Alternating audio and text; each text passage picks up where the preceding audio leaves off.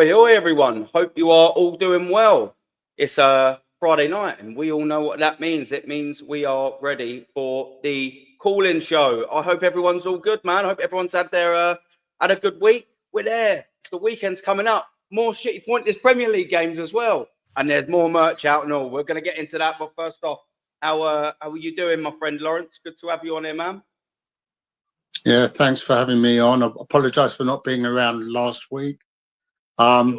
Yeah, I'm still fuming after Tuesday's shambolic performance. I'm trying to buy a 20-foot high shower curtain with a cannon on it. I don't know if you know of anyone who's selling one. Yeah. Well, apparently Emirates have got one there. What an absolute shamble that was, man. It was obviously down the North Bank end, and I remember getting into the stadium. And as I said offline, and for everyone that don't know or anyone that don't, Ashburton Army, I think they raised about £10,000 plus for Arsenal to have, I don't know what they're called, just one of them fucking big battery things. Yeah, that's the Tifo. Yeah, that's it. Yeah, and the club said no, but instead hung up this ridiculous, cheap, tacky flag, and they couldn't even do that well. It was absolutely reminiscent of the fucking disgraceful, out of place, cheap, crap performance that we watched on the field. So thank you very much for that, AFC. You must be a bit short of cash if that's what you conjured up deep in your pockets. But we're also joined with Sam, man. How you doing, Sam? We made it to the weekend, my brother. Yeah, good, man. Lots of stuff in, and you saw some exciting football. And yeah, one tie was actually very fun to watch. One of the funniest ties one of the best semi-finals I've ever seen in my life, actually, in the Champions League semi-final. I had everything. And then the other one was pile of shit. And that's I'll go on the Barcelona and Inter. And that's what you see. And when Arsenal play, that's what you see. No disrespect, but yeah, that's usually the outcome. Yeah. Oh yeah. Yeah, man. Well, do you know what? Do you know what it is? Aaron, go on. That game. Do you know that tea for you guys put out? How shit it was. That summed up the game. Crap. Mate, just like that. Didn't it just? It didn't even hang it properly. It was fucking all dripping like that. Like Lawrence said, just a fucking shitty shower curtain. Do you know what I mean? It's embarrassing, mate. Like absolutely embarrassing. Was it at the home leg? You had Thierry Henry up there. Do you know what I mean? Yeah. Like that was running through the clock end. And this one, you just had that absolute embarrassing shambles of a fucking thing. I mean, I'm sorry, but whoever's idea that was. Yeah, big up the chat as well. You know what I mean? Yeah. But listen, big up the chat. We got Luca in the building. BBB Sports, big up to you. How you doing, brother? We got Vigilante in the house, man. Cheers for all the support as well, brother. Gavin in the building, and an OG Vic Levia, brother. How are you doing, man? Always an absolute pleasure. Chill, Sav, how you doing, mate? Don't forget to like and subscribe as well, mate. Big up, Sav. Aces in the building as well. How you doing, brother? Jason Carter, bit of JC in the building. Topside Ivory, big up to you, brother. Cheers for the support. And AFC, the gentleman that is absolutely everywhere. Big up to you, brother. We've got some Danny React, big up panel. Most of these managing their final season, yet we're in 5. Oh, yeah, we will get into that. Don't you worry, my friend. Ian's in the building, man. Big up to you, brother. Thank you for stepping in. Macy, yep. You will be on. I will put the link in very, very, very, very, very soon. Jezza, I'm sure I sent you the link. If I didn't, message me. You're more than welcome to come on. Peppermint as well. Big up to you, brother. I'm sure I sent it to you. I was running for a couple of people in my Instagram. Let us know if I didn't. If I didn't, apologise. I should have. Who else we got in the building? Yeah, we've got to love a bit of the Godfather, haven't we? Ahmed, first time I think I've seen you in the chat. I'm not 100% sure, but big up anyway, brother. We got a bit of Dazza, my main mod, geezer who sits next to me. How are you doing, bruv? What's we saying here? They must have picked up Walton Market for £2. Absolutely ridiculous, mate, wasn't it, Ian? It was a shower of absolute shit, man. OD, bit of fenner, bit of fenner on the badge. Big up, mate. How are you doing? MC in the building as well. Aaron, I hate Arteta. Don't worry, bruv. Join the absolute club, mate. SG, a little bit of a long time, brother. How you doing? Another legend in the building. We've got a bit of Hendo. Hendo, how are you doing, my brother? Let me just take that off. Taki in the building. How you doing, Geezer? Guess where we're gonna start, people. Oh, a bit of Reese as well. Sorry, bruv. I didn't mean to leave you out there. If you just give us 2 seconds, everyone, we are gonna start with Arsenal merch. Because, as you know on here, people will know I always like to start. I always have a little follow of the Arsenal merchandise just to see how many lines that they put out, all the absolute fucking shit. And I always like showing it to you because guess what? We're all customers. Arsenal could not give a shit about us, people. Absolutely couldn't give a fuck about us. And it's always, always, always shown in the very, very, very fact that they're just trying to price us out of everything. Let's have a little goosey, shall we, everyone? Let's have a little look. So I always like going through this. Let's just have a little goosey at what shit they've got up here, shall we? Oh, and this one's called New Heritage Merch. Look at these fucking four plonkers here. You know what I mean? What are we doing here? Let's have a little clip. Absolute crap they've conjured up. Look at the. Did you see the four plonker? Right, here we go. We've got a huge padded jacket, which turns into absolutely something else. Oh, well, because it's reversible. It fucking wants to do a bit more than reverse for 117 quid. I can promise you that. Do you know what I mean? Hopefully it comes with a woman that, wants to do that. But look how expensive these prices are. Look how expensive they are. It's not even that it's expensive. Look how shit they are. Look at this. Exactly, 50, but look at the price. 50 quid if you remember. And it's not even quality. And it's not even quality, Aaron. And look at the price. Oh my word. This geezer, look at the state of this geezer on the right. He looks like he's absolutely miserable as fuck wearing that. What we're doing here for 50 quid? Look at him. He's sitting there and thinking, I fucking better be paying proper fucking money to put this fucking shirt on. I'll tell you what, his street cred has gone absolutely out the window, isn't it? I mean, he's got none left. What are we doing here? Like, do you know what I mean? What are we saying here? Here we go. We've got a long sleeve, 40 quid. Oh, but tell you what, you got some shorts for 45. None of it matches. Of course not. What are we saying here? 31 quid. Oh, look, we got a cap. I love seeing how much. Guess the price. I'm going to go for 35 quid for the flat cap. Let's have a little good 35 quid. There you go. Almost like my word. Didn't even have a look. Promise you. First time I've clicked on it together. First time. Ridiculous. Look, here we've got a gold windbreaker, 72 quid. Look at him. The geezer ain't happy about it, is he? He's thinking, for fuck's sake. They put me in these merches all this year. Here we go. Look, we've got some toxic box. Go on, bruv. It's like they think we've all got Donald Trump heritage ourselves. That we've got money coming out our backside. They don't realise there's a fucking recession on. People are struggling to make ends meet, and they want you to fork out 100 quid, 150 quid a pop for all this shit. Yeah. Oh, mate, it's absolute garbage. I mean, look what we got going. Look how much it is, everyone, man. This is what I'm saying to you. Look at the fucking state of this for 60 quid. Look, another shit shirt for 50 quid. Look, what price prick he fucking looks. He ain't buying that, is he? He ain't even wearing it because he's been given it for free. I mean, what are we doing here? Oh, look, another little cat, 35 quid. 35 quid. Oh, look, you can get the set. Here we go. This is what I've been waiting for, to try and get the set. 63 quid. You can get the absolute set. There you go. About 115 quid. Aaron, you look like a right flunker. Quid for a cap. 35 quid for... Oh. Yeah, look at that, though. But I love it. The set, 63 quid. And if you want the double set, because I don't wear trousers, here we go. We've got 110 quid. Aaron, City scored. Aaron, let me check my driver's license because I want to see if I was really born yesterday. He's got a birthday to the 1st of May. And people 1st of May 25 on Lawrence. Yeah. Come on, man. Look, I honestly think they think we were all born yesterday.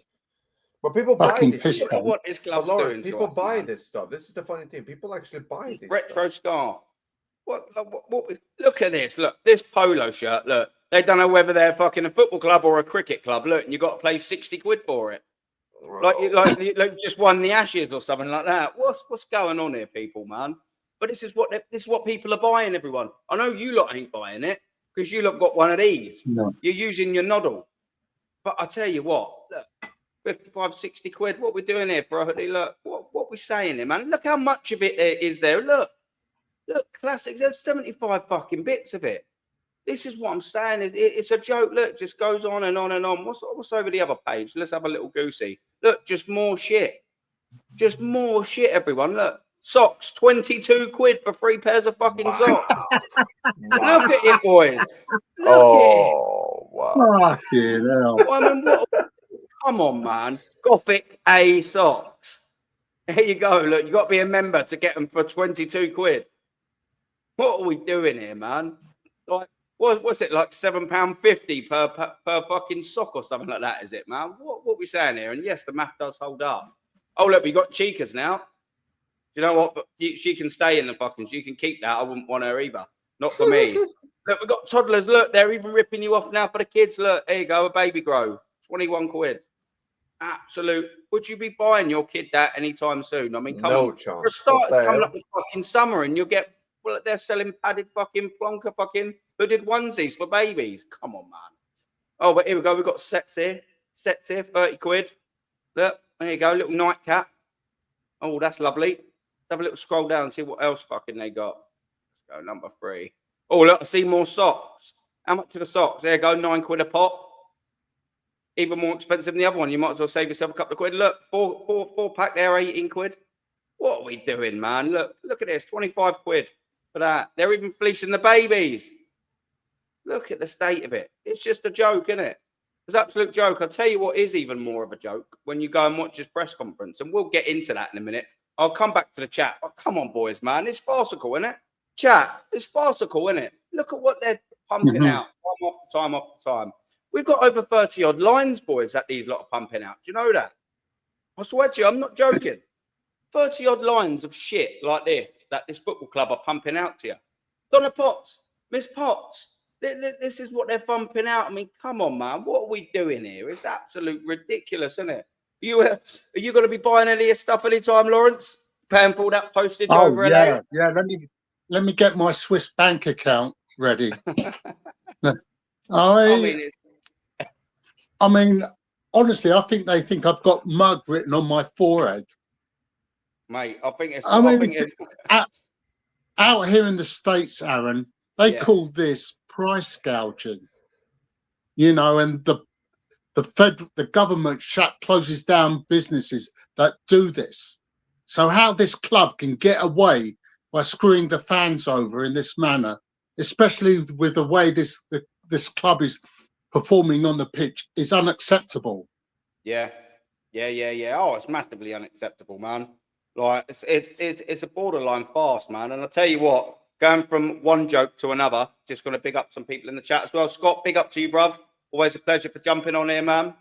What else we got? What's that? Oh, no, the shorts you wore the Hippodrome out. Oh, yeah. No, they definitely not. There was no Arsenal stuff on there, my cheeky madam. No. But yeah, but big up here. For those who don't get that, I had the pleasure of meeting Miss Potts. I think it was around December time, I'm sure, Donna, wasn't it? Absolute pleasure. What a lovely lady. That for you, I can absolutely guarantee.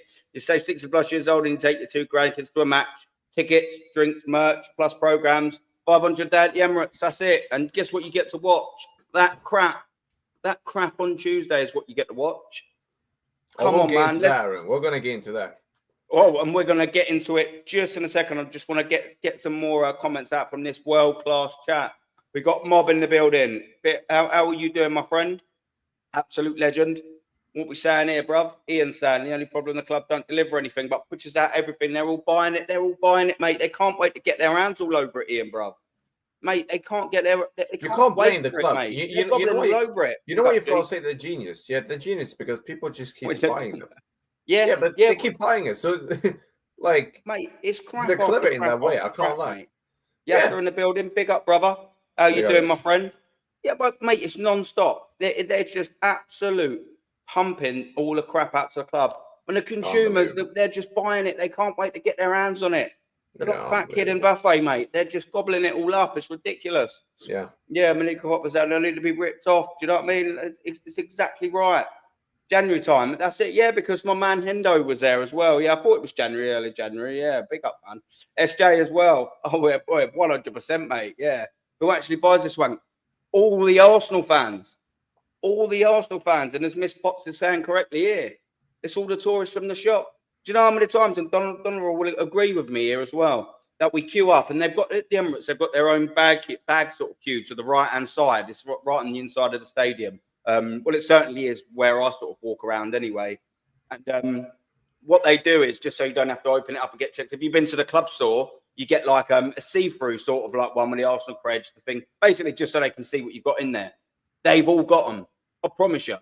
They've all Is the got club them. shop? There's Is it so outside? yeah, Is it outside it's the the stadium or is it outside. inside? Yeah, It's yeah, outside. yeah, Oh, yeah. And honestly, you just see them all with it wrapped round. So they'll literally just lob it all over like that, and then they'll have that on their bag, and it's a clear is bag. it always packed? The Ramming. Is it ramming? Yeah, but the way I come through is there's like a pub called the Tolleton on the right. You walk down that way, and then you go under the tunnel where they've put all like the spray painted pictures of all everyone like that. And I always go up the ramp to mine just after that ramp. You've got the steps to the stadium as well, and just there, that's where the armory is. So like, I always on match day, every single time, get to see what it's like, mate. It's fucking heaving, mate. I mean, it's heaving. Like you wouldn't even be able to get in the door without queuing probably 2-3 hours before match day. It's rammed, bruv. I haven't been in there in a very, very, very, very long time. When was the last time you was there? But in there, I mean, maybe I'm not even joking now, hand on heart, maybe a decade ago. Maybe a decade ago in the club store. Wow. Yeah. And I walked in and I don't even think I bought anything. Like I'm fairly certain. I'm sure I was with Darren maybe at the time, who's in the chat. It's something like that. Yeah, and I didn't even buy anything. Because you go in there, when you get in there, there's like fucking the queue is just like all around like that, like you're getting into fucking Glastonbury. I'm telling you, it's relentless, man. Wow. Yeah, I swear to you. Yeah, big up to you, Neil, man. Yeah, I saw right through Arteta's bullshit from day one, mate. Yeah, big up, man, and big up to you, Canterbury, as well. I'll get the link in the chat in 2 seconds, guys. Just bear with us. I'll copy and paste it there. Just bear with us. We will run through the what they call it, the press thing, in just a minute. But I want to get I'm going to start off with Sam here. Champions League, bruv. Arsenal. Tuesday night. What on earth was that? I mean, I'm going to be one of them people, yeah? I'll put it out here. I knew it was going to be tough. I actually went for a 1-0 win to Arsenal beforehand. I thought we was going to be defensively resilient. We were pretty much anything but. We left both flanks completely open. And you saw it in the 3rd minute. Timber was just found in no man's land. They put the diagonal ball, which, by the way, is just our absolute kryptonite. One diagonal ball, both of their wingers, but obviously especially Crabber, left in absolute acres of space, does his thing. All of a sudden, we've been ripped open. We didn't hit the shot quite clean as I thought, Dembele, but it don't matter. It was on target and it tested the goalkeeper. That's all that matters. And guess what? We're 1-0 down. The whole game plan ripped up. There you go. Screw it up, throw it in the bin, and we're 1-0 down. And guess what? We didn't recover from it. We started playing football about 40 minutes into the game. We're at home. And people think we've got a chance in fucking Paris. Well, you have technically got a chance, but I tell you what, that's the shit we're pumping at home. I don't expect us to be fucking doubling down on that or away from home. What's your thoughts on the game, man? Because I thought it was an absolute shower. Do you know what shit. it is? It's one game away from you saying exactly what you want. That win against Madrid might have been all for nothing. It might have been all for nothing. Yeah. And you know what? What did we say on the Monday show with DJB and all these men? The one thing you have to be worried about, not just the midfield. I mean, the midfield bossed it completely. It showed the difference. But Aaron, those wingers, what did we say? They tear the fullbacks apart if you don't do your homework. Look what happened. Look what happened. And now you see it. Because let's be honest, Aaron, that could have been a lot more. That could have been a lot worse. A lot worse. And not only that, Aaron, that was at your ground. You know what the worst thing is? The chances Martinelli and Trossard had. The fact that they screwed them up is put you in such a bad position. And yeah, people are saying it's only 1-0. I hear it, but at the same time, you have to go all out. You have to win it now. You have to go for it. Like PSG can sit back and just go on the counter. Exactly something Arsenal doesn't like. And number 2, Aaron, if they score the first goal next week, then it's 2 to just take it to extra time. Do you get me? Yeah. It's worrying, bruv. Well, again, but it just shows, you know, when the pressure's really on, when people actually think that you're going to deliver when it matters, they crumble. But pressure's a privilege, apparently. This guy it's a privilege. And do you know what the worst thing is? Do you know what the absolute worst thing is? Big up, Kyle. Absolute real one. Big up to you, Kyle. And you know what the absolute worst thing is, Aaron? Yeah? You see, what was it? The pressure is on it. As soon as you expect something from them, Yeah. They all disappear. And then Arteta then comes out and says, "Oh, but I beat Real Madrid, so we just need to do the same thing, bruv. Real Madrid is gone.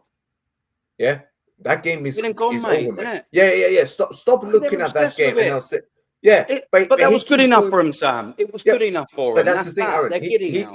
But he's reached a point where he's like, no, because I beat them, even if we lose to these guys, I don't want to hear you guys complain. Do you see the difference, Aaron? The guy is so arrogant, yeah, when he shouldn't be, when he's achieved fuck all. Do you get me? Yeah. Like, bro, the guy is useless. He's absolutely useless. And let me tell you something else, Aaron. What did I tell you? That stupid yellow card Thomas Partey brought on himself against us. Yeah? Look what happened now. I said that could cost you big time. And now look what happened. As soon as he's not even in there, Aaron, look what happened in that midfield. Just look what happened. Shit show. Yeah. Shit show. Chaos. Absolute shit show. Can I make a point as well here? Ian sort of fetching up after fan base overlooked PSG. Guess what, Ian? It was fans like us, world-class chat. It was fans like us, world-class panel. Fans like us that were saying, yeah, you want to be cautious about PSG. And do you know why? Because they are not the same PSG we played in October. They are not the same PSG we played in the group stage. They are not the same team because they'd signed a couple of excellent players, or at least definitely one, sorry. They had a couple of players injured that first leg round.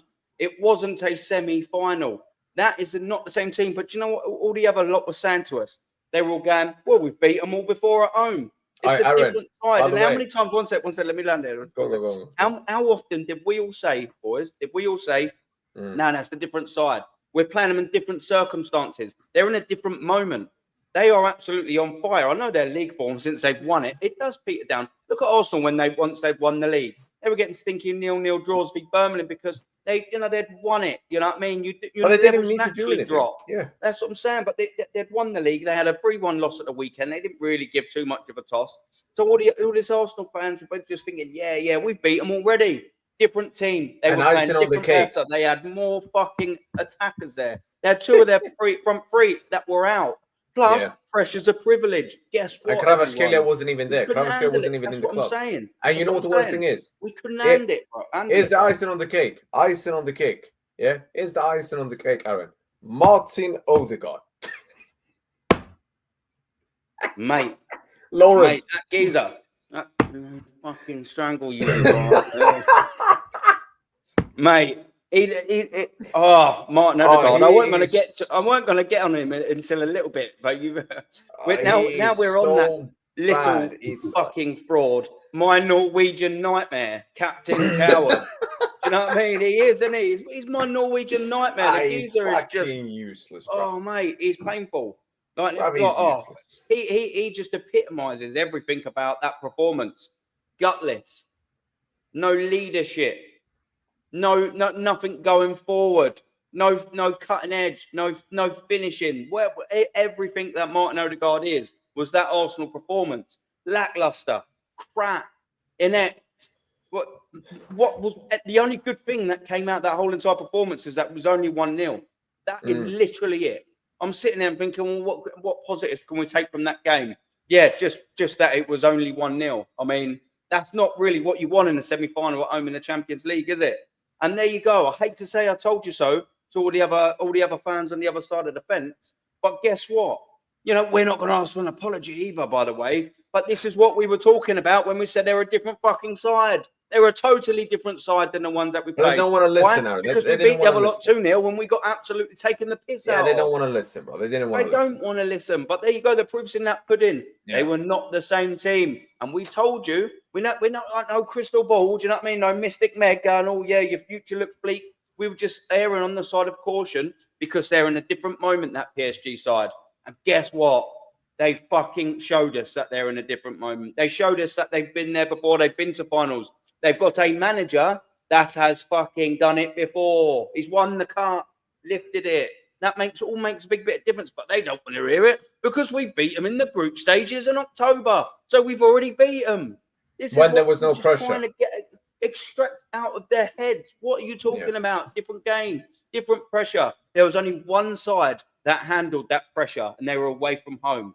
It was embarrassing. It was like that fucking little curtain that Lawrence was saying about, draped over the North Bank, like an embarrassment, cheap, crappy, pathetic, tatty, little ratty fucking thing hanging up. And that was exactly what Arsenal were. Crap. A reflection of that crappy little motif, whatever it's fucking called, Tifo or whatever it is. Pathetic. Draping over the Emirates Stadium like some painful fucking pile of crap. Help me out here, Cole. Big up to you, brother. How are you doing, my friend? What an absolute pleasure it always is. Big up, On the legends. screen. Big up to you all, and big up to the chat. How are you all? You all keeping well? I hope you are doing better than me, because today it's a really bad day as an Arsenal fan.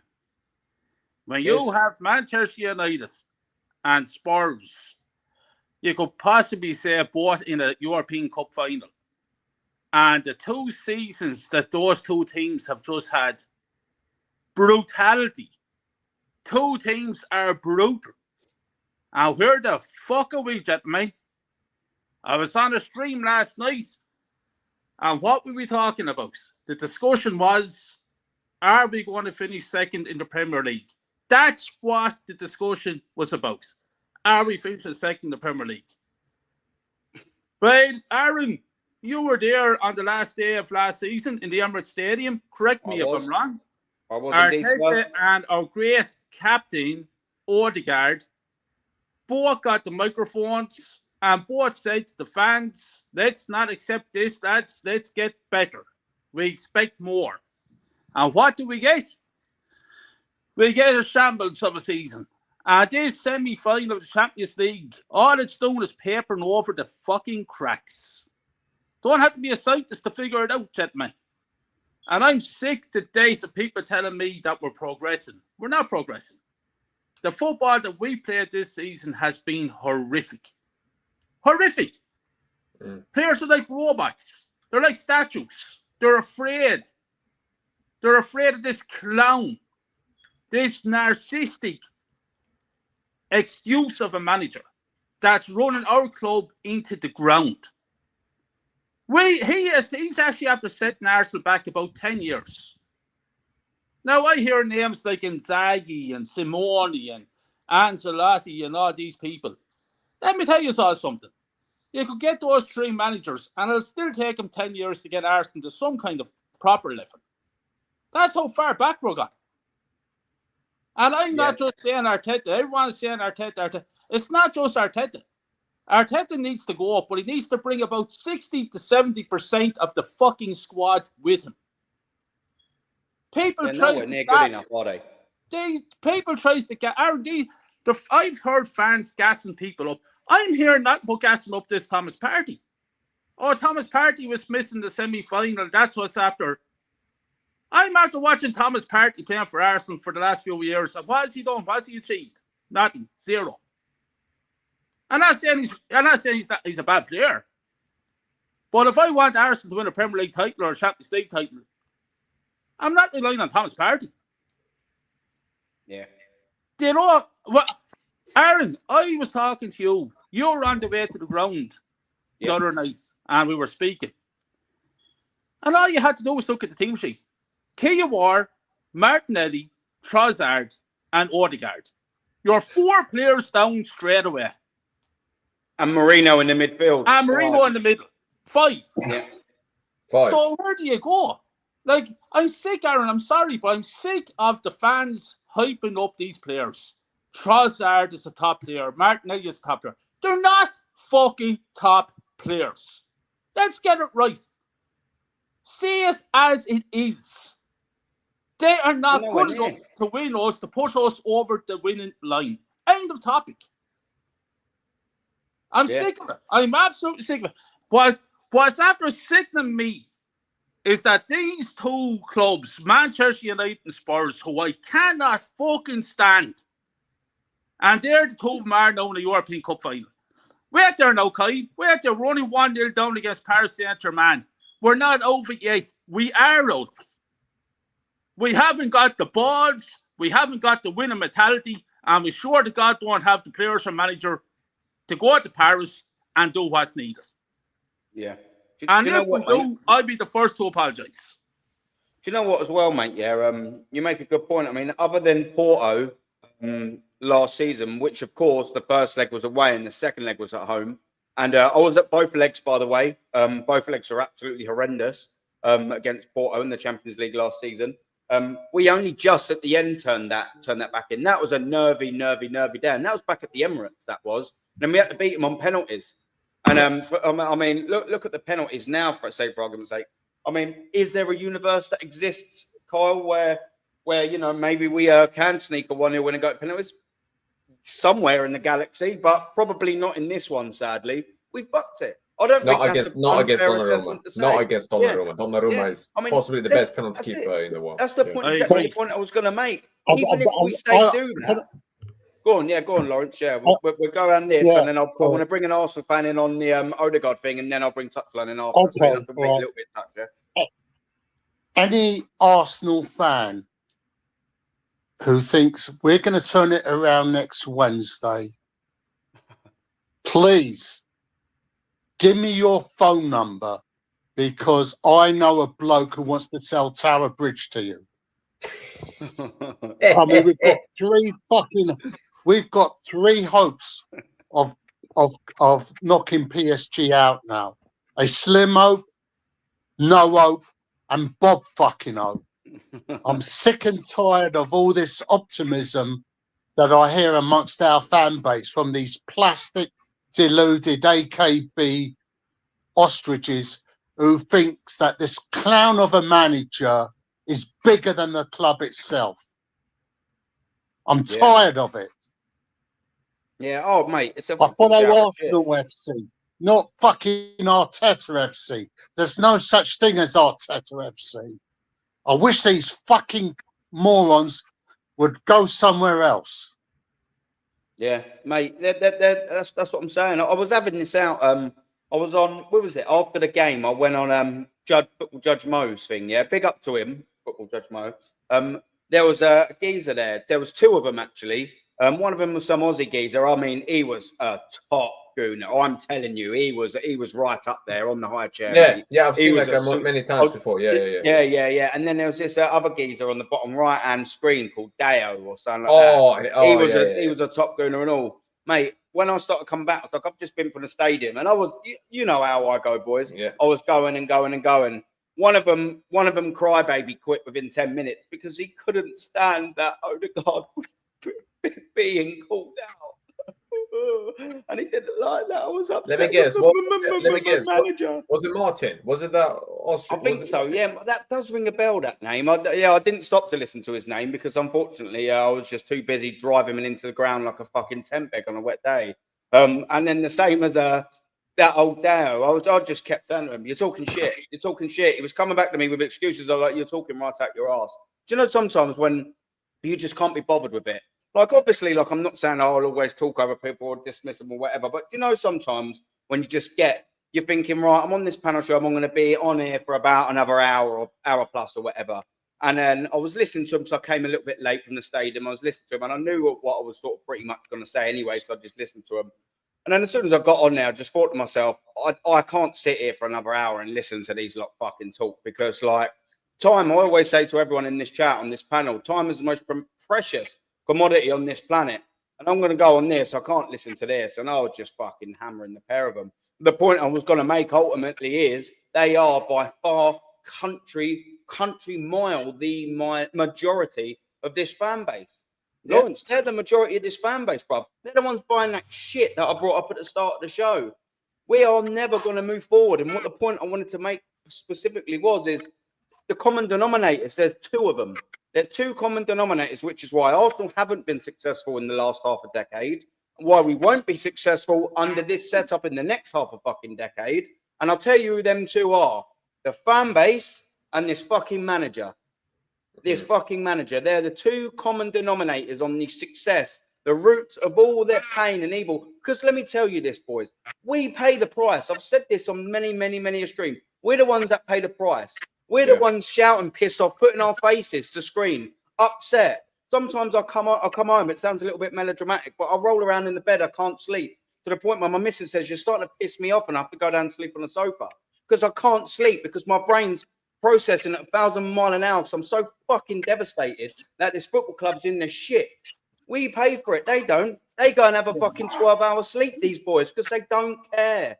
They just want their selfies in the stadium. They want to hold their half in our flags up. We were at the Emirates Stadium. Look at all the 500 quid worth of merch we bought. And then the next day they go, oh, PSV 1-0 at home. That weren't too bad. On to the next game. We'll win at Bournemouth. Don't worry about it. And even if we don't beat them in the return leg, it's been a progressive season because we was in the quarterfinal last year. I mean, don't forget, Mikel Arteta took us from 8th. What a hero. I'm sorry. When is this going to fucking get to the point now where this is not good enough? Semi-final isn't good enough for all the top teams. Why is it good enough for Arsenal Football Club? Semi-final is not a fucking trophy. Wenger, 4th place, never has been, never will be a trophy. Neither is 3rd, neither is fucking 2nd place. This is not the Olympics. You do not get a silver fucking medal. You do not get a bronze medal. You do not pass go. You do not collect £200 unless you lift the fucking trophy. And we haven't done that in fucking 5 years. And guess what? We're not going to anywhere soon. Do we trust everything to go well? Maybe this is the catalyst for us to get to the final next year. Fuck off. And Who cares? Aaron, you know what the worst thing is? The fact you've got people thinking in a cup competition, going one step further is progress. In a cup competition, not even a league now, but in a cup competition. And people think that is progress, bro. Then you clearly don't understand what Lawrence, Kyle, I'm telling you, these guys, they don't understand what a cup competition is. A cup competition, the only way you progress is if you win it, mate. Then you have progressed, because then you've won the bloody thing. Exactly. There's a difference.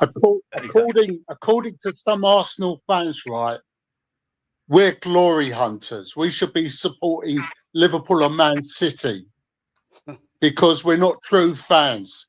You know, we should embrace finishing second every season. Fuck off. This is what Arsenal fans have been telling me on Facebook. I'm not a real fan, right? Because I don't believe in this manager, you know, and finishing second is better than winning a trophy. And if I want to see a trophy every season, I should start supporting Liverpool or Man City. And then you ask them basic questions. Then you ask them basic questions about Arsenal. They won't even be able to answer it to you. Yeah. You know what I like saying, when you mention it or anyone mentions second, and then everyone always says, oh, yeah, well, you know, we've finished 3 times in a row. It shows that we're competing. The last time we finished second 3 times in a row was 99, 2000, and 2001. Now it's sandwiched between 2 fucking double winning sides. What was this sandwich between? Go on, Carl, brother. Yeah, just want to kind of hit out your honourable fans. I just want to kind of come in on it. I'm fucking sick of these fans. Yeah. Sick of it. You go to the stadium. I went over. I have to travel from Ireland to go to a match. And it costs me serious amounts of money. And Aaron, the only seat that I can get back is in it's over where the away fans are. It's in the, there's a name on the fucking It'd be the clock end. That's probably the end right next to it. Or you'd have the west stand on that little bit, Yeah, you get a complimentary area. Basically, you get a free program where you go in, you get... club level. Club level. That's it. Club level. I couldn't think the name of it. Club level. Yeah. And cost me serious money. And I'm going over there, and I went over, and we were getting beat by Brighton. And I stood up, and I was screaming, the fuck are you doing? These 2 fellas were sitting beside me with suits on. I might be a fucking sit down there. And I'm looking at, what the fuck are you doing here? We're getting beat 1-0 by Brighton, you fucking muppets. This is the fan base. They don't fucking care. And I'm looking at the flag the other night against PSG. Look at the state of Christ. Look at the state of the fucking Christ. The cannon facing the wrong way. It's absolutely disgusting. My woman, last season, bought me the home jersey because it was the celebration of the 2004 Invincibles. Yeah. And the wins and draws going down along each sleeve and the gold. She came home with it and surprised me with it. And Linda, her name was. And I love her. I love the girl.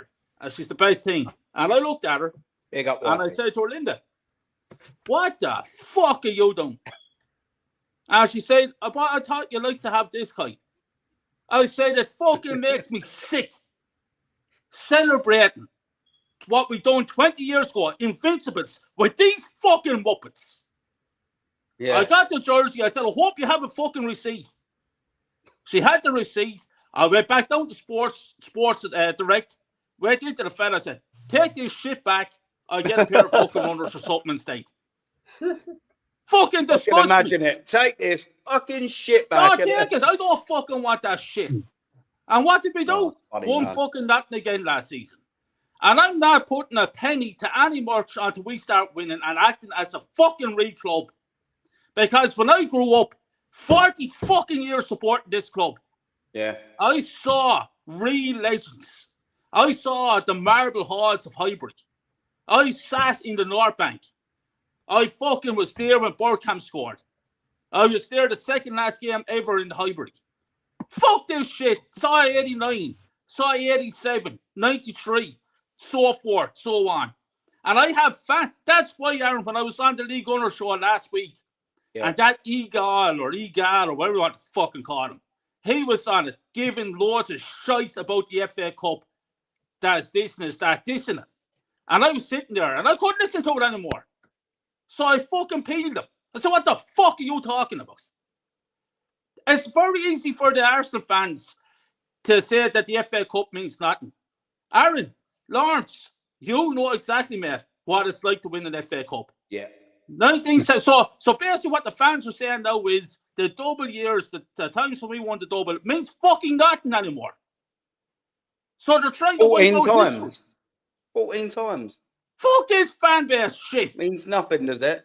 Means What we're nothing. doing. Yeah. If it means nothing, then we're probably about the 6, 7, 8 fucking most successful club in England. But they'll happily say we're the third. They include the FA Cups. What one is it? Yeah. What one is it? Do you know what they say as well? Which is what makes me laugh. But it makes you laugh, Carl, when you hear it out loud. I know you know this anyway. They'll use that as a point of reference to say that this manager's won something 5.5 years ago, but then not call it a major. What one is it? What one is it? Exactly. What we doing? What we fucking doing? But Aaron, Don't forget, Aaron. He's won us the Charity Shield 2 times. Yeah. And the Emirates Cup as well. Don't forget them. They're big honours. Yeah, but do you know what? I should always remember that as well, man. Do you know what I mean? That he is a big hit with those fucking Carabao Cups. I'm not Carabao Cups, those Charity Shields. The old dinner plate champion. You're there in the fucking stadium, right? And you're looking at these players. Odegaard and Martinelli was one-on-one with the goalkeeper the other night, and he missed it. And a few minutes later, he kicked the ball off a defender to win a corner kick, and he ran over to the crowd and he, fucking put the ball in the net and give us a reason to fucking jump around. He was on Sky Sports that morning. Oh, this is a dream of mine. This is the biggest game of my life. And what does he do when he gets the opportunity? He fucks it up.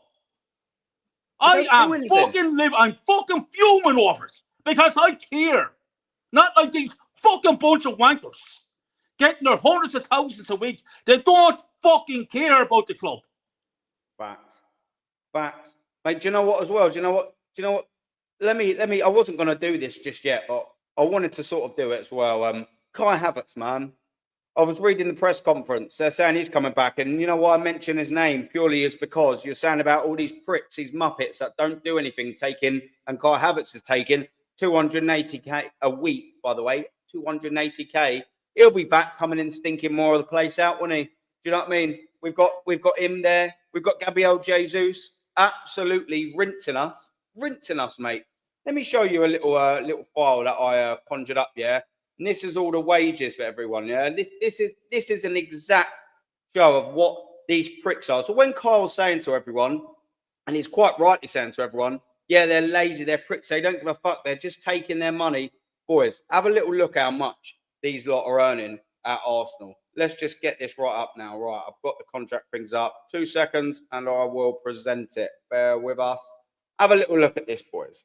Hold on. Right, let's get this off. Look at this. This is our wage bill. So when Carl's saying, who's factually he's saying, by the way, that these lot are greedy, useless pigs. Look at this. Kai Havertz, 280k a week. Gabriel Jesus, 265k a week. Declan Rice, I mean, somewhat can at least appreciate-ish that he's on 240, but he was on 80 at West Ham. We had to treble his wages. Look at Martin Odegaard, everyone. Look at Martin Odegaard, our captain. Do you know what? I say this as well all the time, right? Yes, there were other poor performances. There were on that field on Tuesday night. There was a few of them. Timber had a really bad game. Kivior weren't at his best. Saliba really weren't at his best either, though he weren't horrendous. Marino was absolutely shocking in that midfield. Shocking. Trossard, crap. Wingers, ineffective. But do you know what, boys? Only one of them had a C right there on his arm. Only one of them was wearing that captain's armband, and that was Captain Coward, my Norwegian nightmare, Martin Odegaard. And that captain is taking 240k a week.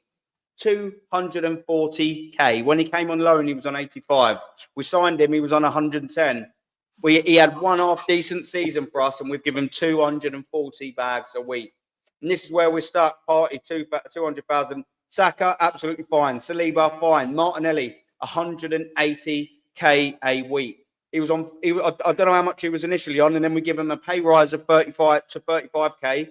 After the Emery season, we gave him 70k. After the Arteta season, where he had double figures in both, it was half decent season. I'll give him that. That was 2.5 years ago, by the way.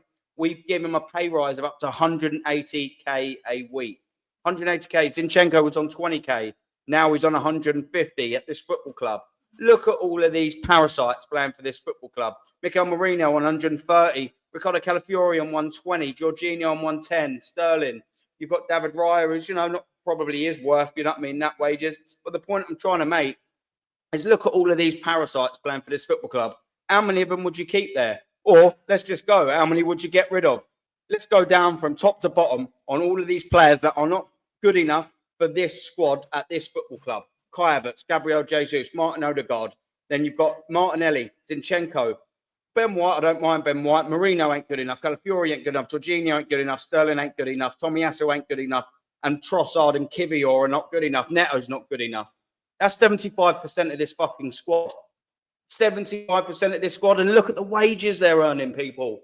Look at the wages that they are earning. It's an absolute disgrace. So when Carl's saying, and he's quite rightly getting frustrated, that, do you know what I mean? We're here, and he's got to travel from Ireland and pay absolutely hundreds, probably fucking even close to more thousand, went to come over here to watch this shit. And he's got to witness these players earning this type of money, and they're not even giving any of that.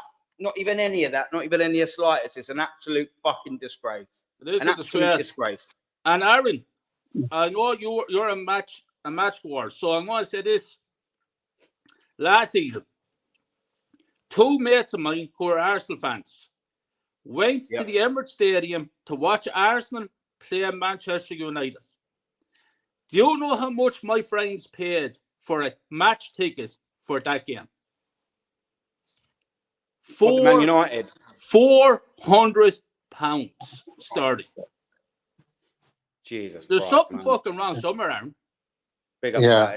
Yeah. Aaron, Something's not right, mate. Go on, Lawrence, mate, and then we'll get touching. I want to say something, but I want to let this gentleman in the bottom left corner have something to say because he's been on for a while, and I'll say what I've got to say. I know he'll want to.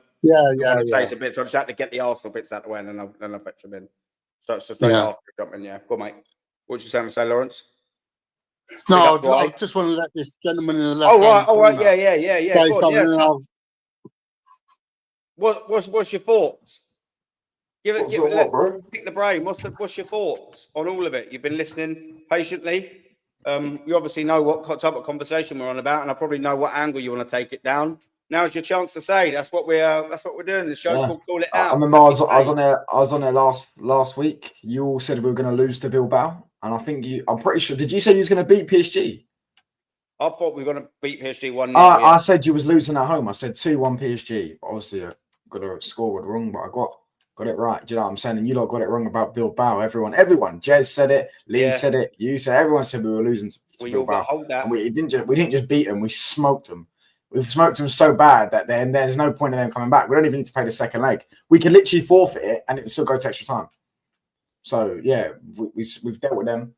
Do you know what I'm saying? And you lot have been dealt with. So it's glorious. Now you're not going to have to pick and get a Man United or Spurs shirt for the final. Nah, mate. Do you know what? Do you know what the worst thing about that is? is like no matter what, one of them are going to win something. Yeah, and It's Chelsea, basically the Chelsea, relegation trophy, isn't it? That's what it is. Chelsea are basically going to they got a good chance of winning the Conference League as well. So you're literally going to be the only one out of the 5 big clubs in England that could go trophyless, because Liverpool have won it. Man City could win the FA Cup. United, Chelsea could win it, and obviously you've won nothing. So out of the big 5 clubs in England, you could go trophyless. Do you know what I'm saying? You're the only one that's Paul, you are. You're not going to beat PSG in the second leg. I think you're going to draw personally. Do you know? So I think you're going to draw personally. But they were absolutely they terrorized you that whole game. They should have had a penalty as well, by the way. They should have had a penalty as well, by the way. What was that in the first half? Yeah, where Timber didn't even hit. Timber's eyes weren't even on the ball. It was on the Kvaratskhelia, but he done it in like a sly way. So he grabs him for a second, but then he lets go. So it makes it look like he's only touched him a little bit. But at the end of the day, he's grabbed him, knocked him, like not knocked him off balance, but kind of stopped him from getting into the box of the ball. It's a complete same with R1 got given for that. Like similar, R1 got given for that, where the guy holds back Højlund, and then it got given. But this time it didn't get given. I don't know. For me, that was a clear pen. They should have had a penalty, and I feel like they'll end up dealing with you. I didn't watch it back, mate. I haven't watched any of the highlights. Obviously, I was at the game, but yeah, I haven't watched anything back. I'm a little bit of one of them sulkers sometimes. You know what I mean? Like, when you know what I mean, when you have a bad run and when I'm severely pissed off, because I'll watch losses. Don't get me wrong, I don't mind that. But when it's an embarrassing, shameful, pathetic loss like this, I then don't even want to give 4 minutes of my time to rewatch the fucking highlights of it. You know what I mean? I feel like it's a waste of my time. And it absolutely was. It's proven right. That was an absolute gutless, cowardly performance. That was a team that just, you could see that was never before. Yeah. And do you know what as well? Mikel Arteta, Arsenal squad, they're reaching, bruv. The semi-final is not their level. The quarter-final is absolutely their ceiling. That manager's maximum, that's his ceiling. This isn't a semi-final or a final or a winning team. It's not a winning manager. Look at that team. It'd probably be one of the worst teams in history if this side won the Champions League. Probably individually and collectively one of the worst teams in history if we won it. I mean, I'll take it, obviously, but come on. Go on, Laurie. My view of the game, right, is we surrendered. We didn't even lay a glove on them. Facts. You know, we could still be playing and we wouldn't have scored, right? It was that horrific, you know. I mean, my anger is why it took this clown of a manager 83 minutes to make a substitution. You're 1-0 down in the semi-final of the Champions League. You're trying to get back into it, and you wait till 7 minutes from the end before you make a change. And what is that change? Don't bring on a striker or a midfielder to try and rescue the game. No, bring a fucking defender on. Fact. How's that going to save the game for us? And then he doesn't make another substitution until 1 minute into stoppage time when he brings on Waneri for that arsehole of a captain we've got. What's this kid going to do in 4 minutes, you know, of the stoppage time to save that game for us? Yeah. This sums up this clown of a manager in a nutshell. Now, as you know, Aaron, I've been following Arsenal since 1968. I'm an old school gooner. I've witnessed the highs and the lows. And one of the worst lows I've experienced following this team was in the mid-1970s for 2 consecutive seasons, 74-75, 75-76. Believe it or not, Arsenal were fighting against relegation from the old First Division.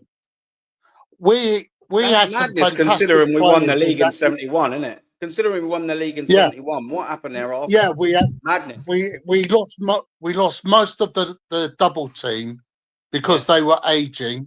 Okay, we still had a few of that squad in there, but we also had star players like Alan Ball, Alex Cropley. Captain, by the way, wasn't he, Alan Ball? Yeah, Alan Ball, Alex Cropley, Brian Kidd, who I loved when he was at Arsenal. ex-Man United, Brian Kidd, Jimmy Rimmer. And we had kids coming into the side like Liam Brady, David O'Leary and Frank Stapleton, which Kyle probably remembers as well. Absolutely. Okay. They were all great players. I mean, I remember when Terry Mancini played for us. Okay. They were all great players, but they couldn't play. There was no chemistry. We didn't play like a team. They played like 11 individuals. Yeah.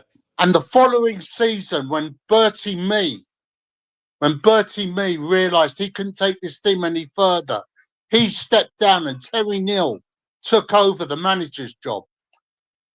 The following year, we played up at Middlesbrough. We were going through a bad patch, and Middlesbrough beat us 3-0. And Terry Neal was asked why we're playing so poorly. And he came out with this quote that I remember to this day from 48 years ago. He said we were so bad we couldn't beat 11 dustbins even if we tried. And that performance on Tuesday night against PSG was exactly that type of performance. We couldn't have beaten 11 fucking dustbins. Yeah, mate. Do you know what? As well, can I just add something there, because it's especially when you said Alan Ball, rest in peace, of course. Just reminded me of captains, yeah. And let me say this as well before I come into just one of the comments there. We had Alan Ball was captain there. Pat Rice was there. We had players like Graham Ricks, I think, was captain. Then you had Kenny Sampson. Then we had Tony Adams. Then we had Patrick Vieira. We had all of them players that were captains of Arsenal. Managers, we've had great ones. Herbert Chapman's, we've had Bertie Mees, we've had Arsene Wenger's, George Graham's. Now we've got fucking Jedward, Mikel Arteta and Martin. Mikel and Martin, the terrible twins. We've got Jedward at the club as captain and manager. That's how far we've fallen, boys. Can someone tell me what the hell? Aaron, can someone please tell me what the hell Odegaard did in that game? What the hell did he do? He pissed me off. That's all he does. Flick his hair. Flick his hair. Yeah, we'll do all of this after a couple of minutes. Yeah, exactly. More hair. He had more hair flicks than shots on goal. Yeah, but there's a major problem. Okay. There's a major problem, and the major problem is that 63,000 Arsenal fans or 60,000 Arsenal fans stood up and gave him a fucking standing ovation when he was walking out the substitute 90 minutes. Yeah, and applauded him. Yeah. He should be fucking stripped from his captaincy with immediate effect. Bro, do you know what it is? Just quickly, Sam, before you make that point, someone in the chat has just reminded me, I mentioned Kai Havertz's name, so we all know what that means.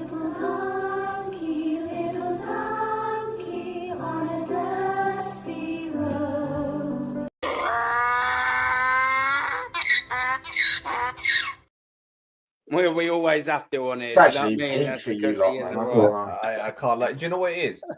There is one sequence Odegaard was in there, yeah? He could have literally played the ball on the left towards Martinelli, Kyle, yeah? Martinelli would have been clean through. He could have squared the ball then to Trossard. Trossard could have easily then been a one-on-one situation with Donnarumma. Could have well and truly scored. Guess what Odegaard does? He looks at Saka, yeah? He's got two boys on him, Kyle. But guess what he does? Oh, instead of playing over there where Martinelli's there, have you realized as well, by the way, how he always looks for Saka before he looks at anyone else? Yeah? Every time. Yeah. That idiot, what does that idiot do? Oh, yeah, do you know what, mate? That guy is free over there, Martinelli, Aaron and Kyle, yeah? And then Lawrence, guess what? Saka has got two men on him, yeah? And then Vitinha's coming through to triple on him. Oh, guess what? I'll pass the ball to that guy who's got double man on him. So, man, what are you doing? Is it that hard for you? Bro, is it that hard to understand? If someone's doubled up on and the other man is basically free on himself, yeah, you fucking pass it to him. You don't pass it to that guy who's out the doubled up on. What the hell is Saka going to do? And by the way, Kyle even mentioned this on Lee Gunner's channel. I think it was yesterday as well, or it was after the emergency stream. Yeah? Is there any coincidence? Look at Saka when he plays, Aaron and Kyle. And Lawrence, he barely goes into challenges. Why? Because he's not fully fit. No. Look at the way he's playing. Yeah, he's not even fit. He's running them into the ground, mate. He's playing them with injections. Yeah. Why? Yeah. Why? Because the squad is not good enough. because he left it short. Because And then he it's a admits the 5.5 score year is short. process. And he Because admits it's no- it, Kyle. Does that? He admits that the score was Yeah. short even. Yeah. So why the hell did you not buy more players then? Exactly. What sort of this shows how much of a fucking idiot he is. He works And- hard. And also shows the fucking fan base how much idiots they are. Do you know the amount of Arsenal fans that has actually had arguments with me comparing Martin Odegaard to Dennis Bergkamp, gentlemen? To Dennis Right. Bergkamp. That man. To that legend.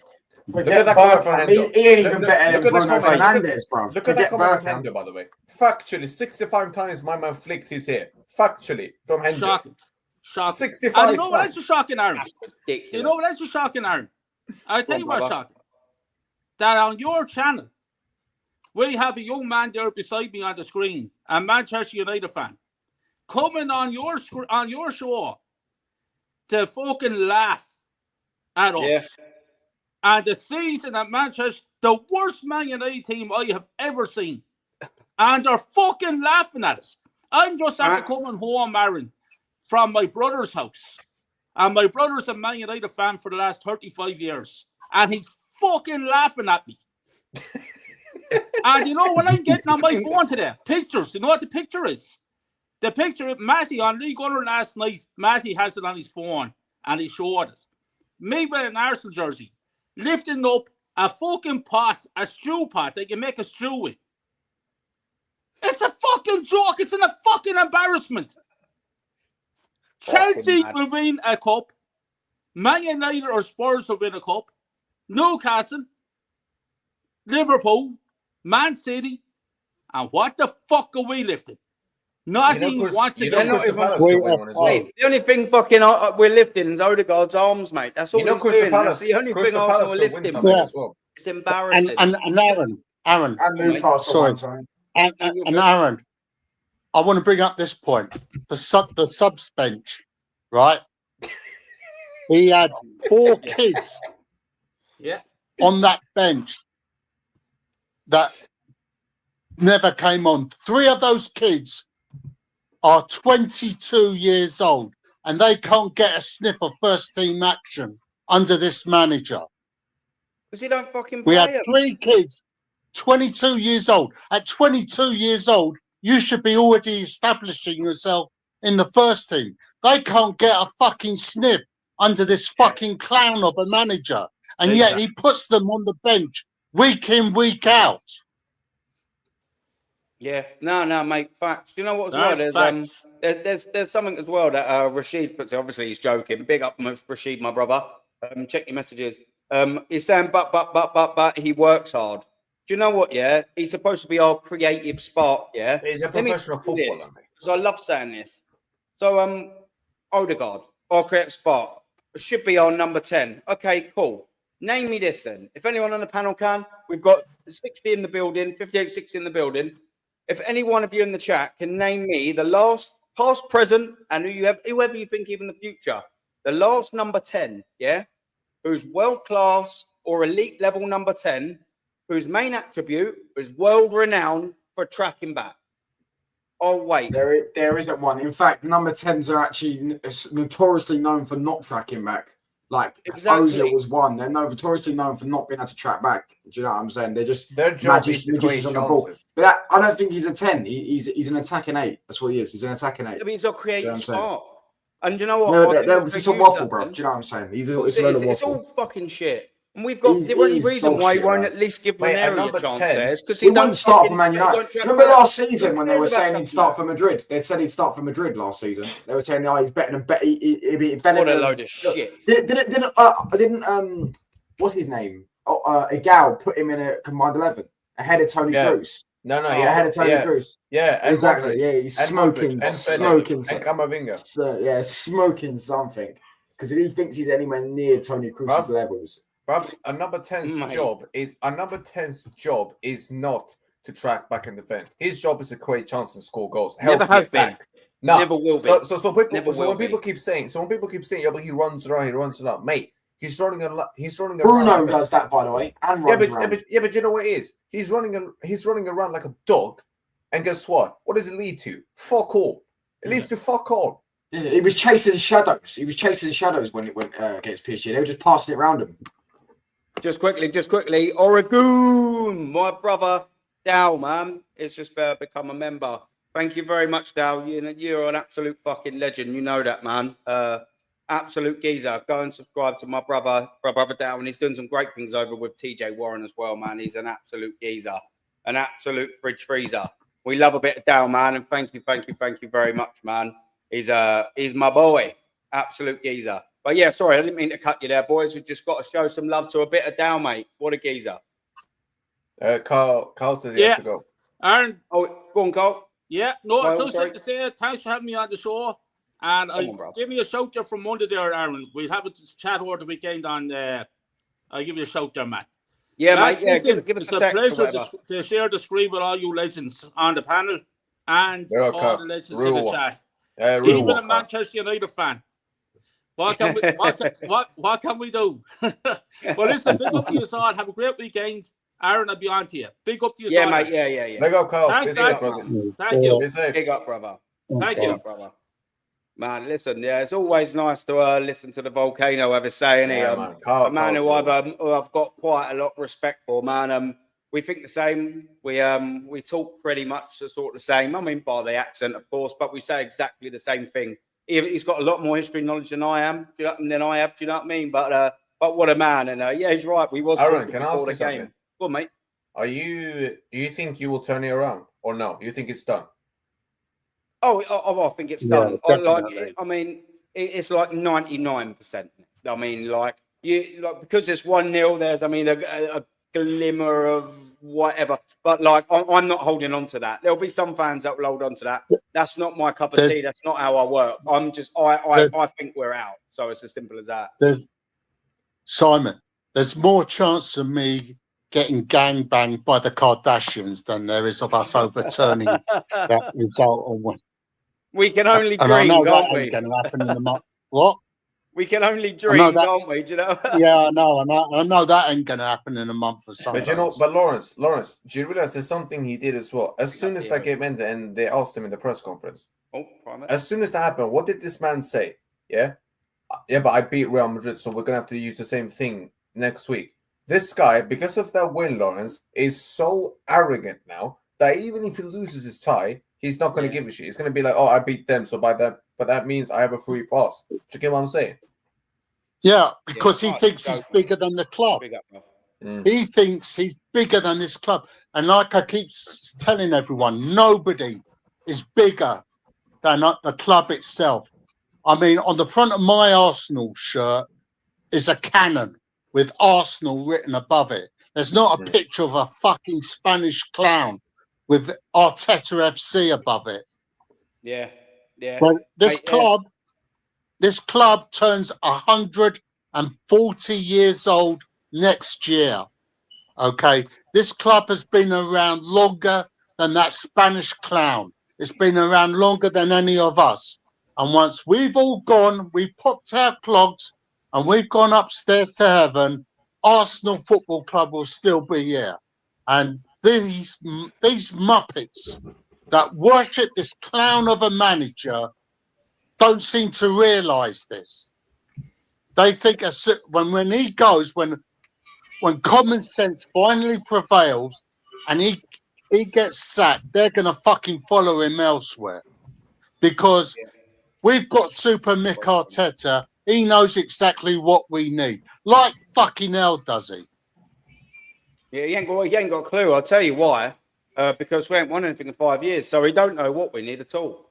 Or if he does, he can't fucking deliver it. That's the problem. Can he, Macy? He can't deliver it, can he, bruv? Talk to me. He's having a little dance there, isn't he, old Macy? He's stretching his vocal cords out here and all that. He's getting ready to cook up something. I'm just Talk enjoying to me, Macy. myself, Talk Aaron, to me.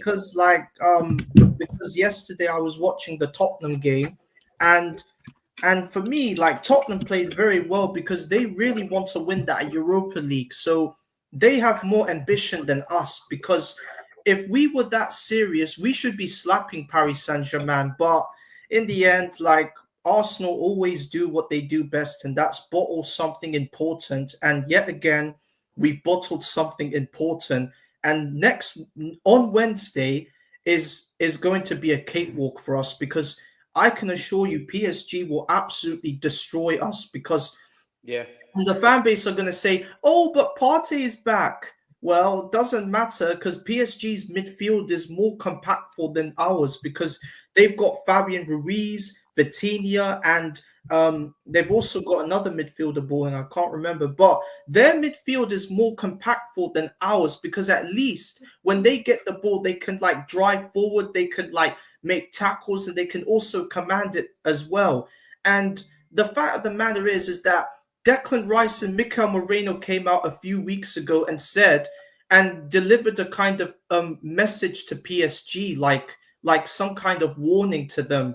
But it's just like all Arsenal want to do is like they just want to like show the whole world that they're ready for the second leg. But like this is just gonna be too. It's just like it's all just an excuse, because the football club itself, all they care about is that they hope, pray that they can beat PSG on Wednesday. But in reality, PSG are the most dangerous French team in the whole universe. And like it doesn't matter if any one of you fan base motherfuckers can say, oh, but now that Partey is back in the midfield, we have a great chance of beating PSG. Well, don't get it twisted. PSG have got a great home record in the Champions League, and they have not lost the Champions League game at home, despite the fact that Liverpool went to their ground. They got a 1-0 result, but PSG turned it around the second leg. So there ain't no way for us to do it, because we're not Liverpool. Because when Liverpool beat PSG at the Parc des Princes, they kept them quiet the whole game. We can't do that, because our defense, they always do something shaky in the back, and they always try to have a bozo moment in their defense. And PSG, for me, are going to use it to their advantage, and they're going to like look and see if one of our players is going to make a mistake in our box, and that's when PSG will take advantage of that mistake. Yeah, no, facts, man. It's frustrating, though, isn't it, Macy, man? Yeah. To sort of like see that first sort of game, you know. I mean, I was one of them that thought, you know, even at draw, we weren't really going to do anything. We needed to win that game. So not only just to lose it, but the gutless, coward performance that we put in, especially from our captain. Do you know what I mean? There's exactly it was Leonardo saying earlier, tapping gunner, big up, brother. Saying Odegaard's speciality is disappearing for 90 minutes and appears back to fix his fucking hair after. It's ridiculous, isn't it? Just before we carry on, I'll get to Luca in a second, but touchline, my brother, you've got a shoot in you, man. What you got coming up? And your link is in the chat. Yeah, I've got a show tonight with Will in literally about 10 minutes. We're on Football Carnage, and I've got a show after that on my channel. But I just hit 500 subs on that. Boom. So, congrats, bro. Road to 1K. Road to 1K. Well, I had a mad month. I can't lie on YouTube. Mad couple of weeks, innit? So it's nice when it's like that, though, isn't it? When you get the flowers, do you know what I mean? Like, You put the effort in, you know your shit. Do you know what I mean? It's nice when it happens like that, isn't it? Do you know what I mean? When you feel like you're getting a little bit back for what you give, isn't it? Yeah. So big up for having me on, bro. I'll be back on maybe next week when we're in the final, and it'll be probably Man United Spurs. And one of you lot are gonna have to get your Man United or Spurs pops out. Do you know what I'm saying? To support which one? I mean, who are you lot supporting? Man United or Spurs? I won't be watching it, mate. No, but you're gonna have to support someone. You got to pick one. I don't have to support. I mean, I can just choose to completely blank that. I reckon game the out top of my fucking gooners, life. are going to pick Spurs, North London together. They were doing it last season against City, so they might pick them this time. Do you know what I'm saying? Yeah, look. To be fair, if there's anyone, it annoys me that says it. I'd prefer United to win it only because you lot win stuff. You just do. I've seen your squad be fucking shit for a few years, and you still lift trophies. There's nothing new to you. Whereas Spurs, I kind of think is a bit more funny that they're just going to carry on waiting year after year after year after year. And look how the bar's falling. Yeah, the fact you would pick Manchester United, and that ain't even a win, Aaron. It's a lose-lose, no, it's not. mate. Oh, no. It's a lose-lose. Yeah. Let's just be honest, Yeah. mate. Whoever Oh, wins it's- that trophy is a lose-lose. It's literally, it's literally. Yeah, I mean, like the only straw I can clutch at if you had a gun to my nut and said, right, pick one. That's the only excuse that I'd have. But then It's even just when they because win it, not Aaron's gonna Spurs sit. winning it. But then even when they win it, Aaron will sit there and be like, "Mate, this is still fucking embarrassing." Let's Oh, it's just be honest. embarrassing. That, And regardless then of what happens, we'll it'll be also a have a dark chance day to win a for us. trophy next season as well in the Super Cup as well if we win the Europa League. To Yeah, be fair, I think mean, if come on, Barca, man. One of these boys are going to. Yeah, if Barca, if I reckon any of those teams would slap us. Barca and PSG definitely. especially would slap us. Inter, I reckon we could maybe beat Inter, but yeah. Other than that, it depends on our summer window, of course, as well. You know what I mean? But yeah. I reckon we'll still lose, but it's still a chance. You know, it's a final, isn't it? It's a one-off game. You never know the team we play against could get the team. Yeah, it is. Listen, I can categorically say that's not happening, bro. Do you know, I can categorically say it's not happening. 4-0 win, yeah. Come on, the Bilbao. Do you know, Gonna pull off the comeback of all comebacks, isn't it? That's what we want, mate. Listen, maybe in Dreamland, bro. Maybe they could dream that. Do you know what I'm saying? But they got slapped and they lost theirs. We should have put 4 or 5 past them ourselves. So to be honest with you, big up, man. I only seen the highlights. But we slapped them, man. Big up, man. Yeah, bro. Yeah, listen, man. Touch, as always a pleasure, man. Take it easy, brother. Enjoy your 2 streams you're on tonight. And again, if he's gone, his link is in the chat. Go give him a follow, man. Get them subs up. Hendo's saying as well, as the Southern Gooner remarked last night, big up to Matty. Look who PSG played in the UEFA Champions League phase and the knockout phase. Yeah, they are battle hardened and exactly right. Fantastic fact, man. City, Arsenal, yeah. Then you've got, what's it called? Liverpool, that they played. They've played Aston Villa. That's another team that they've played. Another one of these hard teams. Yeah.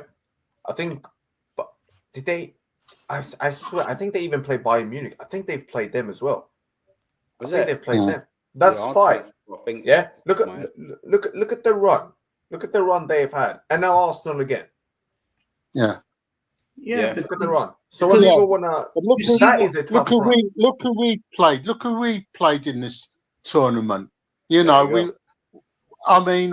Apart from PSG and Inter Milan, and all right, Real Madrid, but it was a poor Real Madrid outfit. That was one of the worst Madrid teams I've seen in my life. Yeah, it's one of the worst Madrid teams I've seen in my life. Look at who we played: Atalanta, Girona, Shakhtar Donetsk, Monaco. Yeah, we played. We're lucky to have got this. Zagreb and all that shit. Ourselves. We also played against Dinamo Zagreb, and I think Fabio Cannavaro was in charge of them. Yeah. Timsy. So we're fortunate to have got this far. And Inter Milan played their B team and still got a win. Inter played their B team and still managed to go win. Yeah, because I believe Inter had a big Serie A game coming up against Napoli. So that's why they played this B team, and big up to them for getting that result over us. Yeah. No, unbelievable. 100%, man. What's this? I want to bring Luca in with this, yeah?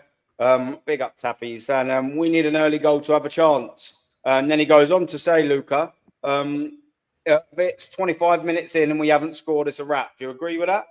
Look, for me, the game the other night against PSG, we were absolutely awful. I'm very, very shocked that we lost that game. I really thought we were going to win that game, maybe like a 2-1.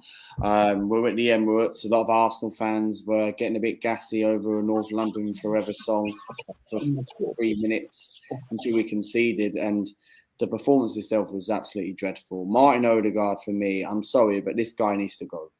Like the amount of chances I've given this guy, an opportunity for Martin Odegaard, he needs to be stripped of the captaincy. I'll even strip the captaincy for him on Wednesday and give it to Declan Rice, but Arteta ain't going to do that. And I think the performance itself was just poor. And PSG came out, they absolutely bossed the midfield. Vitinha, Juan Neves, absolute ballers. These are the type of midfielders who Arsenal need to be getting if they want to challenge and win trophies. And majority, they absolutely run it socks off with our midfield. And I understand people say that Thomas Partey with his quality was missed and all that, but But top gooners would say, okay, Thomas Partey's back for next week. Is it really going to make a difference next week? They'll just target the wings. They'll just target the wing backs now instead. They will. And Or target the fullbacks instead, yeah. And Timber the other night got absolutely bullied. Yeah. Like, come on, like literally. And Mikel Arteta got it all wrong. Why would you leave Ben White coming on in the 82nd minute? What was he meant to do at 50? The guy's a clown, bro. He's a clown. Well, what is Ranieri got? What has Ranieri got to do to come on in the 91st minute? Yeah, and for the captain. Look at Lawrence, our bench and look at PSG's bench. Yeah. PSG's bench has got like a quality of players like Lee Kang-in, Bradley Bacola.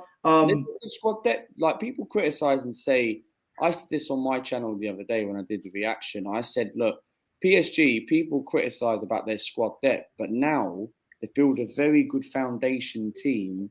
Their players are pretty much very good young talent, like Zayn Emery. Like I remember a lot of people were looking at him. I think Arsenal at one stage.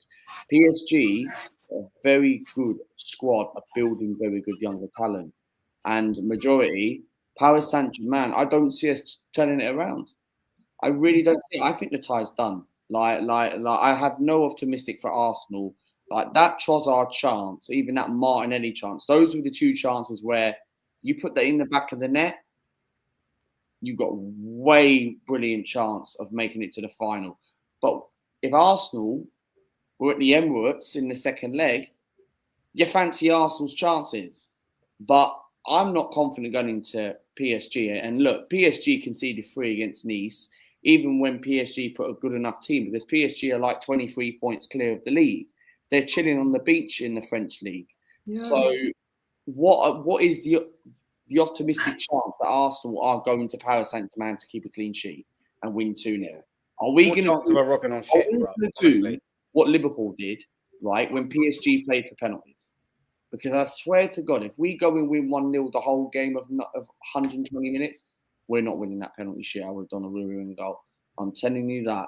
And this is why I have no confidence. And I just think for me, it's just an absolutely joke for what Mikel Arteta is saying. And him saying about Kai Havertz coming back, nobody's not going to care about the Anfield game against Liverpool. Yeah, right. Even if we win that game, nobody's not going to care. It might end that long route since 2012. But the trouble is, we have to give a guard of honour to them. Like, what's special about Kai Havertz coming back? Yeah, Arteta's saying he might play in the midfield position. Did he not play in that midfield position when we lost to Villa when he cost us the league? Yeah. Because the manager's tactically in net. That's why. Sam, you got to shoot, innit you, bruv? I'll put your thing in the chat. Big up to you, brother. You're good, man. Thank you very much for having me on, my geezer. Yeah, I'll have another video coming out very soon. On my channel, and then you will see me on the Monday show with Aaron. Because funny enough, I usually am in the comment, but Aaron now sends me the link as well, even for the Arsenal thing on Monday. So yeah, I'll catch him on a Monday here on Aaron's channel again when we do the Monday show again in it with Egypt and all these man in it. I think it's going to be the preview for the PSG tie, isn't it, Aaron? Yeah. Correct. I'll send you the link a little bit later than it starts. So I'll have the OG talk first, and then I'll pin the link. Yeah, come on. Of course, yeah. Be safe, my bro. All good, bro. Be safe. Legend, man. All good, Sam. Take care. As always, man. Top man. Cheers for coming on, man. Just get a couple of these comments from this world class chat. Don't forget as well, smash the likes up, and don't forget to sub to the geezers as well. We got big up Jason, man. What we're saying, PSG will boss us again. Because they want this Champions League. Yeah, don't remember winning one. No, they haven't, mate, but they want it. And they look good for it, man. Also have so many inexperienced players, bruv. That's all they've got, mate. Is it exactly right? This is one of the poorest squads in the semi-finals I've ever seen. It's terrible. And people think that we're going to win it. Look, we all want us to win it. But, I mean, Jesus Christ. It shows who's been in the semi-final before and who ain't. Do you know what else shows? Shows that their managers won it before. And we've got a manager that don't win anything. It just shows, doesn't it? His inexperience. Luca mentioned about playing Kai Havertz in midfield. He knew it weren't working. And in the biggest game of the season, at Aston Villa at that time, he goes and throws him, does it again. Every time Kai plays in midfield, he stinks the place out. He puts him in midfield, stunk the place out. And there we go. We lose 2-0. It's an absolute joke. Connor, man, big up to you. The fact that Arteta waited and froze once again in the semi-final was abysmal. Exactly second time this season. Honestly, we will never win a major with this manager. Mark my words, lads. I said this would happen 6 years ago, by the way. Big up to you as well, man. Yeah, I know. Yes, that's what I'm saying as well. With this manager, you don't need a crystal ball. We came in with no fucking CV whatsoever. Not a single trophy to his name. He won the FA Cup. Now all the top gooners all of a sudden don't even discredit that as a major. So the two majors, Champions League and the League Cup and the league, he don't win them. He don't win them. Oh, but we got second 3 times in a row. Who gives a shit? No silver medals, like I said earlier. It's not the fucking Olympics. You don't get medal for finishing second. You never have, and you never will do. It don't exist. The Champions League, we got semi-final. That's good. Couldn't give a toss.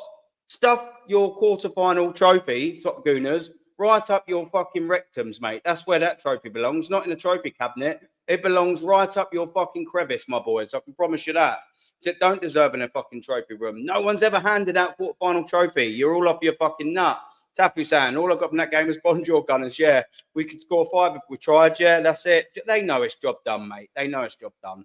Jason Carter's come back and said, yeah, we need a bit of Meridius to lead this team. All right, I'll have to, I'm inclined to agree with you, mate. Anyone but Martin Odegaard, my brother. Ian, big up to you, mate. Why does you have to be put straight back in the squad? I know. Oh, yeah, it's just fucking ridiculous, mate. And Femba, man, big up to you, brother. We have to stink up the place for about 70 minutes and go for it. Increase the tempo and try our best on set pieces. Rice 8, Party 6, Marine out front is a huge improvement. I mean, we've got to do something. And to be fair, there's only one place. And that's that way, surely, from that performance. You know what I mean? It's got to be better than that. I mean, it was borderline pathetic. A couple more of his comments and then I'll get AK in as well. Big up to AK for jumping on. Neil's jumped in and he said Emery had to put up more of a fight against PSG. And then he said, and I swear, had the club shown more patience with him as they did with Mikel, it would have been a vastly different story.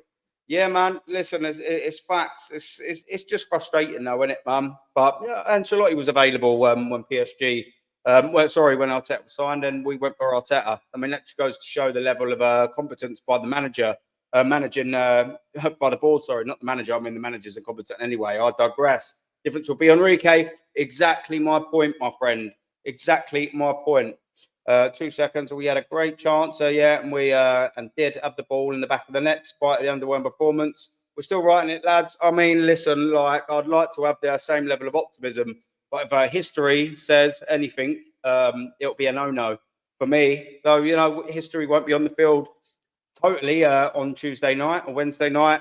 I mean, a lot of it will be experience. These players know how to do it. This manager knows how to do it. They know how to win stuff. They do it domestically. This manager has done it European. AK, big up to you for coming over here, man. A supporter of a team who does absolutely know how to fucking do it domestically and in Europe. How you doing, brother? Oh yeah, big up. Yeah, I just had to watch 90 plus 5 minutes of dross football, but yeah, at the end we got 3 points and top 4 is secured for us now. Yeah. Yeah, I got a text message from one of my mates who watched the game on Tuesday, and he said that was really nice of our Arsenal to have a 95-minute tribute for the Pope. Yeah, mate, that was about the only half decent thing. I don't know what was worse, that or the fucking that or the cannon ban and fucking North Bank, man. Honestly, it was ridiculous. What do you reckon on Arsenal chances, AK? You're going through. Are we done? I wouldn't still count you guys out though, but I mean, look,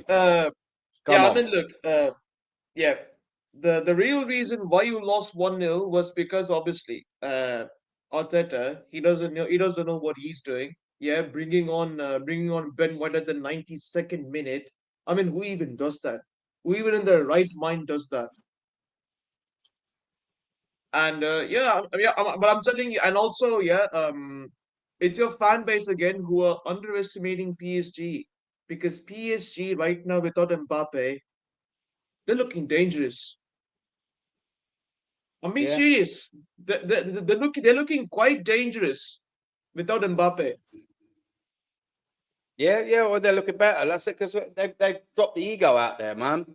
Mbappe is a wonderful, wonderful, wonderful player. But do you know what, man? It's all about it's numero uno, isn't it? I can understand. Like Thierry Henry had a good bit of arrogance, but Mbappe is just a prick, isn't he? Like that's the difference. You know what I mean? You've got excellent arrogance and class, and Mbappe's just a fucking spoiled little brat. Do you know what I mean? It just is what it is. Like shameless Bayern fan, KD. What you saying, bro? What do you reckon on Arsenal's chances, man? Big up. Big up, AK, first of all. Second of all, I would say I'm not going to mention the team I support, first of all, because I might get kicked off the stream. But in general, I would still say Arsenal definitely still have a chance. It's not over yet. We've seen PSG look bad at home against Villa. We've seen them look bad at home against Liverpool. So there's always a chance. But again, it's on Arteta to outclass Enrique if that's what's going to happen. But yeah, that's what I'll say about that. It's a tricky one, Mum. It's a tricky one in the fact that you know it can be done, but I mean I just don't see this Arsenal team doing it. I don't think they've got the bollocks. I really don't. I want to add a point though. Your next leg is at Paris now, yeah. Parc des Princes. I'm telling you, over the years that I've watched, my team managed to get victories at the Parc des Princes. It's not easy. It's not easy at all because because obviously it's obviously the crowd. Yeah, the support is huge over there, and of course the big tifos. The big tifos are just trying to strike fear. Yeah, I'll tell you what, our tifo didn't strike fear in no one, mate. That fucking that crappy shower curtain. I looked at it, sat in the North Bank, I was like, what the fuck is that? It was right down my end. I was just like, and they asked like a couple of cowboys to try and fucking lasso it up onto the roof or something like that. It was just embarrassing, man. Whoever's won thought that was a good idea to have that. Whoever designed it, whoever put it up there, whoever was a part of that whole idea, like I said, needs to be taken to the field like old Jella and then fucking straight down the barrel, my old muckers, because you shouldn't have a job, let alone a life. Bosh, there you go. Fuck off. It was an absolute disgrace, man. Honestly, it was a disgrace. I wish it had just fell on all the players and they'd have just got wrapped up on it and scooped off. Honestly, it was pathetic. Absolutely pathetic. I've never seen such a ridiculous performance in my life. Big up, Neil, man. Arsene Wenger was called, this is a good point, this is. Arsene Wenger was called a specialist in failure. I think Arteta is now clear of that definition of that. Absolutely. Throwing away up to 19 trophies and a speciality. Only Mikel is good at and beyond embarrassing. I always say this, Neil, brother, in every single stream I do. Every single one of them. Since winning that FA Cup, he has entered 19 competitions, excluding the Champions League because it's still mathematically not over. He has failed in 18 consecutive competitions since winning the FA Cup. 18, 1-8 consecutive on a row, on the trot. 18 failures, 1-8 failures he has entered and not fucking won. And if we don't win the Champions League, that is 1-9, 1-9, 19 consecutive failures. He's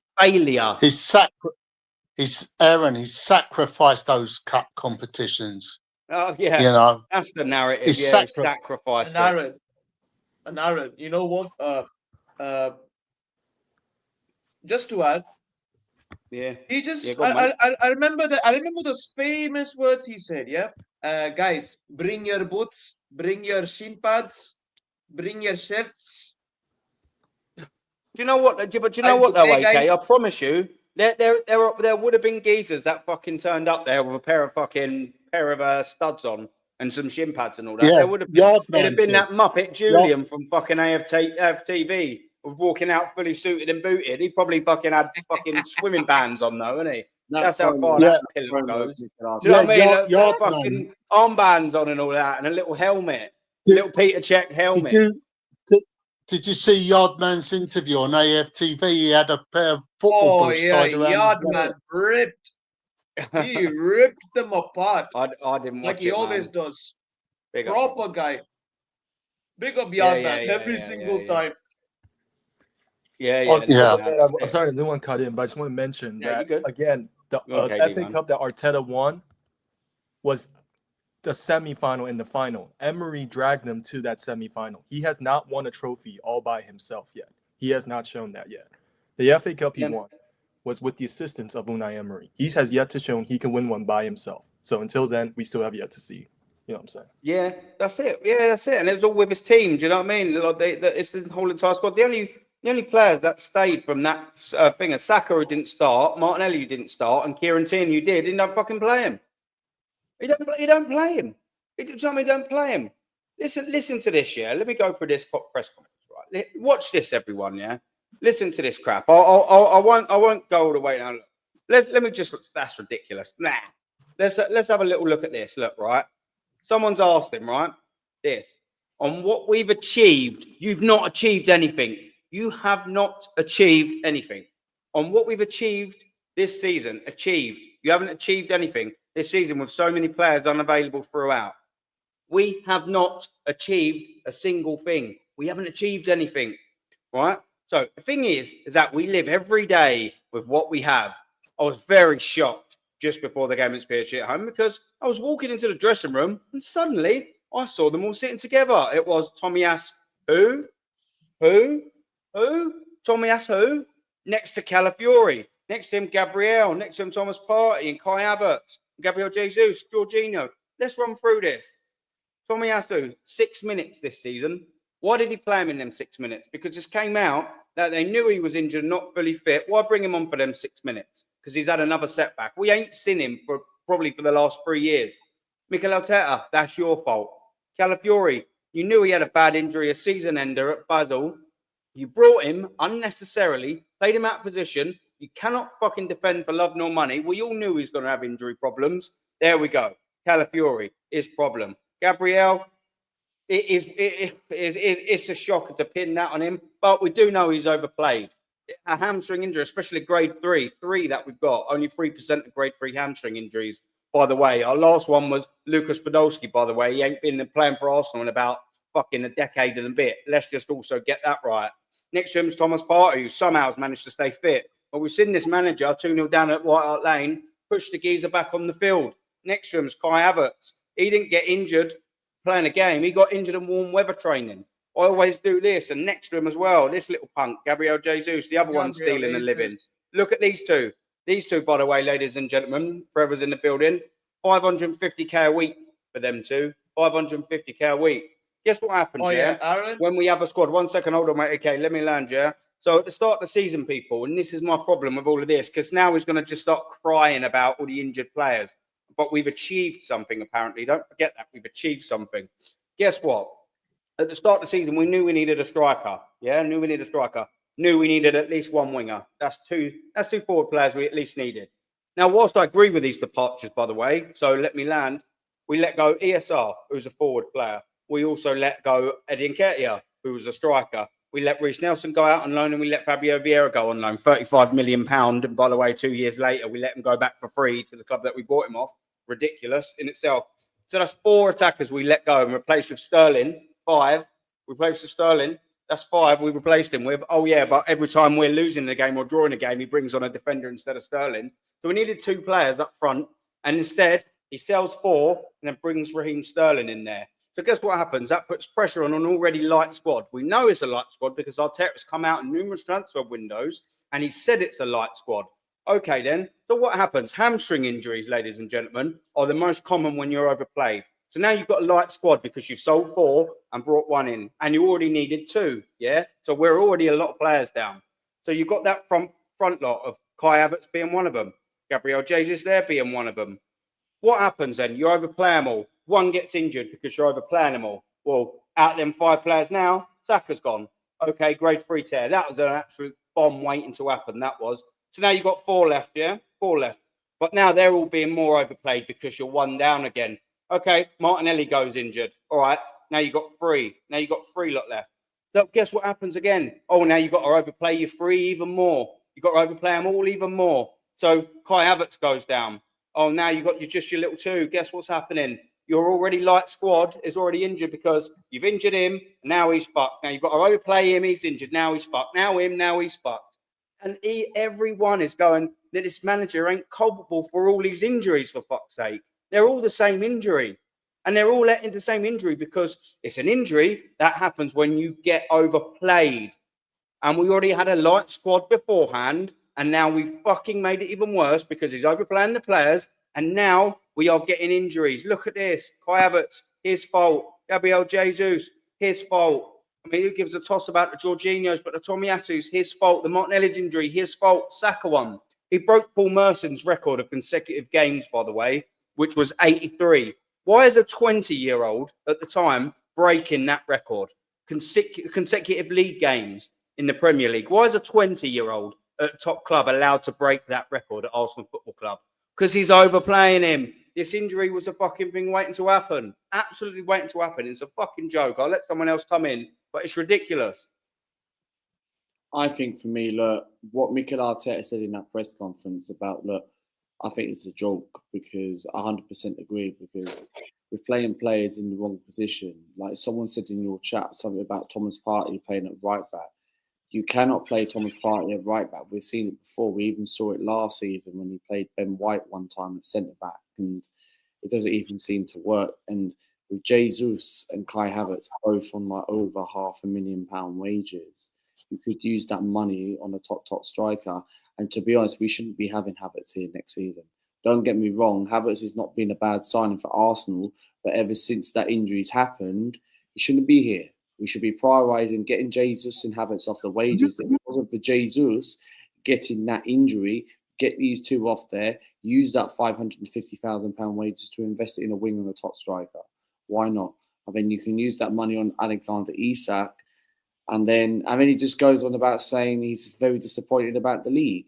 Right, okay, we were never in a title race at first because when we played Liverpool in October, we were 9 points behind them, or 6 points behind when they completely bottled those games against Everton, Villa, and we never capitalised. We've drawn so many games this season. I've never seen Arsenal draw 12, 13 games this season, right?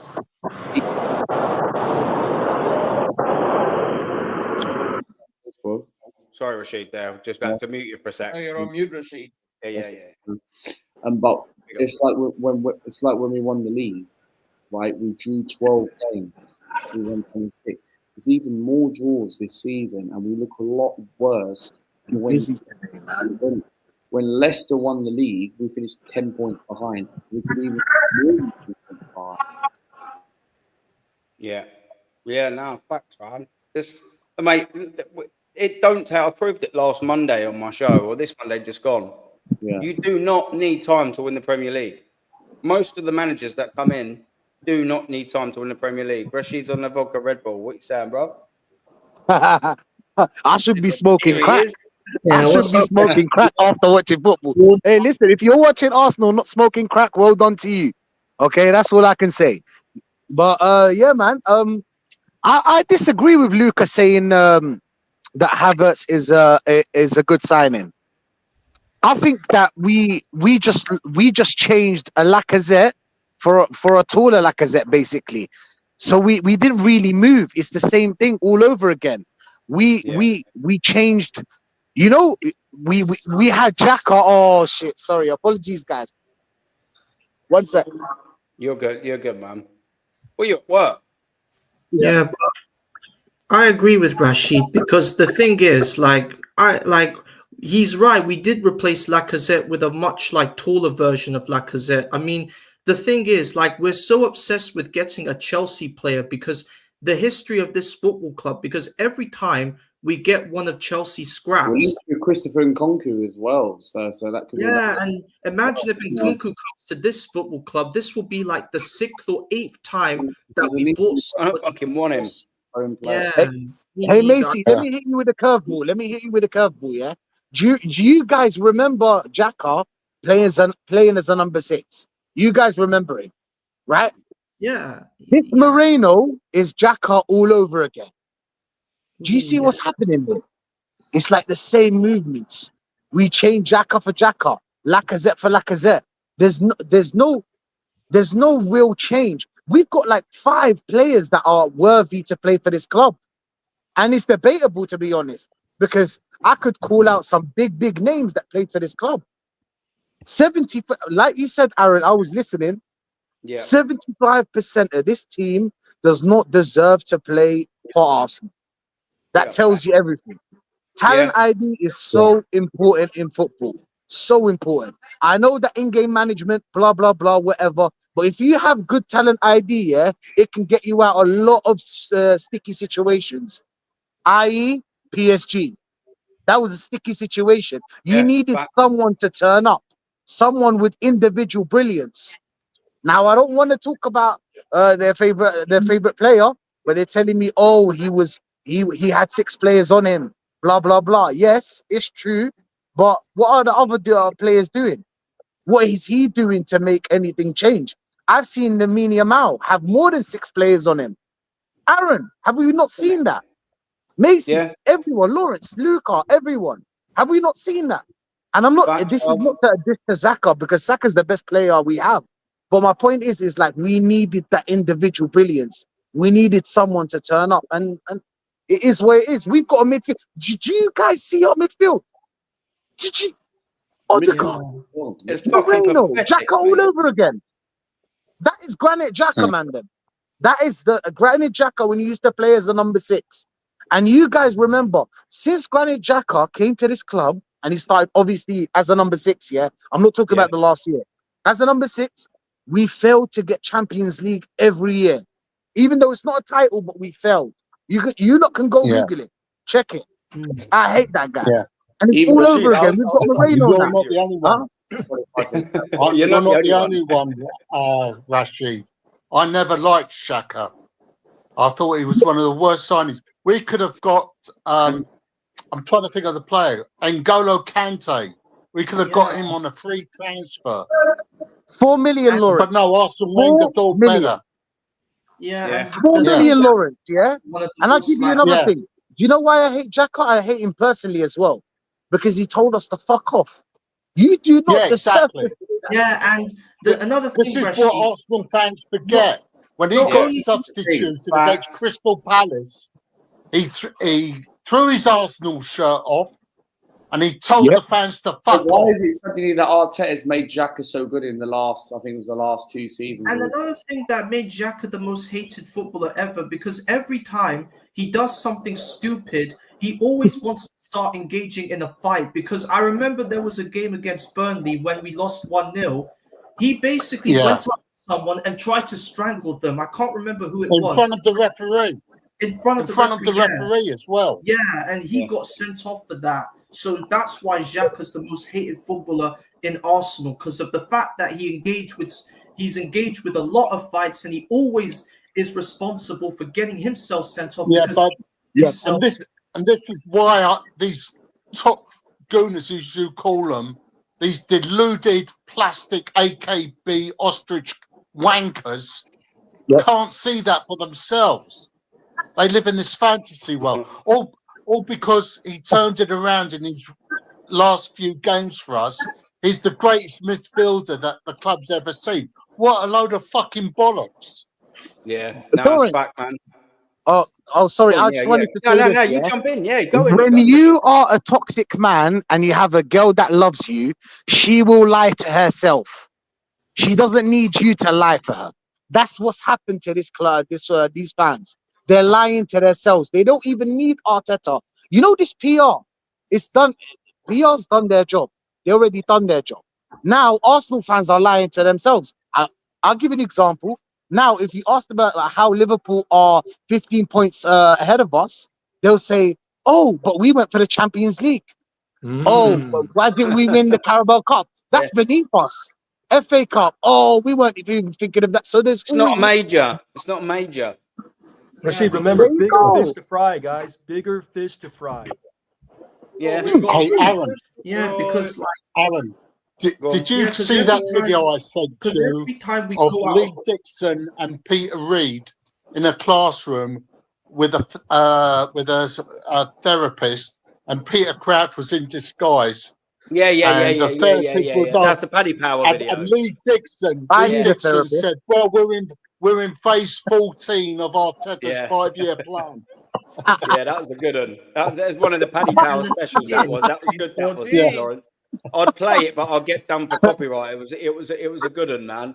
Who's going to take this from Connor Reese? I reckon it was a good one. Yeah. So he's saying about Man City going third in the league today, and despite them having a bad season, but yet we're all. And this is the point. This is the point he's saying. Yeah. This is the one. But yet we're all meant to be all dancing and singing. Arsenal, who is better than everyone else, according to the typically top gooners. This is the point that we're trying to make, and he makes it exactly right there. We're all supposed to be happy with it. Well, Mikel Arteta was telling us on the last day of the season. Last day of the season, he was saying, yeah, don't settle for second. Why are we settling for second? Because all these top gooners as well were saying to me, they're all going to me, yeah, we finished second 5 points behind, and then we finished second 2 points behind. Now we might finish second 15 points behind. Maybe it'd be 18 points behind. What are we doing here then? Well, I mean, we're supposed to be happy with this, are we? Like Connor said. Connor, I know you ain't fucking happy with apparently, it, yeah. I ain't happy with this shit. Yeah, and Aaron, another thing is Man City might win the FA Cup. That we're One second, tournament team. yeah, Sorry, God. Yeah, no, that's right. What did you say, sorry? I'm saying, yeah, Man City might also win the FA Cup while also getting top 4. Exactly. They're going to get a trophy. Rashid, we're going to get a trophy. Tottenham or Manchester United, Rashid, they're going to get a trophy. Aaron. Chelsea, you're going to get a trophy. Liverpool got a trophy. Newcastle got a trophy. What about us? Can you imagine? Can you Second imagine? place. The Europa I can League bet beneath you, us. and I can bet you anything we're not going to finish second. Man City, Newcastle, and Chelsea will overtake us. I hope we don't. Can you I'm imagine? telling I'm not going to lie. I hope we fucking don't. Can you imagine if we don't turn that second leg around on Wednesday and them lot down the road win the Europa League? I'll tell you what, Arteta, right? I think we should fold the club. I think Mikel Arteta. Here's what or just sack this fucking prick. Just quickly before you jump in there, mate. Like second or fifth, that makes no difference to me. I don't want to see us fall out the Champions League things because I know that, I don't. Like, I know there are people that say I do want us to at least stay in Europe's top sort of thing. But second or fifth, that neither of it means nothing to me. I actually I hope we don't finish second to spite the top gooners. It don't mean anything, second or third or fourth or fifth. I hope we slip down there and keep the Champions League status, of course. But I don't. So I don't want these lots to fucking use second place as a fucking little sharpening their knives. Oh, no, they're using the Champions League, 3 Aaron. times in a fucking row. They're using the Champions League now. I know they are for the semi-final, mate, and it's fucking annoying. So we're gonna have another thing, but that's what I'm saying, Rashid. I don't want them to go, domestically we're still second, and then guess what? Yeah, we got the semi-finals. I'm like, it don't mean anything. No trophy, potless, shameless, gutless, everything. And We're his- everything less of fucking anything. We are devoid of anything. This game is all about winning. I know we all know this, and I know this world-class chat know it. Like and subscribe as well, you wonderful fuckers. We all know it. We all know it without a shadow of a doubt. I don't pay, boys.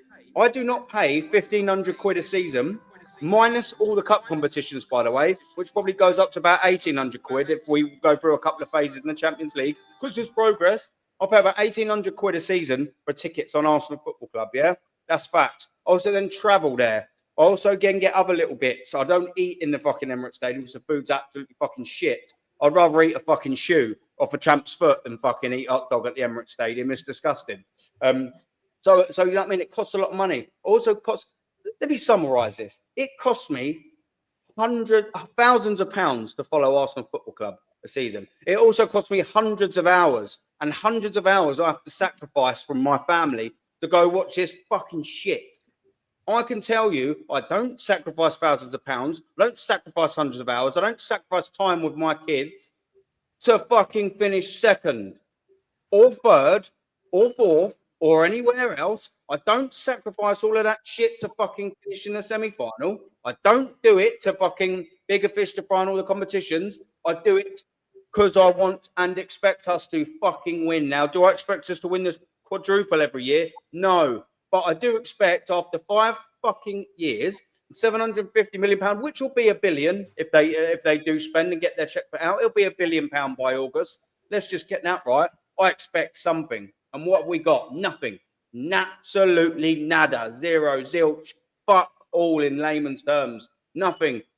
Like Lee says, the metric for winning success is for winning trophies, and the man couldn't be any more right. That's what elite sport's all about. It always has been, always fucking will be. There's no calendar year trophy. Lawrence, you've been watching football a lot longer than I have. When was the last time they handed out a calendar year trophy in fucking Arsenal's inceptions, in the league's inception? Never. They don't win anything in the fucking calendar year. No one wins anything in January. They never do. No. They never win purple patches. There's no calendar year trophy. There's no second place trophy. There's no third, the fourth, the fifth, the quarterfinal trophy, the semi-final trophy, the final participant trophy. There's nothing. It's win or you fucking lose or fail. They're all the same thing. It's all about winning. Always has been and always fucking will be. And if you don't see it like that, you're a fucking idiot and you shouldn't watch football at all. Go and watch Little League. Go and watch Little League where it's just all about participating, where they don't keep score. Go and watch under sixes play football. That's your level of mentality. Go and do that. It's elite level sport ain't for fucking you, my son. I can guarantee you that. Someone come in, bro. Otherwise, I'm gonna fucking. Were you talking about Lee Gunner or Lee Judges? Like, Gunner, man. Yeah, no, Gunner, man. I was We've got Matt in the building. Sorry, Matty, I didn't see you there. Yeah. I was watching an AFTV video of Lee Judges, and he was pissed off. I've never seen him that angry because every time Robbie cuts him off, he starts getting even more frustrated. And I like Lee Judges because he knows that this PSG game at home was our time because we should have won that game. But like PSG, like they absolutely bossed the whole game around. And Robbie still continues to praise and worship Arteta, like because he's Arteta's lover, like he's because Robbie does it to get more views. Yeah, he does it. He does it on purpose. Because Lee Judges was saying to Robbie, he was saying, we need to change something. We need Odegaard to be dropped off and put Miles Lewis-Skelly in the middle. But then Robbie's saying, hang on a second. Miles Lewis-Skelly's position is left back. But Lee said Miles Lewis-Skelly's position is midfield because he was playing midfield for the under-17s team. So Robbie had no midfielder in the first place. Yeah, exactly. And he's saying, oh, but Lewis-Skelly's position is left back. Well, doesn't matter. He can still play midfield. Then he and Declan Rice can operate in that midfield system. Exactly. No, the main thing is Mikel Moreno does not do anything. He is literally Kai Havertz. All he does is he can score set pieces with his headers and he can do a bit of set piece magic. But in the midfield, he is useless. So why in the world are you starting him over Miles Lewis-Skelly, who is very talented, has potential, can contribute to that midfield, can dictate that midfield? Because of age, because of target. You know what I'm saying? That just doesn't make sense to me. But and there was a reason why he was ranked Sociedad's best midfielder because he was poor in their midfield role, and he's still poor as a midfielder. So in the second leg, I want to see him start as a striker. I do not want to see him in midfield because if he starts in midfield, then we will get absolutely cooked by the opposition. Yeah. So from now on, Moreno should take over as our striker because I do not want to see the German donkey start up front because I can't stand him.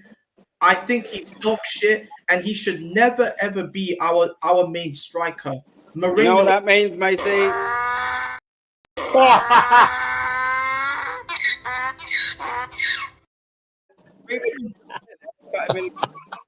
Sorry, mate. You know the rules.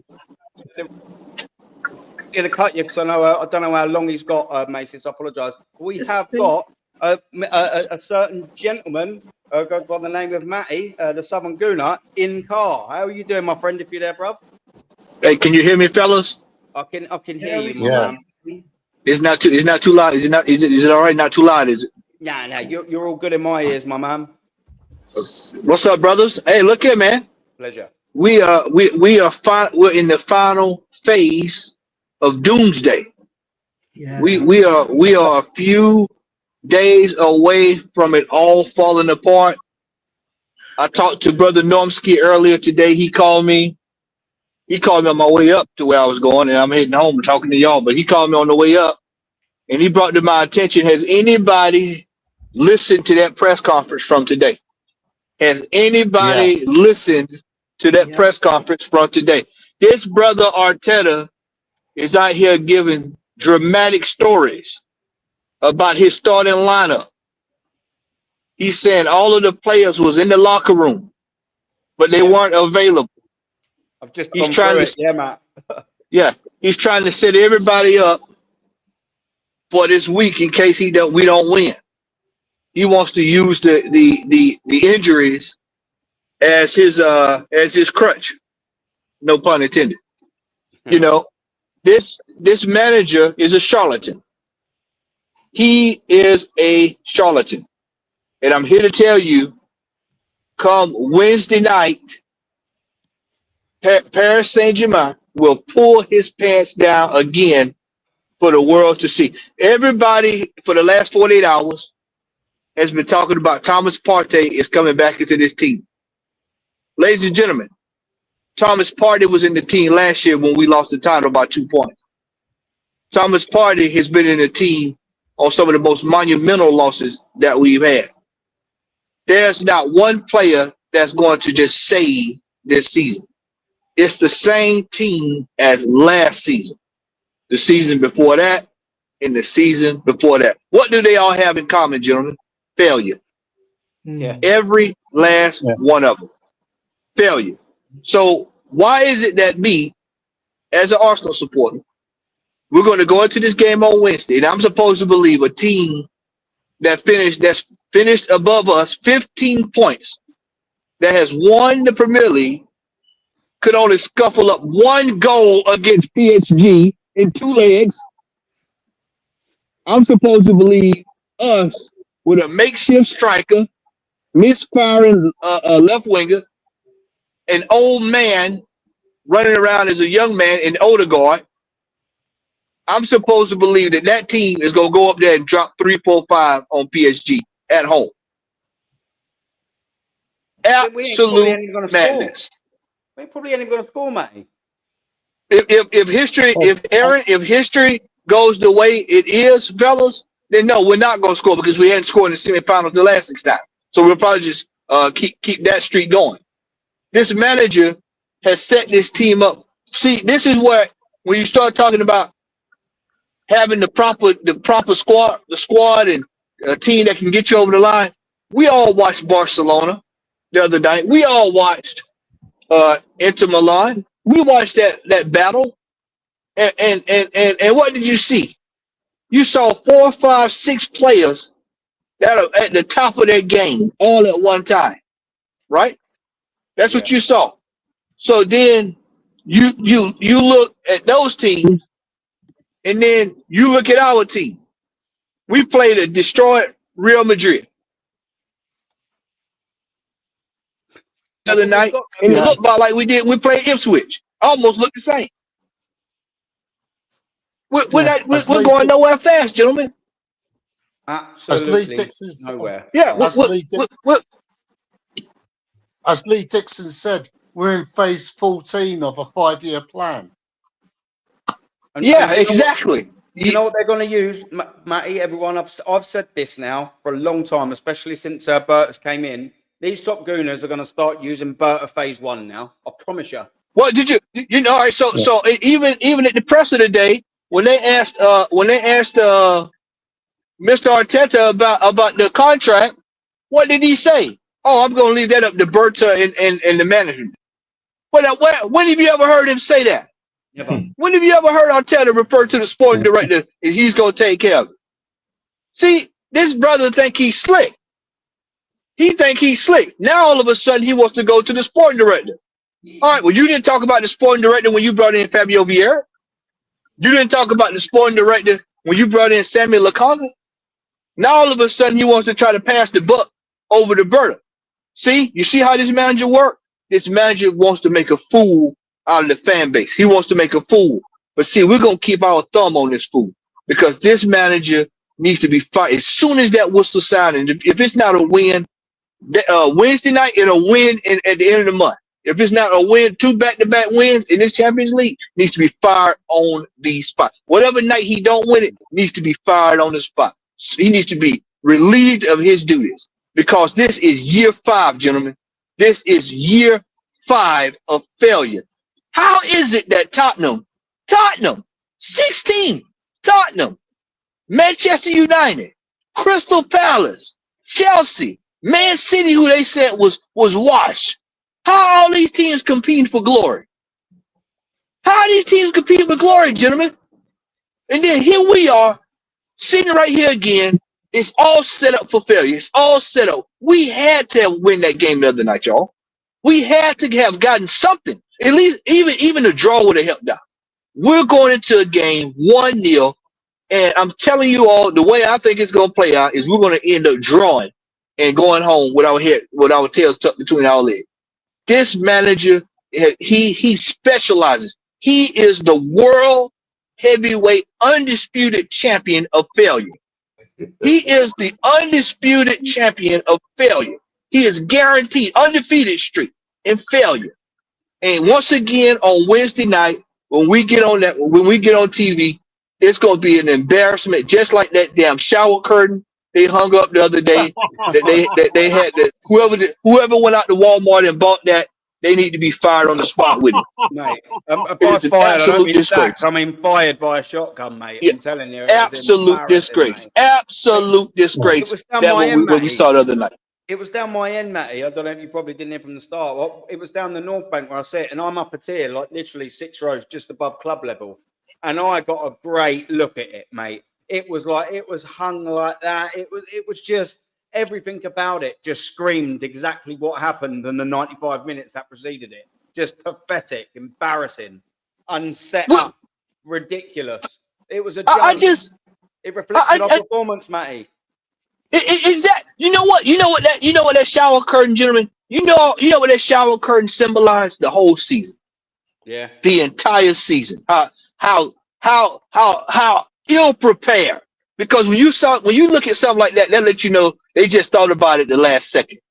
Ill prepared. No kind of thought went into it at all. Let's just throw up something. They'll be satisfied. It's the same way they treat us week in and week out with the players. We don't get decent players. We don't go out and buy the best. We just, whatever's laying around on the floor, let's sign them and bring them in. Mikel Merino, Calafiore. What's the impact Calafiore's had this season? What impact has he had this season? Now, everybody was saying he was going to do something. Where is it at? Nowhere to be seen. It's in the Arsenal hospital, mate. The hospital of Arsenal, isn't it? I was listening to you all talk about Kai Havertz. Well, what is he going to do? What is he coming back to do? Nothing. The same thing he was doing before he left. We are stuck with a bunch of players that have provided absolutely nothing to this football club in the last 3 to 5 years. It is time for some of these players to go home. Martin Odegaard needs to be the first person out of the building this summer. He is an absolute disgrace to the badge. He is a disgrace to the kit. He exemplifies if you want to look at a shining example outside of that shower curtain of this management and the direction of the way this football club has been ran, look no further than Martin Odegaard, that shower curtain, and Kai Havertz. All three of them got the same thing in common. Failure from top to bottom. And that's my rant, gentlemen. Matty, man, I mean, big up, obviously. Cheers for coming and saying your bit. Do you know what I was saying as well earlier about the Martin Odegaard thing, man? It weren't just Martin Odegaard, who was, again, the epitome of the stinker, by the way. There were poor performances around the whole entire squad. And I'll say this and I'll say it again. I probably won't say it for the last time, Matty, gentlemen, big up chat. There's only one that had a C there. Only one of them was wearing a C on that armband. Only one of them. There was 11 crap performances or under par performances, but only one of them had a captain armband there. And that was Odegaard. And again, he stank the fucking place out. He's not a leader. Arteta says it himself, people. He says it himself. He's a role model. I don't want a role model. This ain't year 5. It's not grade 6, Matty. It's not. This is elite world-class football club. Knowles can say it's potty training. Potty training. Knowles can say it's potty training. That's what he told me today. Well, we got Normski in the building from another geezer I absolutely respect in Matty to another one I absolutely respect in Normski, man. Big up. Yes, Matty. Yeah. Level up, people. Level I up. hear your voice. I hear your voice. No, I didn't know you were there. No, man. I hear your voice. I'm here, bro. Listen, I'm just in the Matrix studio. Yeah, so so forgive me. And you know what, guys? I happened to do a pre-recorded interview with Arteta, right? So here it is. This is my question to Arteta. Yeah, you might have already dealt with it, but I'm in the Matrix world, and see when I heard this question answered back, I thought, bro, we really are tapped into the Matrix. So here what, guys? So it goes. So this is the question, people, on what we have achieved this season with so many players unavailable throughout. Guys, wait for it. Here is his answer. The thing is that we live every day with what we have. I was very shocked just before the game against PSG, people. Aaron, was you shocked? Well, Arteta was shocked. I was very shocked against PSG at home because I was walking into the dressing room and suddenly I saw all of them together, sitting.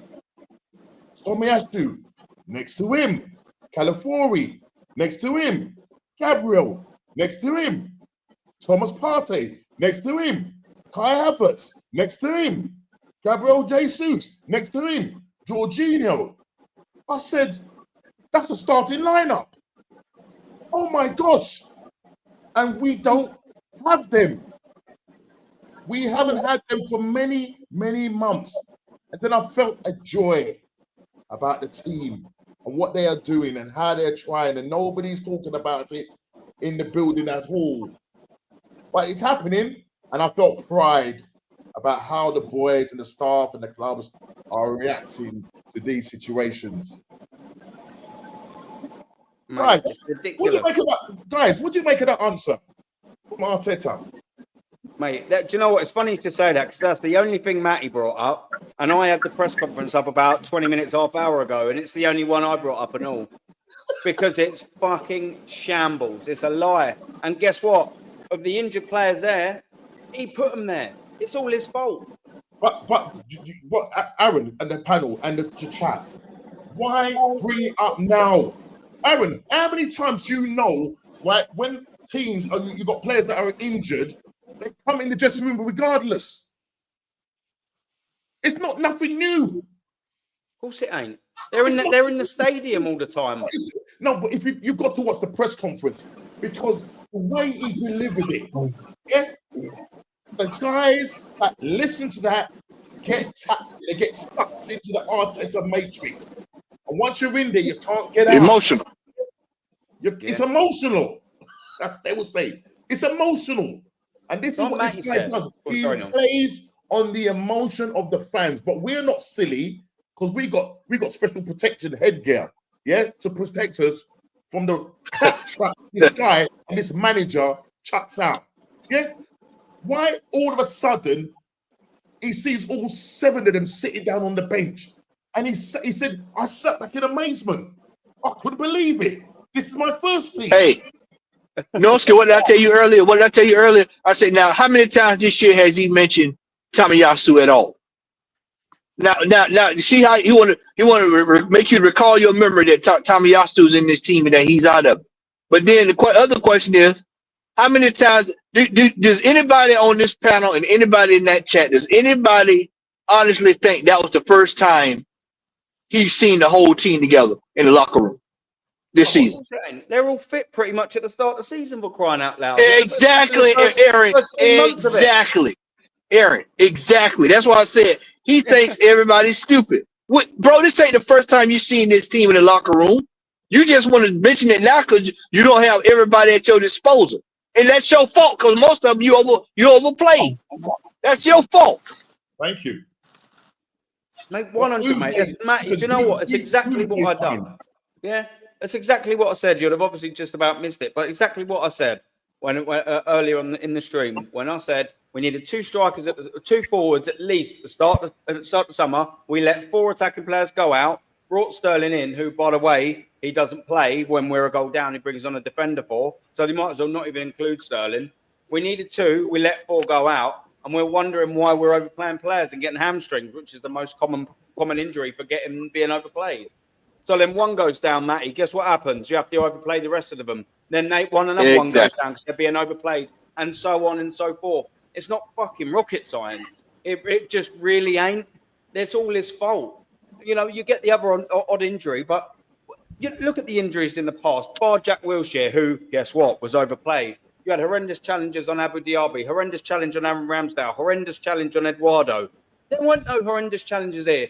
Kai Havertz, he had his sorry, can't help myself. He had his injury in warm weather training in Dubai that they didn't deserve to go on. Who's like, what we're doing? This is overplayed. Saka ticking time bomb for being injured. I said this earlier, Matty, and I say it again for you and Norms. She weren't here. 3 years ago, he broke Paul Merson's consecutive Premier League record of 83 games in a row. Why on earth, at a top elite level club, is a fucking 20-year-old allowed to play 83 plus consecutive games? And that's a good thing. Everyone's like, oh, look at the consistency. And now we're all wondering why he was fucking injured and got a great why he's not performing at the level now. Yeah, because you can see that he's playing within himself, Aaron. He's playing within himself. You see him, you watch him on the night, yeah? He doesn't look normal 100%. He's playing at about 60 to 70%. Yeah? Yeah. And what Arteta wants from him is for him to track back, but he couldn't do that. Yeah, that's why Timber was getting run ragged by Cambacella.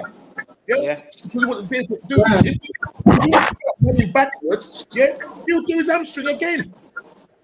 This manager runs everybody into the ground, and he wonders why. He doesn't trust his bench because he didn't do what he was supposed to do in the summer.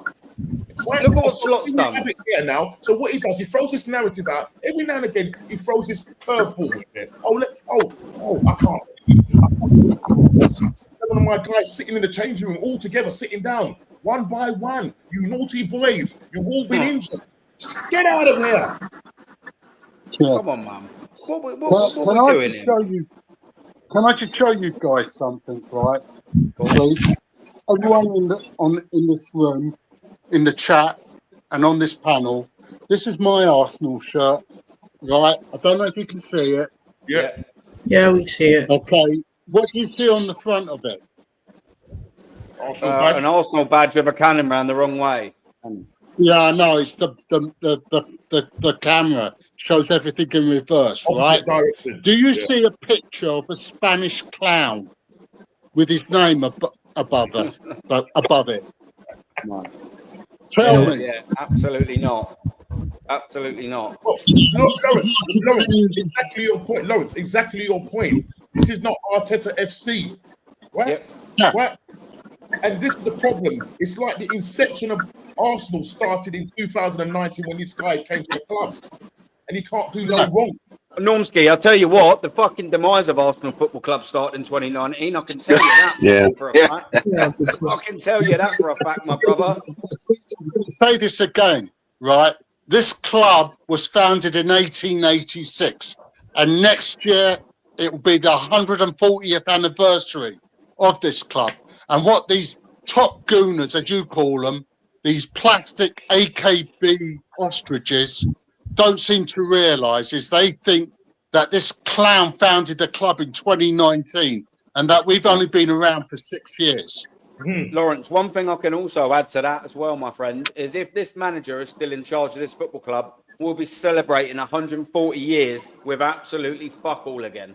Yeah, and the thing is, Aaron, all these top gunners are coming out with this. Oh, but Arteta's a legend of Arsenal. What? Just because he's a legend doesn't mean he gets to fully take over the football club. A legend. They have the audacity to call Arteta an Arsenal legend. For what? Legend of Y'all, Arsenal. you could have made me wreck my car, man. A legend. A legend. Yeah, how can you even say that Arteta is an Arsenal legend? He's not. He is a PSG legend because of the fact that he played with Ronaldinho. So how can he? Hey, did you hear? Did the PSG fan? Did he get a clap off from the PSG ultras the other night? No, they don't consider him no legend. He just happened to be there when Ronaldinho was there. Yeah, so Mate, do you know what I mean? He went to Rangers after that. There you go. If he was any good, he wouldn't have gone to fucking Rangers. He just wouldn't have. And these top gooners want to build a statue of Arteta outside the ground. You know, what about David Rocastle? What about Liam Brady? What about George Graham? David O'Leary. Frank McClintock. Don't they deserve a statue more than this clown? I deserve a statue more than that fucking clown, man. Colin We Patts. all do. Got Colin Patts. Yeah, no, it's no good, mate. Like I said earlier, like he wasn't even a good captain. He wasn't even a good player, let alone a good captain for Arsenal Football Club. He was hanging on. He's been bang average on everything. He was hanging on to Cazorla's coattails. Mm-hmm. Yep. Does anyone ever remember the transfer window where obviously everyone went and we signed? They all had the transfer window outside, and everyone's like, "Oh, so announced Mikel Arteta," and everyone's like, "Yeah, that was after 8-2, Aaron. That was after 8-2. Yeah. That was after 8-2. Yeah." Well, it was exactly, Matt. Exactly right. Panic Someone just put it in there and all, yeah. And everyone was just like, you couldn't have seen a more underwhelmed lot. Yeah. It was a panic buy alongside Mertesacker. And Andre Santos, Ben Ayew. And Ben Ayew on loan. Yeah. Because we got whacked 8-2 by Man United. Yeah. Oh, mate.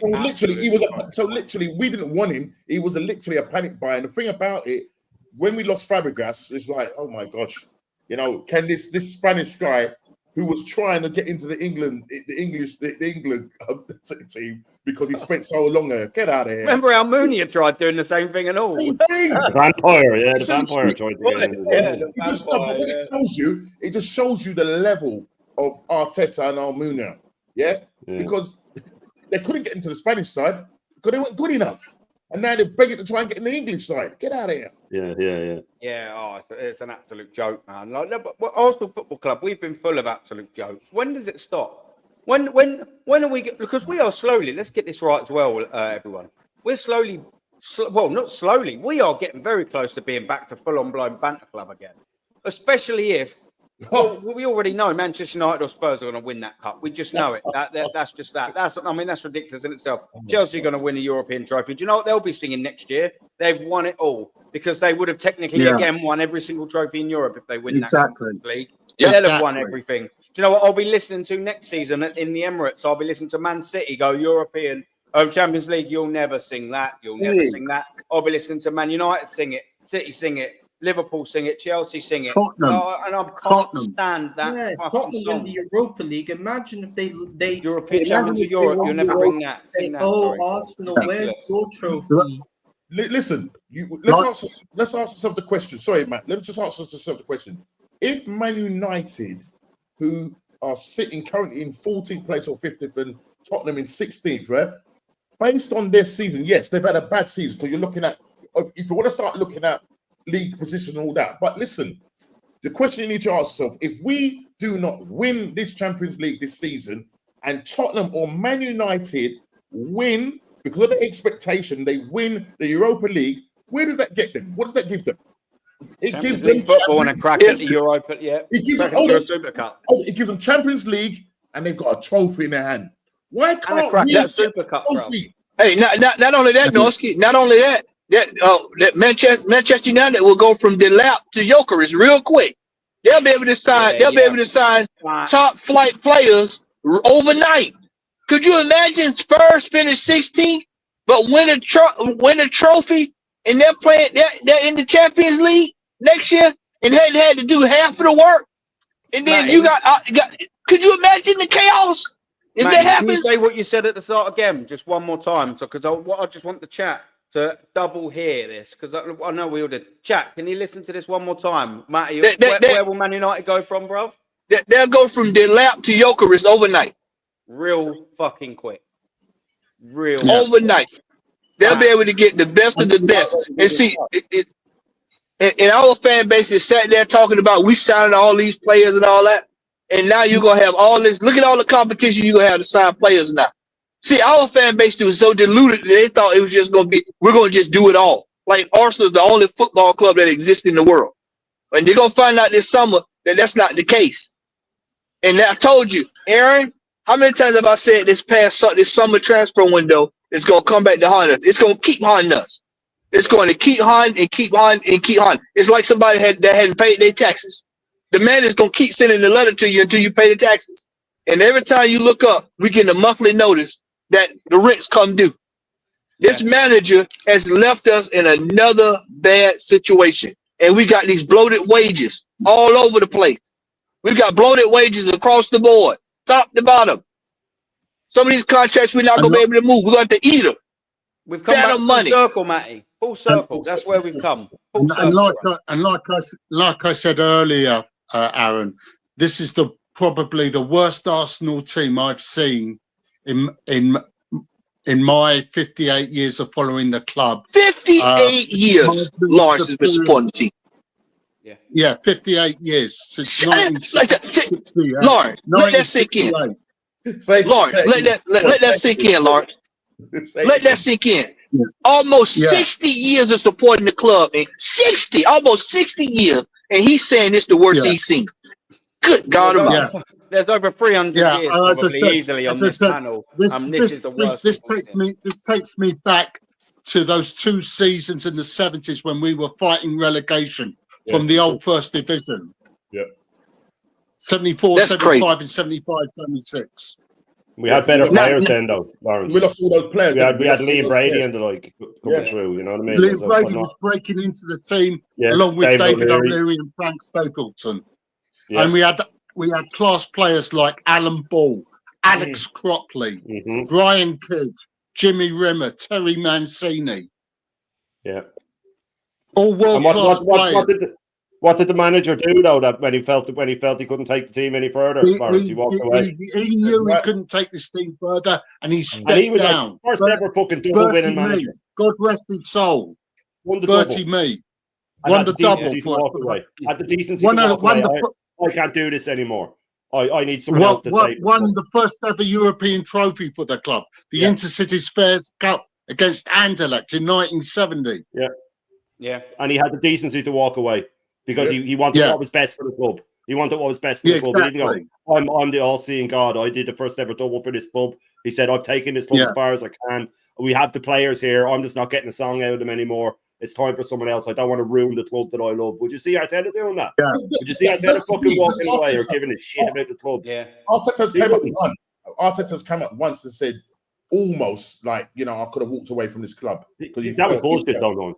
Right? He was just saying that to get sympathy. Everybody, we know and that they're supposed to follow him though next season, Norms. After coming out this old squad and saying, I felt like quitting, I nearly quit. Right. Do you know what I'll take that 15 fucking million quid a year though. That was pretty, innit? Do you know what that reminded me of? Pig, didn't it? It's a play on Do you know what words. that reminded me of when he did that? That was like a kid who draws a picture, right? And they know it's good, but they go around to everybody going, no, I don't think this is good. Do you? So everybody will tell them it's great. You know what I mean? That's exactly what that was. Fishing for compliments, brother. Please don't go. Please don't go. And I was listening to you earlier, and I know he's covered that press conference, but and Normski picked the exact part. I was fucking seething reading that. I was so angry reading that. He rehearsed every fucking word of that all week. I walked in, guys, and they were all there, and he names off all these. Get the fuck out of my face. Half of them I don't want in the team anyway, and the other half you injured. I was so angry listening to it. And then they asked him about Liverpool. When they asked him about Liverpool, I'm sorry, I have it here, and it was, it's good they had no distraction. In other words, injuries. Lucky them. The good thing is they had them on the pitch all the time. Shane, listen. Me and Matt, I FaceTime Matt today. Yeah. He was discussing exactly the same thing you're talking about. We went through his press conference whilst Matt was driving where we was going to, and we saw through the rubbish, Yeah. We know what you're talking about. Just say it. Liverpool were lucky. That's what you want to say. But you're saying it in a nice roundabout way, And then you want to then see the comments, right? You want to see the comments because I think Aiters was the one that actually, they do the press conference. So I listened and I saw the comments right underneath. I'm thinking, you guys are really being sucked into this. They literally, there was nothing negative. They were like, oh my God, how does this manager do it? He's brilliant at it. He's a politician, Normski. Politician. Politician. He's a politician and a cult leader, a fucking cult leader. And a lot of us YouTubers do go through the press conference. I do it on my thing as well, and it pains me, and to the point where I don't read it before I do it because I can't go through it twice because I'll go insane. If I go through it twice, I'll go insane, and I just do it off the cuff, and it's fucking infuriating. And it's the same thing over and over. He just says the same thing and the same little sound bites, and he's so sleazy and smarmy, and you know what I mean? Those microphones, those 7 microphones in front of him may as well be cocks, man, because that's what he's just flapping it up. Flapping it up. He's in his element. All those cameras on him. That's his element. He's a charlatan. Right at him. And saying he's a charlatan. I can tell what I'm telling you, Noski. He's a charlatan. He's a fucking snake oil salesman. That's what he is. A snake oil salesman. A shyster. He tricks people into buying. He's a shyster. He is a shyster. But he is, man. That's exactly what he is. A con man. It's not just him that he's the con man. The people around him are all a bunch of con men. Edu's a con man. Vinay's a con man. Lewis is a con man. Garlic is a con man. The Cronkies are con man. All of them are con men because all they just parade around with this hope and praise that Arteta can do something good for this football club.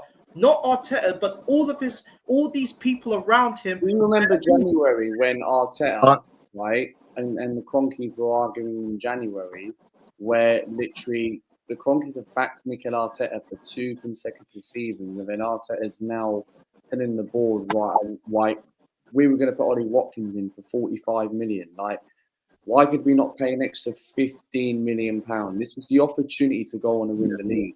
The summer transfer window, we did nothing. We sat there. It took us 3 weeks to get Mika Moreno. Raheem Sterling, we let him pay 100 grand a week. It's like, literally, this club is like, it's just full of excuses. Yeah, because they don't trust him with the money, Luca. They don't trust him with the money anymore. And they knew, the thing, they knew he was coming in. Sorry, Lawrence, go on. Yeah, this post from Connor Reese about Fabio Vieira, right? At the time, we were offered Yuri Tillemans for nothing. He wanted to join us, and we could have got him on a free transfer. But this fucking clown of a manager thought it was better to shell out 35 million on this midget Fabio Vieira. Yeah, but Lawrence, that's because people probably recommended Tillemans to him, and he has to do the opposite to everybody else. Yeah. Tillemans also had Premier League experience. He's a winner. He won FA Cups. He supports Arsenal. Wanted to come. All the things are there to take him. But of course, if you put that in front of Arteta, he has to go, what's the opposite? And he was offered to us for nothing. He was a free transfer. So he took a chance on the wrong midfielder. Arteta knows better. He knows better, right? He wants to shell out 35 million on a complete waste of space from Portugal. Yeah, Nick Collins is saying exactly this, man. When this fraud signed Fabio Vieira, it couldn't have been any better, you saying that. When we could have signed Vitinha instead for an extra 5 million. That's massive difference. Now, we 35 instead of having Aaron, if you take the transfer budget that he spent and you get half it. The salary 700 he spent half it. We'd have a team full of world-class players. Matty, if you spent the money the proper way. Listen to this, just on these 4 players, Matty, just on Fabio Vieira, Kai Havertz, Calafiori, and Mikel Merino, that's £170 million. Yeah, and another thing is that we could have used, and another thing we could have used that money to buy Ivan Toney, but for some reason our fan base say, "Oh, but Ivan Toney's got a bad attitude." Yeah, but that's because Arteta said that, Macy. So he feeds them that stuff, and they. Hey, Macy, the manager's got a bad attitude. Yeah, he's a narcissist. But it does, like, Tony at least is a proper striker, better than the German donkey. So why can't he be the man to score the goals that could fire us to the title? But no, Arteta with his attitude is relying on Kai Havertz as his main striker. And look what Tony is doing at the moment. He's balling in goals in Saudi Arabia. So big up Tony from going to Saudi Arabia. Yeah, but you see, all the points that you made there, Macy, is why you didn't sign him. Thank God Berta is in this club now, because when you look at, there was somebody mentioned it, not on air, on another stream, that the midfield of PSG, the free midfield, and I love Declan Rice. I think he's doing a great job for us, and he should be our captain. The free midfielders cost almost the value of Declan Rice. Yeah. So it just shows you that under Mikel Arteta and Edu, right, these novices, they haven't got a clue when it comes to buying players. Yeah, quality players, right? They haven't. They would rather overpay for players, overpay in wages, and then they wonder why. I mean, Vieira's back on loan. Yeah. You got injured players on 200 combined. Nearly half a million. Over. Over half a million. Yeah. No, It's not Aston just that Villa's- as well, yeah. It's not just that. Look at where he plays them. Let's go for this transfer with us, yeah. And I won't be able to get them all in, but we'll do our best. Calafiori is a left centre back, plays him at left back. Marino is I ain't got a clue what he is, but he's playing him at striker, but signed him as a midfielder. Then you go to the other transfer window. You got Kai Havertz. God knows what he is. Plays him up top, plays midfield, crap at all either. Then you're having a look at other players. Zinchenko's is a midfielder, Declan plays Rice. left back. Gabriel Jesus ain't a striker, but that's where he plays him. Declan Rice, he, you know what I mean? He plays him in our position. What the point I'm trying to make is not only is he identifying some really, really, really poor players here, even the ones that are off identifying, he's not playing them in their right position anyway. He's trying to be overcomplicate things. He's trying to look like a genius. Why out of probably, I bet you, we've made 27 permanent signings, I bet you. If you exclude all the goalies and all the, the little riff-raff crap that weren't here, I bet you if you give a solid core of 12 players that man signed, that are in and about the first team, I bet you only plays them, probably about 3 of them in their right position. It's ridiculous. Yeah. We're wondering why there's no cohesion anywhere. We're wondering why there's no balance to this side. So everyone's out fucking position. They're either shit and or out of position.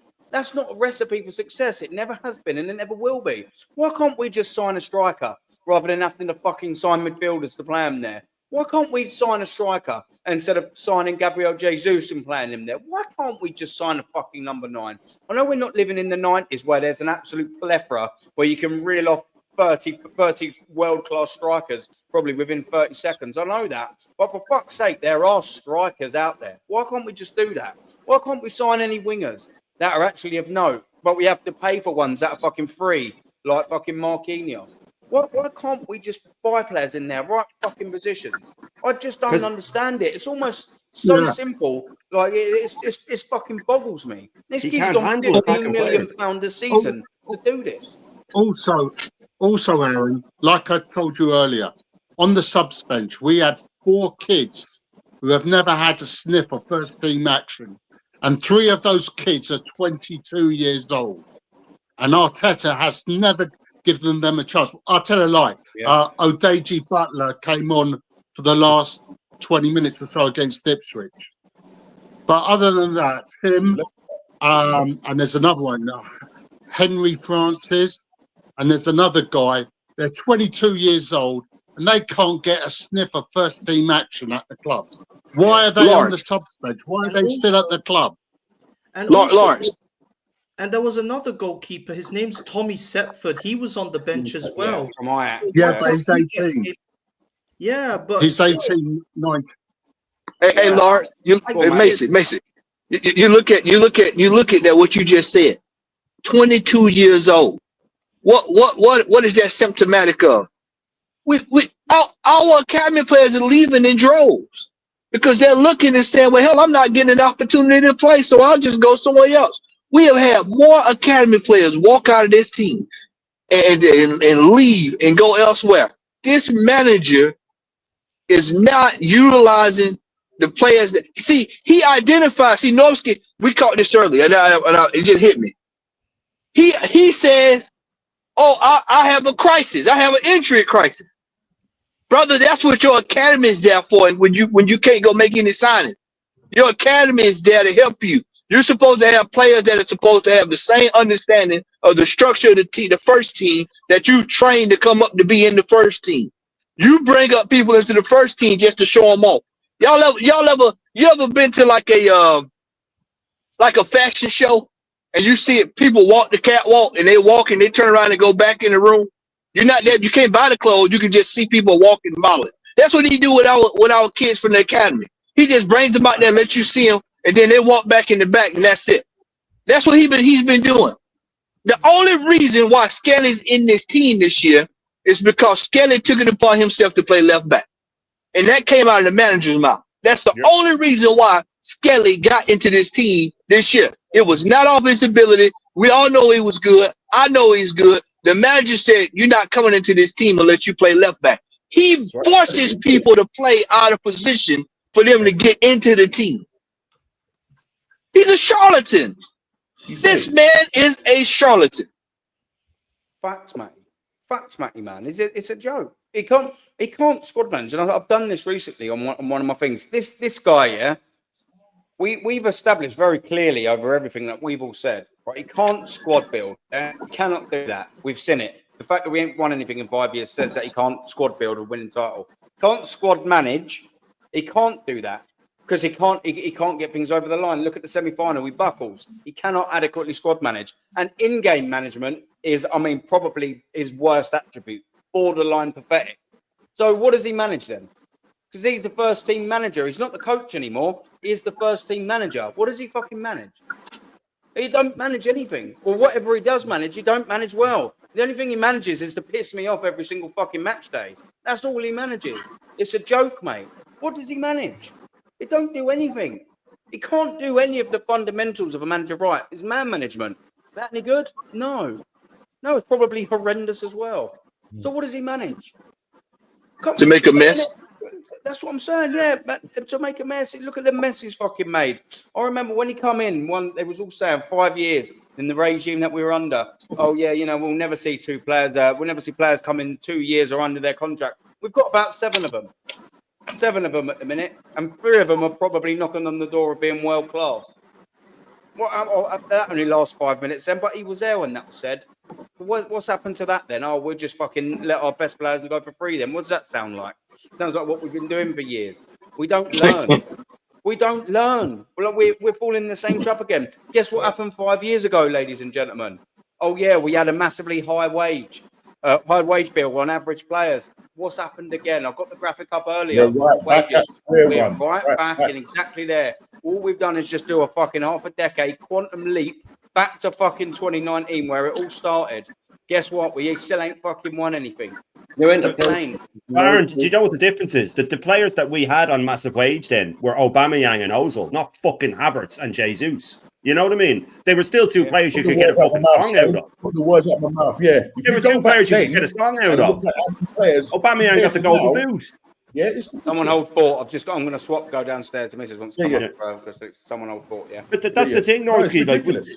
You put those 2 players against those 2 players. It's chalk and cheese. Yeah, they were on big wage, but at least they fucking performed when on the pitch. It was fucking Mesut Ozil. Right. He won a World Cup with Germany, and it was Aubameyang who won a golden boot. It wasn't Kai Havertz who probably struggles to put on a boot, and fucking Jesus who can't get in the Brazil team.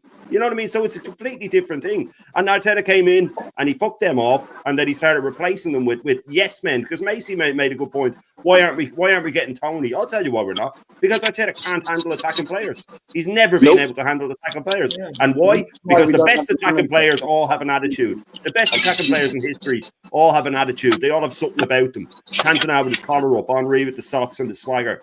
Ronaldinho with the smile and the fucking arrogance. It's a good arrogance, but he can't handle it because if he gets in a player that's a superstar goal scorer and all the press conferences want to be about him, then it's not about Arteta. He can't handle it. Shane, they won't fight back. Hey Shane, and attacking players ain't gonna track back like the way he want to track back. He want all these players, everybody to play defense. He wants everybody to play defense. Yep. If they don't have a work rate, they're not in his team. And why? Oh yeah, Salah. Why didn't all the top gunners? Oh well, Salah doesn't get injured. I've been saying it all season because he's not flogged. He isn't flogged to come back. And then Salah admitted it on the pitch, and I was so delighted when he admitted it when they won the league. What's the difference between Slot and Klopp? Oh, Slot doesn't make me track back all the time. No more hamstring injuries. Look at that. How come? Because your best attacking players are being saving their energy for attacking. Look at Lamine Yamal. Look at Lamine Yamal the other night. He was standing right there on the right hand side, just sitting there. He was just waiting for the ball to come to him. What did I say on the stream? I said if Arteta was in charge of Barcelona, Yamal wouldn't have played this season. He wouldn't have played. No, nope. You know what I mean? He's still be in the academy. Yep. Yep, definitely. They wouldn't be in the top after the Spanish league. They'd be like midway. He'd Yeah, have how them can in he be playing all these 15th top players? place. Pedri and all. Yeah, 100%. And that's the problem. It's all about him, and he cannot handle attacking players. We've seen it. And I'd say that Berta would have known he was coming at the start of this season. He just had to see out his time with Atletico. And I'd say he put in a call and said, don't let him sign any attacking players until I get here. Because his track record is absolutely diabolical. And they probably just threw in Marino and Calafiori and they went, there you go. And then in January, went, oh, I need players, guys. And they went, no fucking chance. We're going to put out a fake story about Ollie Watkins. Keep the fans happy. I can absolutely believe that. It's just, when you know that you need, when you need a striker and they look back on what they did in the summer, I really do think they held back. They did. But what they want to do now is take the blame away from Arteta and put it on the owners. That's what we heard in the January window. Everything is the owner's fault, not Arteta's fault. Yeah. But the fact is that they didn't do. He was giving money. They were giving more than enough money in the summer. Because you got to remember, they made profit on ESR and they made profit on Nketiah, right? Not only that, they would have got money for finishing where they finished last year, second, plus Champions League money. You're telling me they didn't have money? Oh, no, we only had this X amount of money to spend. No, they had loads of money to spend. Yeah? They expected Arteta and Edu to go or Arteta to say, right, identify the striker. We was linked with Sesko at the start of the summer transfer window. Then that just went dead. It went completely dead. And then the rest was history. And all we've then sat all their summer thinking, when we're getting this striker, it was linked with this one, and who did we end up with? Calafiori, a centre back that plays at left back, and Moreno, who's now playing up front. Yeah, mate, it's been an absolute shambles, isn't it? It just is. Well, mate. I'll tell you what, Aaron, you got kids. Aaron, when your kids coming out with Normski and anybody got kids, when they coming there, you remember we were all kids then. I'm showing our age now. You remember we used to have the old catalogs back in the day. We was kids. We had all those catalogs over here. Yeah, had all the catalogs, and then you got all the you got all the pages tore out of the toys you want for Christmas, and you take it to go show your parent. What they do, they take a look at it and they take it and they just go put it on the shelf. That's what they did with Arteta in January. Arteta came up with this list of what he wanted. They said, thank you, but no thank you. We're gonna go sit this down right here. And then he's probably looking like, well, we're not gonna sign anybody. Oh, well, we're not paying money. You can go out and find some. You can go find a player. Cause see, he still could have got a free player. As Lee like to throw out there, market opportunity. There were market opportunities out there if you wanted just to, some bodies to come in to help out. There were players available. He didn't want to do that, gentlemen. I'm sorry, Shane. He didn't want to do that. You go ahead, brother. You go ahead. Yeah, no, that's the same thing. Firmino was there, and there was players there, but it's just his stroppiness. But if he doesn't get what he wants, then he wants nothing at all. You know what I mean? And it's like a spoiled teenager. Well, if I'm not getting that, I don't want anything. Like when you like that with the kids as well, where if you promise them you're going to bring them to Disneyland, but then whatever happens, you can't go, and you go, look, we'll go to Butlins or something instead. No, I don't want to go there. Even though if you hadn't mentioned that at first, they would have loved it. You know what I mean? But just because the big thing's gone, they don't want the small thing anymore. You know what I mean? No, I don't want that anymore. And that's what he's like. And you did the thing with the Argos catalog. Being Aaron always do it with him going to the owners with his little list of fucking players written in crayon on a sheet of paper and going to the crankcase. I want these guys, and they're like, oh, that's very good. We'll put it right up on the fridge. Right up on the fridge for everybody to see. There you go. He got his little check box. He got his little players with a check box next to it. Yeah. Little smiley face stickers beside it. I want these guys. These are the players I want, guys. Hey, we're going to put it right up here on the fridge, Mr. Arteta. He's doing his sliding on Josh Kroenke's office door with a little crayon list. Tick box yes or no if you will sign me Sesko. Tick box yes, slide it under the door. The only thing I can say about this manager is what I've typed in that box underneath my face. I don't know if you can see it. In Arteta. Yeah. That's what we are. I'm nicking that, by the way. That's my next thumbnail. Wenger, Lawrence. didn't we? I'm sure we had in Wenger when we rushed towards the end, didn't it? 'Cause that Well, was a big wasn't it? saying, wasn't it? In Wenger, we trust was big back in the day, wasn't it? Yeah. Yeah, mate. But we Yeah, are no, we do. rusting away under this manager. Of course, The worst, we yes, are. the worst You know I've what the seen. most painful thing is, yeah? I'm not going to discredit any fan that don't go because some people can't logistically, some people could never afford it, this and all that. But for me, I know I'm going to be outlaying fucking thousands of pounds next season, and I just know I'm going to be subject to this shit again. Yeah. I have to outlay thousands of pounds of my money, hundreds of hours, and I have to make sacrifices with my little kids. And I already know what I'm doing all of that for next season. Absolutely fuck all. I don't know. But You're a glutton for punishment. I know. Do you know what I You're mean? a glutton for punishment. Well, we are under this club, aren't we? We are. Because if you don't like, Rinse it's and one of them repeat. things, if you don't laugh it off, you'll end up crying. If we have another summer transfer window like last year, then we're 100%. fucked. We're going to You get know, this manager has to go. If he sits on his arse again and does nothing, while everyone else is signing every Tom, Dick and Harry out there, then he's got to fucking go. You know how I think this summer's going to play out. Tony Clark Gunner asked me the other day. He said, man, how do you think the summer's going to play out? I said, you know what? Knowles, he'll love this. He'll love this because he loves a little bit of my conspiracy theory. I think your boy Bert's gonna give Arteta what he wants. Hey, I'm gonna let you sign what you want, my friend. And then he signed it, and he'll just simply go back to the Crockett and just say, "Hey, I told y'all what I tell y'all. Told y'all he ain't worth shit." and then that'll be enough fuel to get him out of there. Because they say, "Well, we let him have what he wanted. He got Jokers, he got such and such, and he still giving y'all the same results." So y'all want my recommendation? I say get rid of him. And then guess what's gonna happen? He's out of there. The cheese war. It might be accelerated depending on how Wednesday go. Because I'm telling y'all, let me tell y'all something. If we end up not just losing on Wednesday, but if we get dealt with, if we get the lash, I like to call it the lash. If we get the lash on Wednesday and we get embarrassed, he might go this. They might pull the trigger on it this summer. Yeah. We'll give you. We know it's $15 million a year. We'll give you 15 up front league.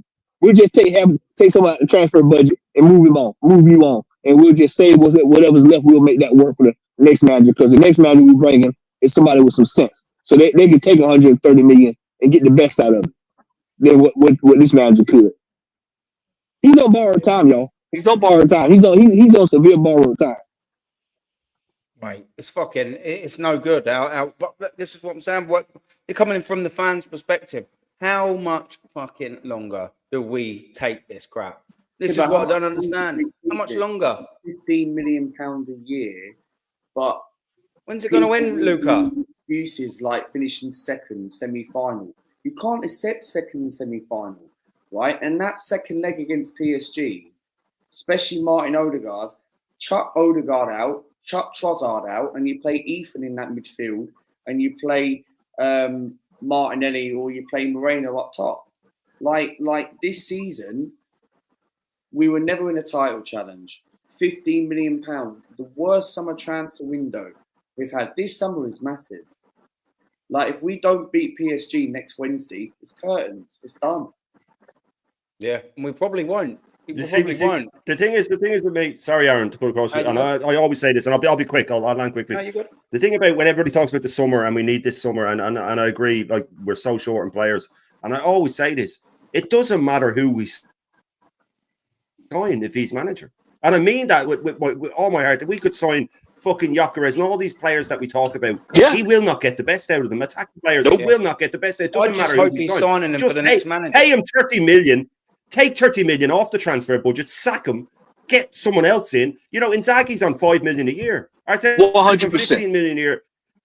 Tell Inzaghi, we'll double your wage, right? Give you 10 million. You're going to still save 5 million a year. Take the 30 million. Tell Arteta, off you fuck. We'll even say it was mutual determination if you want. You know, you can go out and do your little speech, but you're out of here. We're going to get him in. And then over the space of, say, 4 years of Inzaghi, you'd almost make it back anyway with the 5 million you're saving. And you could win shit. And he'd get in players that Inter Milan team. He has Mkhitaryan, a 36 playing defensive midfield. That's a proper change in a player into a position, not because you're stuck and not because you're trying to reinvent the wheel, because you can see something in him and it's paid off. You can see it. They don't have any superstars, man, not any real superstars like Barcelona, but he gets 100% out of every single player, where Arteta gets about 20% out of every single player. That's the difference. He gets 100% out of no one. Shane, I'm telling you this, right? I said this before. Arteta's walking a tightrope right now. If he puts one foot out of place, I can guarantee that Berta will be on the phone to his mate at Atletico Madrid, Simeone. What I tell you, Norman? Yep, you said it. What I tell you? What I tell you? I told y'all he's the high hit man. He's gonna come in. He's gonna come in. What did I tell you? What did I tell you? What did I tell you? What did I tell you? No good. No good. No good. No good. Get ready. Get ready. Get ready. Get ready. That's what he's gonna do. I'm trying to tell you. Get ready. Get ready. Give you 65 million and you sign Kai Havertz. He would have already been doing 65 million. He's already got his speech written up of what he's going to say to Kroenkes. He's already offered it down. Once he see that absolute car crash of a performance on Tuesday night, he already knows what he's saying. He's just waiting for the sucker punch next Wednesday. That's what he's waiting for. So he knows exactly what his script is. And if it does culminate in us exiting the semi-final, he's going to be knocking on that door of Josh and going, yeah, see your little mate, Mikel, that you've had hold in your pocket for the last 5 years. Yeah, son, not for you, mate. Trust me. He's been conning you, mate. He's been taking the fucking piss out of you and this club. Trust me. Do you think Arteta will leave if we don't win anything next season? He'll leave if we don't win. Hey, he'll leave if we don't win Wednesday. This is it, gentlemen. Then just look at the situation. Just step back and look at it from 30,000 feet. You finished second 3 times in a row. You went from being 8 points in front to balling it. You went to 2 points when you could have won it twice in that same year. You go to 2 points, and then this year you 15 points behind. Not even close. Not even close. And then you're in the Champions League at home. Now they like to throw around the word unprecedented. We were truly unprecedented, where we had most of our fixtures in the knockout fixtures. We had the first leg at home, even in the Carabao Cup at home. We're at home in these competitions and getting our asses kicked, y'all. He has to atone for this year if he doesn't win the Champions League. People, getting to the Champions League final is hard as hell. So the winning is even harder. So this is his only opportunity. I guarantee you he'll never have this opportunity again if he stays in this football club. He'll never get this close again. But if he's here next year, we're finishing outside the top 5 if he's here next year, and probably lower. And I mean that, regardless of how much money is spent, he will, and he would be the type of fucking narcissist that even if Berta went and got him Gyökeres, he'd play him out the fucking wing, or he'd do something to mess it up, or to try and reinvent the guy, or to throw his fucking toys out of the pram, because it's what he does. You know what I mean? And we're going to finish. You mark my words. We'll finish at least 20 points behind Liverpool, because they're going to spank us, man. Well, they want to finish as high as possible. They're going to beat us. They want to finish as high as they can ahead of everybody else, because they're sick of everybody saying that the league was shit and they didn't deserve to win it. They want to get maximum points, and they want to spank everybody who said shit about them. And they don't get it wrong. Slot will be showing them that press conference going, look, he's saying, oh, we were lucky. He's shrouded in saying it, oh, they didn't have these distractions and they didn't have this. I'd be showing that to the players going, here, have a look at that. And this, I'll land on this. The things I wanted to say, all the work that you do, right, with all the, the research and stuff like that. Berta's done all that, man. He's done all that. He has people doing that for him. So he is seeing everything that you pointed out. And he's not fucking stupid, man. He is seeing the wage bill. He's seeing the unhappy players. I wouldn't be surprised if the likes of Saliba's gone to him and said, I need to go to Madrid. I can't work with this guy anymore. Yeah. At least one person, Wanyeri, will say it. I can't work with this guy. Can you know what I mean? Imagine a conversation between Berta and Saliba. Look, Saliba, listen, just give me one more year. I'll do my best. We can find ways of disposing of certain men of them. You know what I mean? That's what I do. It has to happen. They're human. There's going to be that conversation. That's why when he was asked about Saliba, he goes, well, that's for Andre to deal with. Never ever in any other press conferences before Berta came on the scene did he ever say that's Berta and the clubs to deal with. No. he would say, I can't really talk about that player, or I Yeah. can't wait, it's progressing well. Yeah. All he could say was, well, the last conversation I had with Saliba was that he said he was very happy to be here. Well, I know many players that leave a club and kiss the badge all the time. That doesn't mean to say that you know, they're affiliated to a club. Because as soon as they go to another club, they're kissing the badge. Yeah, mate. No, it's a fucking joke, isn't it? You know what I mean? Do you know what? Where is it? There's someone that made a good point here. I'm gonna have a little look into this. Someone might have done it already. I take all W's. Big up to you, brother. Genuine question: how much has Inzaghi spent compared to Arteta? I'm sure it's a joke. It will be. I don't actually know. I don't know if anyone on the panel knows. I did glance at it a while probably ago. pale It's in massive. significance. I can tell you, guarantee it's probably half. It's less. I remember glancing. I think it's 500 million less or something like that. It is. It's massive. Yeah, there you go. Ridiculous. It's a golf, isn't it? I'm sure it's a listen. From the time it's got Mkhitaryan, Mkhitaryan, 36 years old Mkhitaryan playing, and it's getting a tune out. Hold the midfield. He hasn't. And they have the best defense in the Champions League. Yeah. Mate, it's madness, mate. Look, when does it stop? This is the big question to ask someone. When does it stop? Look at the thing I done on Monday. I think I had you, Normski, and Shane here, didn't I, with you? When I completely debunked that it takes long to win trophies in the Premier League. Yeah. I don't think I don't know if you'd have seen it, Matty, or not, but I went through since the Premier League's inception every single manager that won the Premier League and how long it took them and all the trophies that they'd won in the time. I missed that. We found, Matty. Guess what we found, bruv? Yeah, it don't take long. It doesn't take long. Was it like 2.5, 3 years? It's all a myth. 5.5 years, yeah. You know, I'll to run through it very, very, very, very quickly. Let me get it up on stage. I know, Matty, you can't see, but I'll run through it very quickly because we've already done it. But just for people in the chat who ain't seen it and someone on the stage. Right, here we go. Let me take that off 1 second. Let's start all the way right here. Give me 2 seconds. Yeah, boom. Yeah, Alex Ferguson joined 86, 87, first full season, 87, 88. Guess what Alex Ferguson done in 89, 90? Won the FA Cup.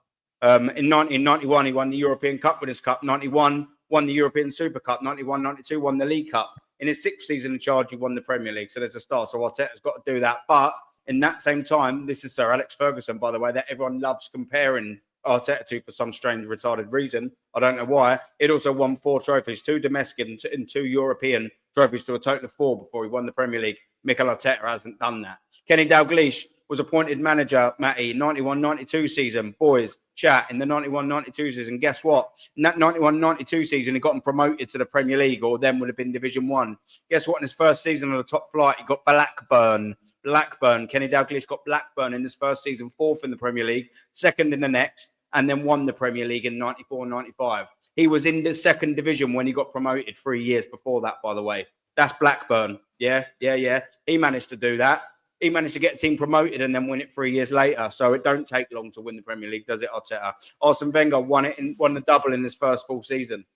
What's that all about? Jose Mourinho appointed everyone 04-05 season. Guess what? He won the League Cup and the Premier League in 04-05. The next year he won the Premier League. Then the year after that he won the league and the FA Cup. Oh, and then he was reappointed as well, by the way, in June 2013. He didn't win anything that season, but then the following season he won the League Cup and the Premier League again. Oh, and just for shits and giggles, he was appointed Manchester United manager in May 2016, the 16-17 season. He won the league and the Europa League in that year.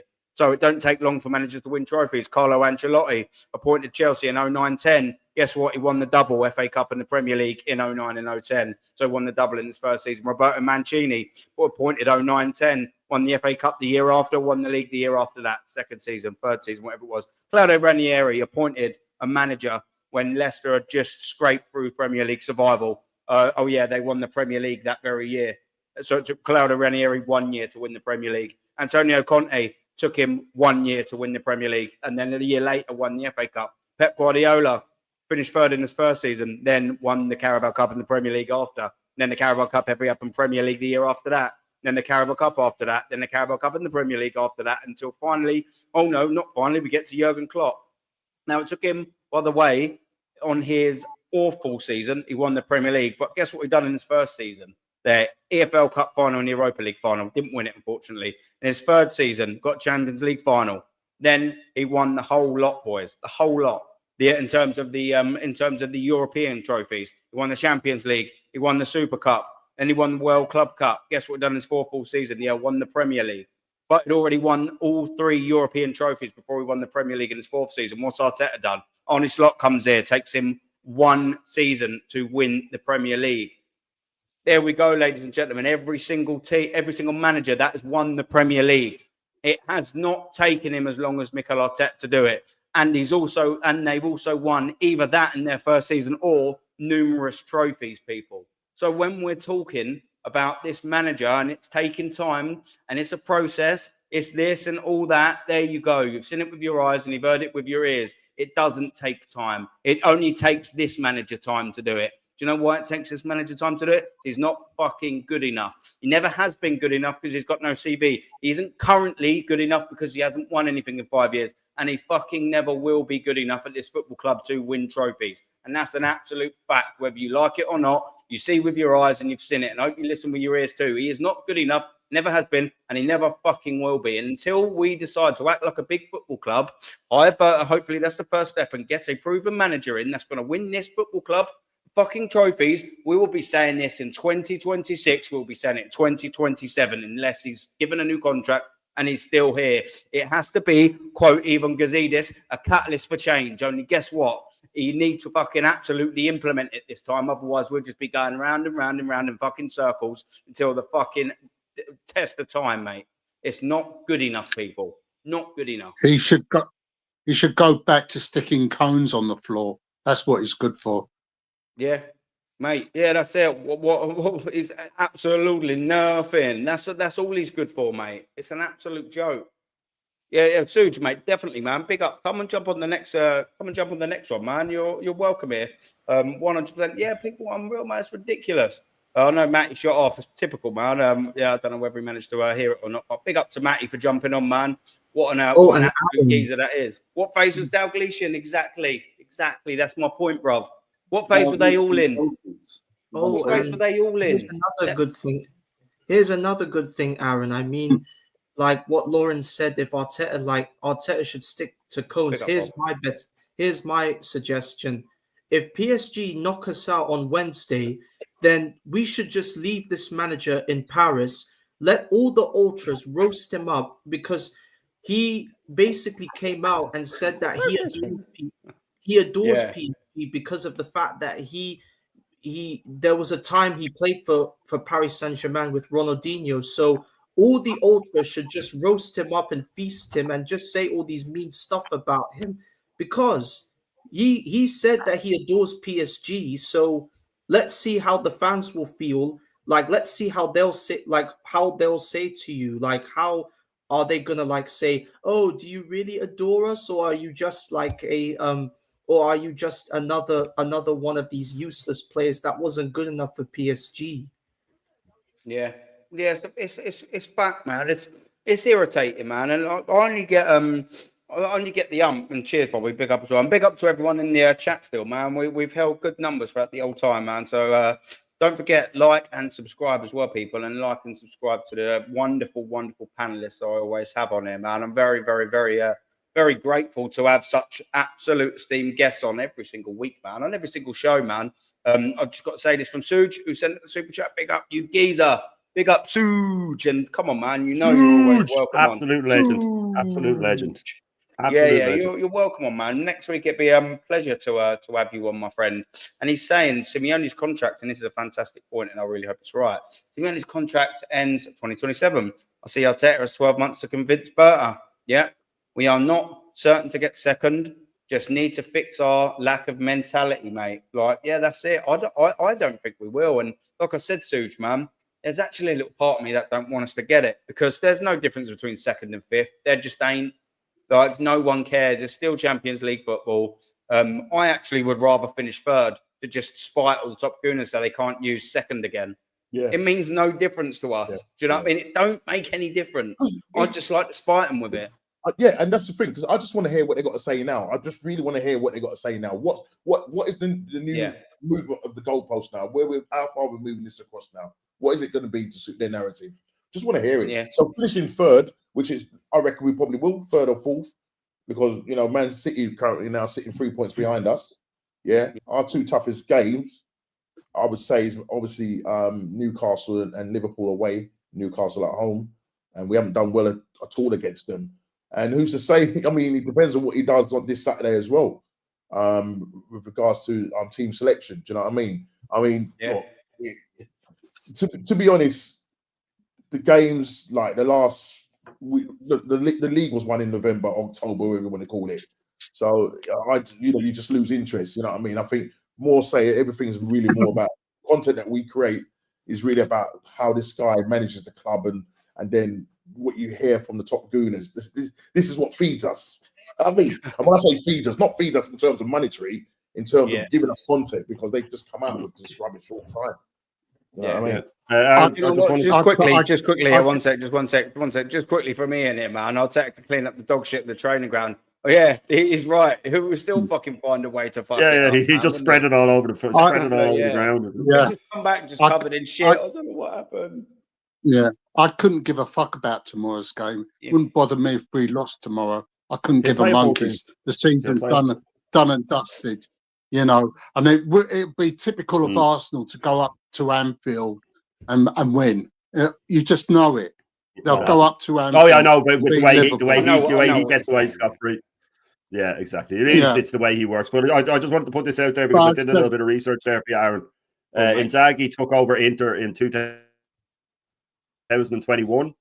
He has spent 243 million euros, which is 206 million pounds. Oh wow! Yeah, and significantly less. So a third. Wow. Less than a third of what Arteta spent. Wow! And look at the success difference. Absolutely shambles. I know. Do you know what I mean? Oh, look, so what phase? Do you know what I mean? Like what phase is he in? Oh yeah, he was in instant success phase.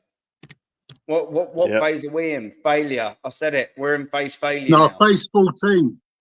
Aaron, phase 14. Yeah. As Lee Dixon said. Yeah. That's funny, man. Yeah, phase 14. Yeah, no worries. What's up, Matt? Matt might be jumping back on when I got home. Yeah, that's cool, man. I was intending on staying running for a little bit longer anyway. If anyone does have to obviously bounce, like, do you know what I mean? Obviously, do you know what I mean? We'll run, maybe see if we can run for another little cheeky half hour more. But if anyone does need to go, of course, you know, there's no one's being held hostage. I'm grateful for every single bit of time, every single one of you give me, man. The legends. Let's see what some of the chat's there, man. Because I've got some legends in the chat, man. We love it. World-class chat. You know it. Come on, man. Maradona chat. What are we saying, man? Arteta always pulls off a decent win. He has no right. I know it's a really good point, to be fair. It would be that stinker like they'd probably put out their kids. Do you remember we beat them 2-1 at home? What season was it? Liverpool. They'd just won the league the last season, wasn't it? Oh, that was the COVID season. Just won it, and they put out that was COVID team season. And we beat them 2-1. It was the COVID season. Yeah, it was the COVID season. Yeah, we can see that happening again, can't you? And everyone's like, we beat Liverpool for the first time since 2012. At fucking Anfield. Oh, we're going places. Yeah, no one cares. No one cares. The league's gone. No one cares. Like, you're going to give them guard of honor before the game. Like, you could lose that game. We could beat them fucking 10-0. And the joke could still be on us because we give them a guard of honor at the start of the game. Do you know what I mean? This is what levels we're doing. That's all anybody's going to see now. That's it. Isn't it? Ridiculous. Who cares? Big up SG, man. He's coming for super chat. Big up, you absolute legend, man, SG. The same applies for you as well, because you've been on the show before. If you want to jump on, man, at any stage, even now, I know you're a busy man, so no pressure. But next Friday, if you're not free, do you know what I mean? You know, it's always someone like you is always open here, my friend. And he's saying before Enrique went to PSG, he was available in 2023. When Arteta bottled the league with 8 points. If Enrique was the AFC manager, 29 wouldn't have even been signed. I'm going to run with this because it's a fantastic point. And big up to you, SG, man. It's not. This is just an Arsenal thing, ain't it? They're scared. They're petrified of big managers. Look at what happened when Jurgen Klopp was available. When Wenger was finished. I mean, he was. Pep Guardiola. Then you got Carlo. He goes to Everton instead, and we hire this geezer. Look what a point he's saying as well. Enrique was manager. Why is someone like Arteta manager when he's available? When are we actually going to have? And I hope Bert brings this ruthlessness into Arsenal now to basically he nudged him and goes, yeah, do you know what, mate? This geezer ain't fucking good enough. Let's go get the next best in class. But we always lose these opportunities, boys. We never do what's required. We're not ruthless enough. We're never going to be that manager that wants to get the next best thing. We don't, the club that gets the next best thing, we don't do it. We just, I always call them the University of Arsenal. All we do is hire freshers. That's all we do. We just hire freshers. Oh, come in, yeah, learn your trade, get your BTEC, get your MVQs, and then, you know, you get your little job experience, you know, we'll give you a bit of work experience. You can come in, you know, do that, and then you've got to go in your classroom and get that side of your little MVQ. And then guess what? There you go, flutter off into the rest of the world once you fucking rinsed all our resources, wasted all our fucking time. There you go, Arteta. That's what we'll do now. We're flying to the world. There you go. Well done. At Arsenal's expense, at my expense, Exchange's expense, Macy's expense, at Normski's expense, at Lawrence's expense, and every single one of your expense in this world-class chat. That's all what's happened. We've just fucking paid for some prick for 5.5 years to go on a fucking course, a training course. And who suffers for it? We do. We do. And, every single one you're of us right. in this You're panel, right with that as well, Aaron. You're right with that as well. That it is something Arsenal have always done. But the thing is that when it was David Dean and the like doing it, they got it right. I mean, George Graham came from Millwall, but he at least he had done a bit of fucking apprenticeship work. They got that right. Arsene Wenger came from Grampus 8. Arsene who? All that. But he had been at Monaco. He got to the semi-final Champions League, won leagues with them, managed Glenn Hoddle. He had a fucking resume. It's just that world football wasn't as known in Britain and Ireland that we were Arsene who. But it was still taking a chance. They were still taking a chance. From Bolton, but they got it right. Bruce Rioch from fucking Bolton. From Bolton How did that turn out? If Ian Wright hadn't put in a transfer window, he probably would have got a bit longer. But now we're just punting on these absolute goons. Emery had a bit of prestige about him. Let's get that right. He had won things. He had been at PSG and things like that. Yeah. And how long was he given? He was fucking flogged out the door after a year. He was chased out the door. Pitchforks. All the top gooners had pitchforks for him because he's not pretty enough. Because he doesn't look good in merch. Because he wears a suit. You know what I mean? That's what it was. He was thrown underneath. He was thrown underneath the bus by Ozil and Xhaka and Mertesacker. Yeah. And then Arteta takes shrouded shots at him all the time as well when he says how bad things were. And how, you know what I mean? He may as well say Emery. He may as well say fucking Emery when he's saying these things. You know what I mean? And Emery is 10 times the manager he'll ever be. He'll never be as good as him. Never be as good as him. If he had got the Villa job when Emery did after fucking Gerrard, do you think he would have cleaned up Gerrard's mess? No, he would have made it worse. He probably would have got them relegated. What Emery's done there is fucking miracles, man. I got a lot of my close mates are Villa fans. Villa are massive over here because with my age group in the early 90s, there was a rake of Irish lads there. There was Paul McGrath, Andy Townsend, Ray Houghton, and all these. So a lot of Irish people started following him. I have a load of Villa mates. They worship the ground Emery walks on. They worship the ground he walks on. They love him, like, and then they always like me. How the fuck did you let him go? I'm like, I know. Imagine he had got 750 million in 5 years.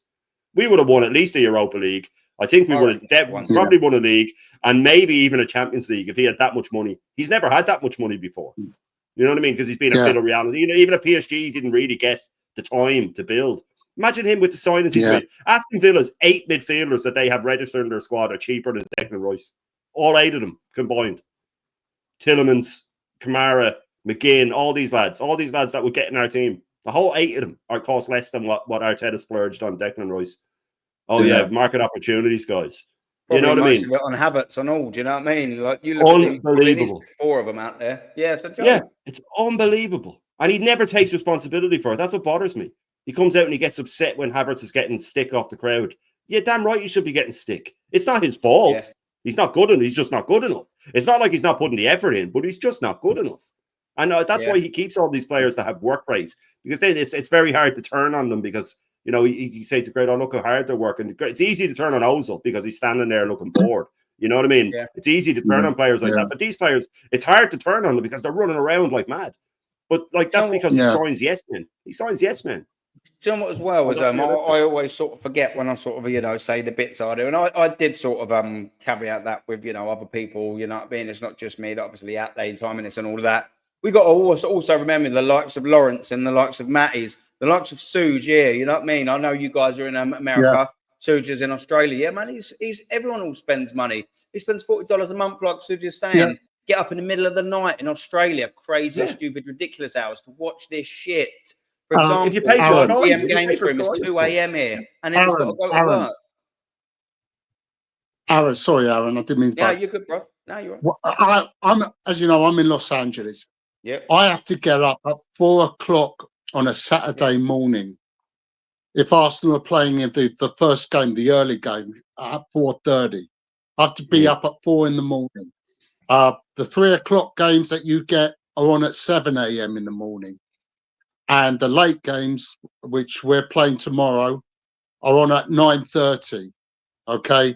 Sundays, I have to get up at 5 o'clock to watch the football. I mean, the only good thing about it is the Champions League and midweek games are on at lunchtime, where I can go down the pub and have a liquid lunch for 3 hours. Oh, lovely. You need it. My Yeah, cuppa no. tea. That sounds like my cuppa. And then, you But know as I what? said, Saturdays, tomorrow morning, I'll be up at 4 a.m. again watching the Premier League. Normski, Yeah, no, I think this one's aimed at you. But yeah, facts, man. This one's aimed at you from William. Yeah, Norms. What thoughts on Arsenal's interest in El Canoe's 30 million? Yeah, and then he goes in the brackets. But we don't have money for a striker. Can you? Right. But he's more, we're going to end up like more of an attacking midfielder. But is it? Was it like a Marmouche-esque sort of? Yeah, sort yeah, of player, Moroccan international. Now the thing is, would he be? I mean, he's quite a technical player. I'm sure. I think I can't remember. You know, when Lee does those things where we're backstage, where we look at different players and look at like market opportunities. He could be a market opportunity. Whether some people will say, is he someone that could actually take the place of Odegaard? Well, the way Odegaard is playing right now may be good. Yeah, anyone. You know, maybe that's the sort of player. Maybe that's the sort of player Bert might look at. Maybe. Yeah, especially with the Wolves connection and all. Normski, I'm sure he had something to do with it. Yeah. So look, I mean, I haven't seen much of him. I mean, because obviously Leicester haven't had a great season. I think he scored 4 goals for them or something like that. But I've not really kind of looked into him. I'm not the kind of guy to do them kind of scouting things. But I did hear about it and kind of looked at it briefly. From what I've seen of him, he's quite technical. He's got a right foot on him. But yeah, if it's a market opportunity, Bert is something he could do. But for me, if I just said it, you know, if Bert comes in and he can sell Odegaard, we need to get an upgrade on Odegaard. We don't want to be getting players in that will mean that Odegaard is not going to get challenged. What we should be looking at now in the summer is that we make sure that the players that we get in, right, they are absolutely challenging the people that are, you know, the first team. It's going to be a kind of case of them. I don't want to have backup players. Don't want to hear about backup players now because we're going to be playing an awful lot of games here. The expectation, you know, especially for these top gooners, they're going to set another expectation. Yeah, last season they said that we was winning the league. Well, what's happened? Yeah, we failed. We failed in that metrics, haven't we? People, we failed in that metrics. Mate, do you know what as well? No, you're good. Sorry, bro. We had to lower our standards and say, well, let's try to see if we can just get at least win a domestic cup at least then. Because Aaron, you said it. I think you said, I remember you saying it. There was a game that you watched and you said, right, yeah, we're winning the league. Yeah, do you know what? Do you know what? That was Brighton. That was Brighton at home this year. Like I can't think when it was. It was when the Oasis tickets went on sale. So I think it was like October, November. By the way, I got 2 premium tickets for Oasis, and the boy. But it was that one. I was sat there in the ground, bruv, and I remember just, you know, everything was sort of going wrong. Like the ref weren't having a poor game. He probably didn't have the best. They never do anyway. But we got man sent off for the Declan Rice thing. You know, went down to 10 men ridiculously. We give away a 1-goal lead. We missed 2 great chances, even with 10 men. And I just remember sat there, and that was very early on in the season. I'm like, I ain't watching the champions this year. I'm just not. Do you know what I mean? And I called that. I think that was October or something like that. And I was just totally resigned. Obviously, I'd calculated how we were playing prior to that, beforehand, and everything like that. But I knew very, very, very, very early on in that season, after watching them playing that, I was like, I ain't watching the champions this year. I mean, you could probably even go back to when that summer transfer window ended, and then you looked at the absolute monstrosity that we brought in. But I've heard all the players, all the people, all the top fans, they're all like, yeah, but we didn't have the money for a striker in the summer. All right, why did you spend the Gyökeres release clause on fucking Calafiori and Marino then? Why did you do that? Well, we did have the money, you just didn't spend it quite right, did you? Whose fault is that? Mikel Arteta's, because we know he's got the last say in the signings. So where's the fucking excuses coming from? Why is there all excuses? Why can't we just, well, we do, but why can't the collective just come up and go, do you know what? Yeah, the geezer just didn't quite get it right this summer. We're here an 8 out of 10 transfer windows, 9 out of 10. It weren't even fucking -8 out of 10. It was that bad. Look at the temperature in fucking Russia over Christmas. That's how fucking minus that transfer window was, I can tell you. 8 out of 10. It weren't even 8 out of 1,000. You couldn't even put all of his transfer windows together in the total entirety and get to 10. You couldn't even do that. It's embarrassing from top to bottom. Matt, you've come back, brother. Appreciate it, man. Yeah, man. That's why Edu pulled the eject button. He pulled the parachute. He hurried up and got out of there because he looked at that window and said to himself, you know, this ain't nope, not for to put my name on it. This manager has had his choice of who to bring in. When you look at the players, gentlemen, when you look Fabio Vieira, Lakonga, Runnison, you look at the players that this manager has brought in since he's been here. And these are all players that moldable. And I always tell y'all this. Go back and look at the documentary, The All for Nothing, and look at how he talked to the players. Just look at the way he was talking to the players in the locker room. You can't talk to established players like that, man. The way he was talking to some of them chaps, there's no way you can talk to an experienced player that's been around the mile. It was no wonder him and Aubameyang fell out like that. This brother's been in Champions League finals before you showed up. This brother's just been a serial winner. You know, Ozil.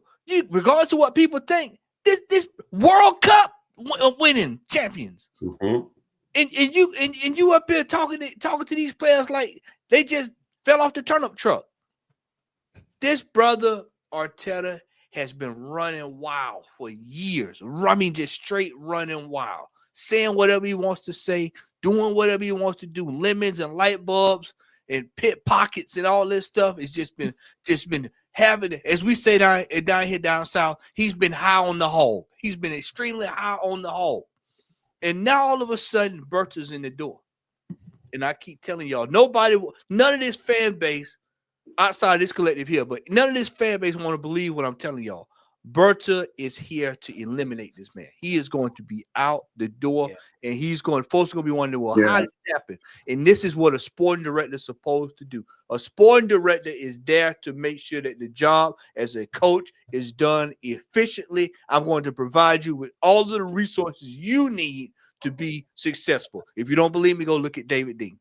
That when the sporting director is there, everything is supposed to be smooth and everything's supposed to be running without any issue. We shouldn't even be having even notice who the coach is. That's how smooth it should be. But because we've had such failure, such malpractice in these transfer windows, 700 million pounds, dollars, whatever you want to call it, has been spent. And you don't have nothing to show for it. I talked to a buddy today. Ran off and stopped to see a friend of mine while I was out of town. Runs a sports store, and he's an NFL Miami Dolphins fan. And so they've done the same exact thing that we've done. We've spent all this money, and you ain't got nothing to show for it. The pain in his face when he was telling me, "I don't know what we're going to do. We hadn't won anything. We've got to start over." I told him, I said, it's ironic because my football team, of course, I got my shirt on. I said, we're getting ready to do the same exact thing. 5 years and won't have anything to show for it. And you spend $1 billion. Could you imagine something? You spend $1 billion and this is what you got for it? Nothing. Absolutely nothing. Hey, man, let me see what you got for $1 billion. Nothing. You hear that? Air. Nothing. Nothing at all. This is what this manager's done, gentlemen. This manager has spent the money and hadn't done anything. Look at the players. Let's step back. Like I said, step back. Look at the players that's moved around since he's been here that we hadn't even been linked with. Mbappe, he's gone somewhere. Jude Bellingham, he's gone somewhere. Look at the prices that these players went for, and look at the money that we spent. Somebody brought it up earlier. Tielemans, Madison. Caicedo. Look at the players that were out there available. Tony. Yeah, call them out. You can go down the list. Call them out. These are all players that have been there. That, as Lee would say, is a market opportunity that were there for us. And this manager went with players like Vieira. Rewarding mediocrity. Martin Odegaard. Embarrassing. Kai Havertz, 65 million. Kai Havertz. And like Lawrence stated, man, it pisses when you start really thinking about it. It really pisses you off because we've seen the best that's been offered at this football club. We've seen the best. Perez, Bergkamp, Henry. You know, the best of the best, creme de la creme. You know, and for my other brother, Alan Ball. You know, captain this football club. Yeah. Just go down the list. Liam Brady, Paul Merson. Liam Brady. That's all in my head. That's what I was thinking. I couldn't say about Liam Brady. Yeah. You know, all these players that's been there. Tony Adams watching Tony Adams come from the bottom all the way to the top. Mr. Arsenal. Mm-hmm. That's what the captain. A captain comes in and then he holds the captainship until he retires. Spanned over 3 decades. He was 23. Spanned over 3 decades in the 89. 80s, 90s, and the fucking noughties. And then in 89, he was 23, captain in that team. Captain in that team to that league championship. And then Shane, you sit here and you look at Martin Odegaard. It's an insult. It's an insult to folks like us that's been watching it for over 20 plus years. It's an insult. And then we're supposed to buy into this. And then it's like I said the other night when we were all on with Lee. People act like we've never made it to the semifinals of the Champions League before. We've been to the damn final. People are jumping up. Oh, yeah, man, look, he's got to the semi. Wenger's already done. We've been there, done that. It's time to win it. But unfortunately, we don't have the man that can win it for us. It's like somebody stated, every manager that's left, they have experience touching the trophy. They know what it's like to touch it. They polished it on Monday morning when they woke up when they went back to the office on Monday. That Monday after they won it, they polished it. What is this manager polish? A turd. He's polished a turd. When the dog's turd. This manager has completely. Our one chance at supreme glory this year was the Carabao Cup, and he pissed it away. He flat out pissed it away. Yep. Fact. And you know what bothers me most about that, Matty? Sorry. I've got to jump in. That's all right. But because we got Suj, who's jumped straight back in. Yeah. And he's making some good points, man. We bought an Odegaard for about 30 million. Sell him for 75. Do you know what, bro? I don't think we'll get 75 for him. And one of the reasons why that is, my friend, is because of his wages. I reckon, people are going to look in there and see that he's got 240k a week. And they're going to be going, look, now listen, we might think he's worth 60. Maybe, let's just say, for argument's sake, they thought he was worth 60, 70. Them wages alone, someone's going to be like, well, look, we'll give you 50 for him because, he's asking for astronomical wages. The point I'm going to say there is that's exactly the same reason I copy and paste with why we couldn't get rid of most of our squad in 2019. That's why we had to rip up all their contracts. A lot of the reason was because we can't negotiate for love nor money. But two is because we've given astronomical wages to pathetically crap players. It was across the old board. Look at the Mustafis. Ridiculous wages. Kolasinac, ridiculous wages. Bellerin, ridiculous wages. Aubameyang was wicked, but 350. Even though we managed to sell him for free, rip that contract up, and then fucking sold it to Chelsea, Barcelona for 12 million. So it's obviously a compiled list of can't sell for shit, but can't sell because we've given these players astronomical wages. There's loads more. Socrates, ridiculous wages. Ozil, ridiculous wages. We're ripping these contracts up on the back of our own undoings. We give astronomical wages to crap players. Look at Martinelli. Let's say he's worth 60 million quid. I don't personally believe he is, but let's just say he is. Who's going to come in for Martinelli? Because he's not exactly on great form to go, all right, well, yeah, we'll give him 60 million. How much is he on there? Because he's asking us for 200k a week. Oh, yeah, we've given him 180. That's why. Then the club's going to look at them thinking, you fucking what? You've given him 180 grand a week. He was on 35 and he had one good season under Emery. Fair enough. They doubled his wages, 70k. But I've no problem with that. He had one good season under Mikel Arteta and they give him 180 grand a week. And now that's it. He's been shit for 2 fucking seasons, and we're all wondering, oh, why aren't there going to be any bidders coming from him? Or why are we selling on the low again? Why? What? Because we've given average players good wages. Why didn't we double his wages after that season, 70? And after that Mikel Arteta season, go, here's 100. Do it again next season, we'll give you 140. Do it again the following season, we'll give you 180. Do it again. Go on, mate. Aaron, you know this should have been. It should have been a sliding scale with this manager. It should have been a sliding scale. If you do this, we give you that. For if you've done this within 3 years, you get this. That's how it should have been. It just showed you the inmates was running the asylum. Yeah, yeah. He goes on to say, Suge, as well. You're facts, mate, as well, man. He goes on to say, get Simmons or an Omar for an extra 20 million, rotate him. Lunari's class. You know what the problem is with Lunari? He's going to destroy him. We mention it in this chat all the time. He's going to destroy him. Do you know why? Because he expects number 10s to do dog work. One, he probably won't play him there anyway. So if I was you, poor old Ethan, I'd be getting out as quick as you can, mate. Hit the same ejector seat button that Edu did and get out this football club for your own sake. But do you know what? It's because he's going to ask Ethan Wanera to track back. And I'll say the same point I said earlier. When was the last world-class number 10 that you've ever seen? There has been, there is, or there will be, whose main attribute is tracking back. There ain't any, because number 10s don't fucking track back. They're there to make all of their class go forward. But we don't notice that. This manager don't notice that. But yeah, I see what you're saying, Suge, and yeah, I totally agree with it, my friend. It would be nice to be able to have that sort of rotation. And I agree with you, your point that you're making. I'd absolutely love to get him out, mate. I promise you, I'd love to get Martin Odegaard out.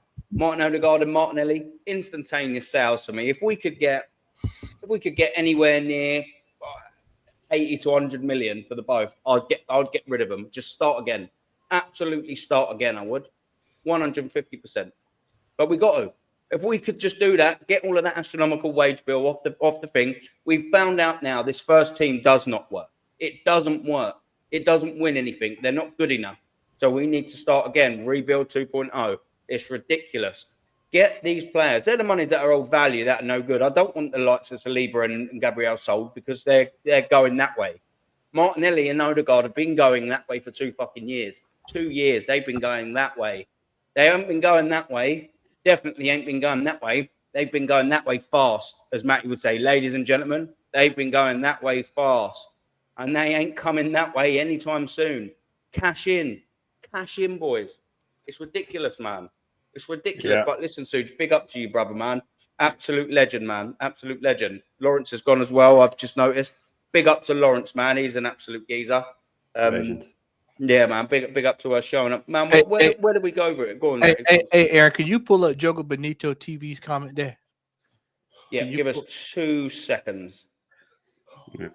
While you're doing that, Aaron, I just wanted to jump on a couple of points that Matty made. A couple of great points, as he often does, about the signings. The thing with these fucking Arteta signings that gets to me the most is that we've gone about 3 stages now of replacing his messes with another mess and then replacing it with another mess. I mean, the left back debacle, the goalkeeper debacle, it's Tavares. Okay, that didn't work. Okay, I'll replace him, Zinchenko, and it just keeps going and going and going. And then you look at it and go, well, Tierney was there the whole time. Goalkeeper, we're signing a goalkeeper, signing a goalkeeper, signing a goalkeeper. Martinez was there the whole time. No, so you look at when he came in, I need to fix the defence. Okay, fair enough. You do need to fix the defence, and the defence is better now. But how long has it taken him to get to that point? You know what I mean? Saliba was already there. Let's have that right. He was already there. You know what I mean? And like we said, Tierney was already there. And I go back to the George Graham thing because I did that on my show. He came in and said Arsenal need to fix the defence. First 2 signings he made were Lee Dixon, Nigel Winterburn, and Steve Bold. Yeah. Right? You know what I mean? And they paid under $1 million for all of them. Yeah. They became fixtures then. Through the whole time he was there, and even through a lot of Wenger's era. Oh, yeah, I want a new keeper. Really? John Lukic is great. John Lukic is a good keeper. No, I want that extra mile. David Seaman comes in. Greatest keeper we've ever had. Right? So he's getting it right every single time. It was the end of George Graham's signings where he went a bit off at the Chris Kwamyas and stuff like that, but he even still got one right here and there. John Hartson was a good player, just didn't have the right attitude. He could have been a great player. Look at what he did at West Ham that season. I think he scored 28 goals in the Premier League. He went to Celtic. He got the UEFA Cup final, stuff like that. So he was a good player. But George Graham came in, identified the problem, and fixed it straight away. Then he went, okay, we've got good young players: David Rocastle, Paul Merson, Kevin Campbell. I'm gonna play those guys. You know, and then I'll sign Alan Smith, absolute legend for the club. First number I had on my jersey was number 9, Alan Smith, smudger, man. You know what I mean? And then when he realised then we're going a different way, we're becoming a cup team, I need a goal scorer that's in and around the box. Ian Wright. He got pelters for signing him. 28 years old. Spent nearly 4 million on him. It was massive news at the time. Look at Ian Wright. He is the reason that a lot of people support Arsenal. The sole reason a lot of people our age, well, I won't put our age with you, Aaron, you're younger than me, but a lot of people my age support Arsenal because of Ian Wright. You know what I mean? One of the reasons why I support Arsenal, yeah. Absolute legend of a man. Absolute legend of a man. So when he's coming in and doing that, and other managers do it. Klopp at Liverpool came in. The team was in bits. The team was in bits, man. He signed exactly the players he needed. Virgil van Dijk. Oh my God, what is he doing spending that money on him? How did that turn out? Salah. Even some Liverpool fans must have been going, oh God, he didn't cut it at Chelsea. He didn't, you know, well, he went over to Italy and did a bit. Look how that turned out. Proper signings, man. Yeah, but we have to put up with this guy replacing his messes with another mess and then replacing that mess with another mess. And they're going on how great he is. A lot of the ones that have worked out, Ben White at right back, he stumbled upon that. He probably signed him as a centre back. He didn't work out. He wanted to get rid of Saliba. He was trying to push Saliba out. Shane, he stumbled over most of everything he's done in Arsenal has been by accident. It's been by accident. Saka was by accident. Facts. Martinelli was by accident. Yeah. Like I said, Ben White was by accident. Skelly was by accident. Skelly just happened to have a left foot, and so we put him at left back because everybody was injured. And the thing is, oh yeah, well you made a point, and I'll land on this, Aaron. You brought up the Marino thing, signing him in the summer. He could have signed Gyökeres with those two players. We already had a load of left backs. Why is he signing a left back? Why is he signing a midfielder? We already had a load. And now and the top gooners go, oh well, we needed a left 8. You know, we need to replace Xhaka. Lewis Skelly was there. Lewis Skelly was there in front of him in training the whole time. That guy, when he came into midfield against Madrid in the first half, and he played that ball through to Martinelli. It was the only creative thing we did. And it was just, imagine him doing what he's doing at left back in midfield, beating a couple of players. But he'd be doing it in the final third. Why are you restricting it? It's absolute insanity. If Hansi Flick was managing our team, a lot of games he'd start Nwaneri and Lewis Skelly in the 8 and the 10. He wouldn't care that they're 18 and 7. He wouldn't care. He'd go, you're in. We're home to Southampton. Both of you go out there, shred them, enjoy yourselves. No, don't worry. Track back when you have to. Skelly will naturally track back because he's a fighter. Yeah. It bothers me more than the signings is that so many players are there that another manager can get a tune out of. Oh, we need a left 8. We don't have a left 8. Okay, well you have Lewis Skelly, you have Zinchenko. You know what I mean? You're already playing Rice there. What are you moaning about? Oh yeah, I need number 10. Well, you have Nwaneri. And you have Odegaard, who's shit, but you still have Nwaneri. You can play Zinchenko there. Oh no, he's a left back. Why don't you play him a left back then? Well, I'm not playing him there either. It's absolutely infuriating. It's infuriating that we have the players there and he doesn't use them. You know, just before Matty, you come in, don't forget there's 66 people still in the building. Firstly, that's been excellent numbers considering we're going for nearly 4 hours. Don't forget, I think we've got 93 likes on there. Come on, let's get to 100 people. Come on, man. We can do that, chat. Don't forget, like and subscribe to, and subscribe to all the panel here. Sorry there, Matty. I know you want to get through this good, brother. As well, my friend. It's just like Shane saying. It's mystifying that you got a player like Zinchenko that can play through midfield. The one game that he played midfield the entire game this year, we saw how fast the ball was moving. Mm-hmm.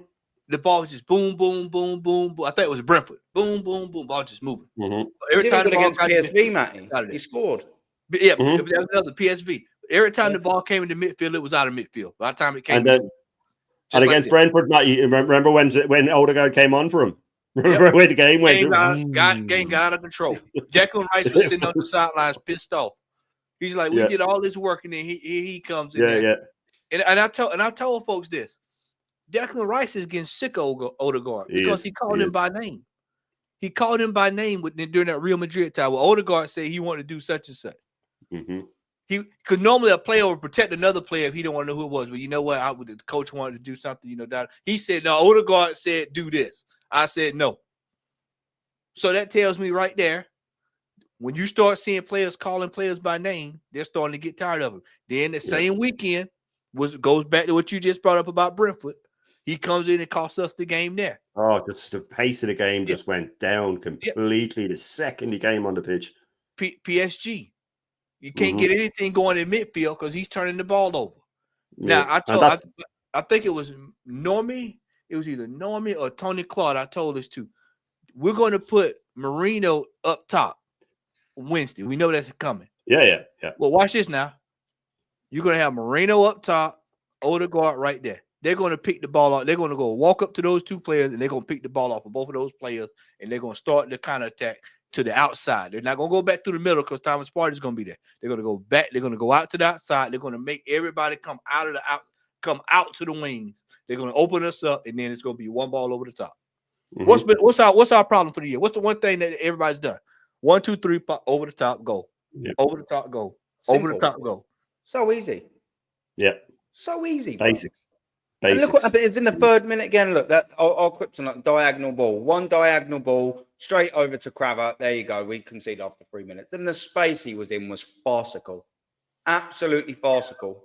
It was embarrassing. Like I was sat there and saying, I think, oh, well, that's a great ball. And then I sat there thinking, why is he in that much space to receive the ball? And then I looked to my left-hand side. I know the ball was pinged from the left-hand side to the right or to their left. And I was like, they're fucking doays in acres of space and all.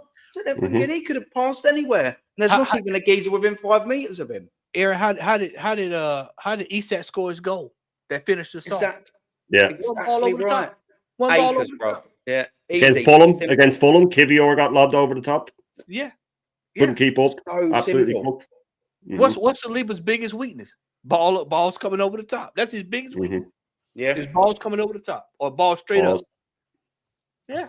Mate, it's ridiculous. Matt, you wanted to go through this as well. You asked me to bring up a bit of juggability, and I'm gonna couple this with some Odegaard stats and all, my friend. But I'll read it for you, and then you can go on it, Matty. A genuine question to the panel. Matt's going to get the question. If Odegaard is such a talent, why did Vitesse, Herenveen, and Real Sociedad, the teams that loaned him, when we went to buy him, why was he the only top team in for him? Why was we only the top team in for him? Exactly. This is a great point.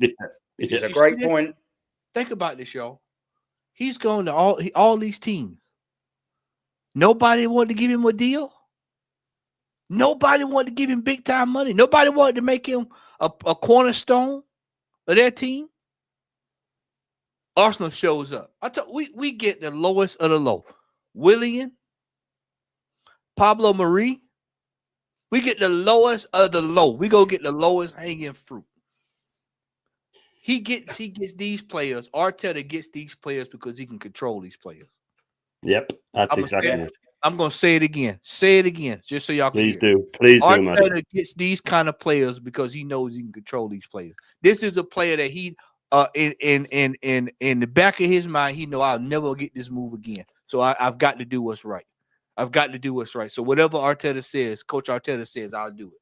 This is why Odegaard is in this team. This is why he's the captain. He is the model captain for this manager. This manager can tell him whatever he wants to tell him. Just look at that right there. He couldn't even score against Gibraltar. He can't even score against Faroe Islands, San Marino, Jerusalem. He can't even score against these teams. But we expect him to lead us to the promised land. He's a wonder kid, Matty. And I've done this before. He's a blunder kid. He's a blunder kid, Aaron. He's a blunder kid, mate. He's exactly what he's a failed wonder kid. I've done this before. Where was the wonder kid from then? This is the start. Look, 2014. Look, we've established here. Look, right, ready. He is 26, yeah? 26 years of age, the man. Okay? This was 11 years ago, yeah? This was 11 years ago. So he was a very young man. He was only 15 at this age when he started to become his wonder kid. Where's the wonder kid? Can anyone show me? Wonder kid. Okay, so the next season. Oh, there's a lot of dashes here, a lot of dashes. What did he do here? Oh, 11, 1 and 1, dash, dash, dash, dash. What about the next season? Dash, dash, dash. 34, 1 goal, 7 assists. How's that wonderful? Here we go, 38, 1 and 7 there. Dash, dash, dash, dash. And he go the year up, Matty, bro. Look at all these dashes where he hasn't participated in anything. By this time, he's 18, by the way. He's 18, everyone, by this time. Look how many dashes there are where he hasn't contributed anything. So far now, he's 18 years old. Now he's 19. Now he's 19. Now he's knocking on 20 around here. Why is there so many dashes where he's not doing anything? Where was he ever a wonder kid? This is what I'm not really understanding. Oh, is it because in the Eredivisie, in 31 games, he got 8 and 11 in the Eredivisie? Like, what we doing here? Look at all these stats. 24, 2 and 1. Where's this wonder kid all about? Where's all these dash? You know what them dashes represent? Dash dreams. Dash dreams, mate. Dash dreams. Fucking failures. Here we go, Matty. Look, this is 5 years ago. He's 21 now. He's 21 here, 31, 4 and 6. Where's the world class here? Now we're supposed to be starting to get established. This is on the back of the performance of why we were loaning him, by the way. Hey, Del Rey, we actually done all right there. These numbers that you calling out here, this 4 and 6, just scroll up the way we at this year. Scroll up the way we at this year. Dash. Scroll up to this year. I'm gonna tickle y'all. I'm gonna make y'all laugh. Dash. This is about right on par where he's been his entire career. Exactly right. Yeah. Dash. And the ironic thing, he has no burst of pace. He's never dashed in his fucking life. No. Yeah. Yeah. Look at this. This is our Dash captain. out the door, pal. My Norwegian nightmare, Captain Coward. 26 appearances, 2 and 6 assists. Let's One scroll of them's down. a penalty, by the way. Scroll down, Aaron. Scroll down some more. Let's go back down because see, people think I'm crazy. Let's scroll back down. Where would you like to go, we'll go past Arsenal. Let's leave Arsenal alone. Let's leave Arsenal. Let's get out of Arsenal. And let's scroll back down here. What do you see right here? Dash. Look at the numbers: 4 and 6, 3 and 3, 1 and 2, 8 and 11. This is right on par with where he is. Yeah. So when was he a wonder kid? Look at it. Where here in these periods, Matty, in this period here, yeah, that I'm scrolling up and down from, this is where he should be a wonder kid because now we've established that he's 15 in 2014, yeah. So he's what 19, 20 around here. So when do you stop being a wonder kid and start being a good? Go to his done? Go to his Norway. No, he's Norway. Oh, that's horrendous. Senior. Norway Go to his record. team. It's shame. That's where we're going to highlight and see how bad he is. Yeah, It's Norway. Right there, yeah, it's right terrible. there. Let's go to that. Look at that right there. Look at that. Look at that. See. 3 goals, captain. See. Norway, Faroe Islands, Gibraltar, San Marino, Scrubs, absolute scrubs, and he can't do anything. Iceland. But don't worry, he's a role model. Don't worry, he's a role model. Don't worry. He's a role model, though. Yeah, that's it. He's a role model. Wonder kid. Yeah, wonder Look at kid. this and all the I think that moniker should only be used for him. Was his mum's name Wonder Woman? I think so. I think a scout might have said to him, "Listen, I wonder, kid, if you have what it takes." That must be the only time the fucking words were used. Where's the numbers at? Estonia.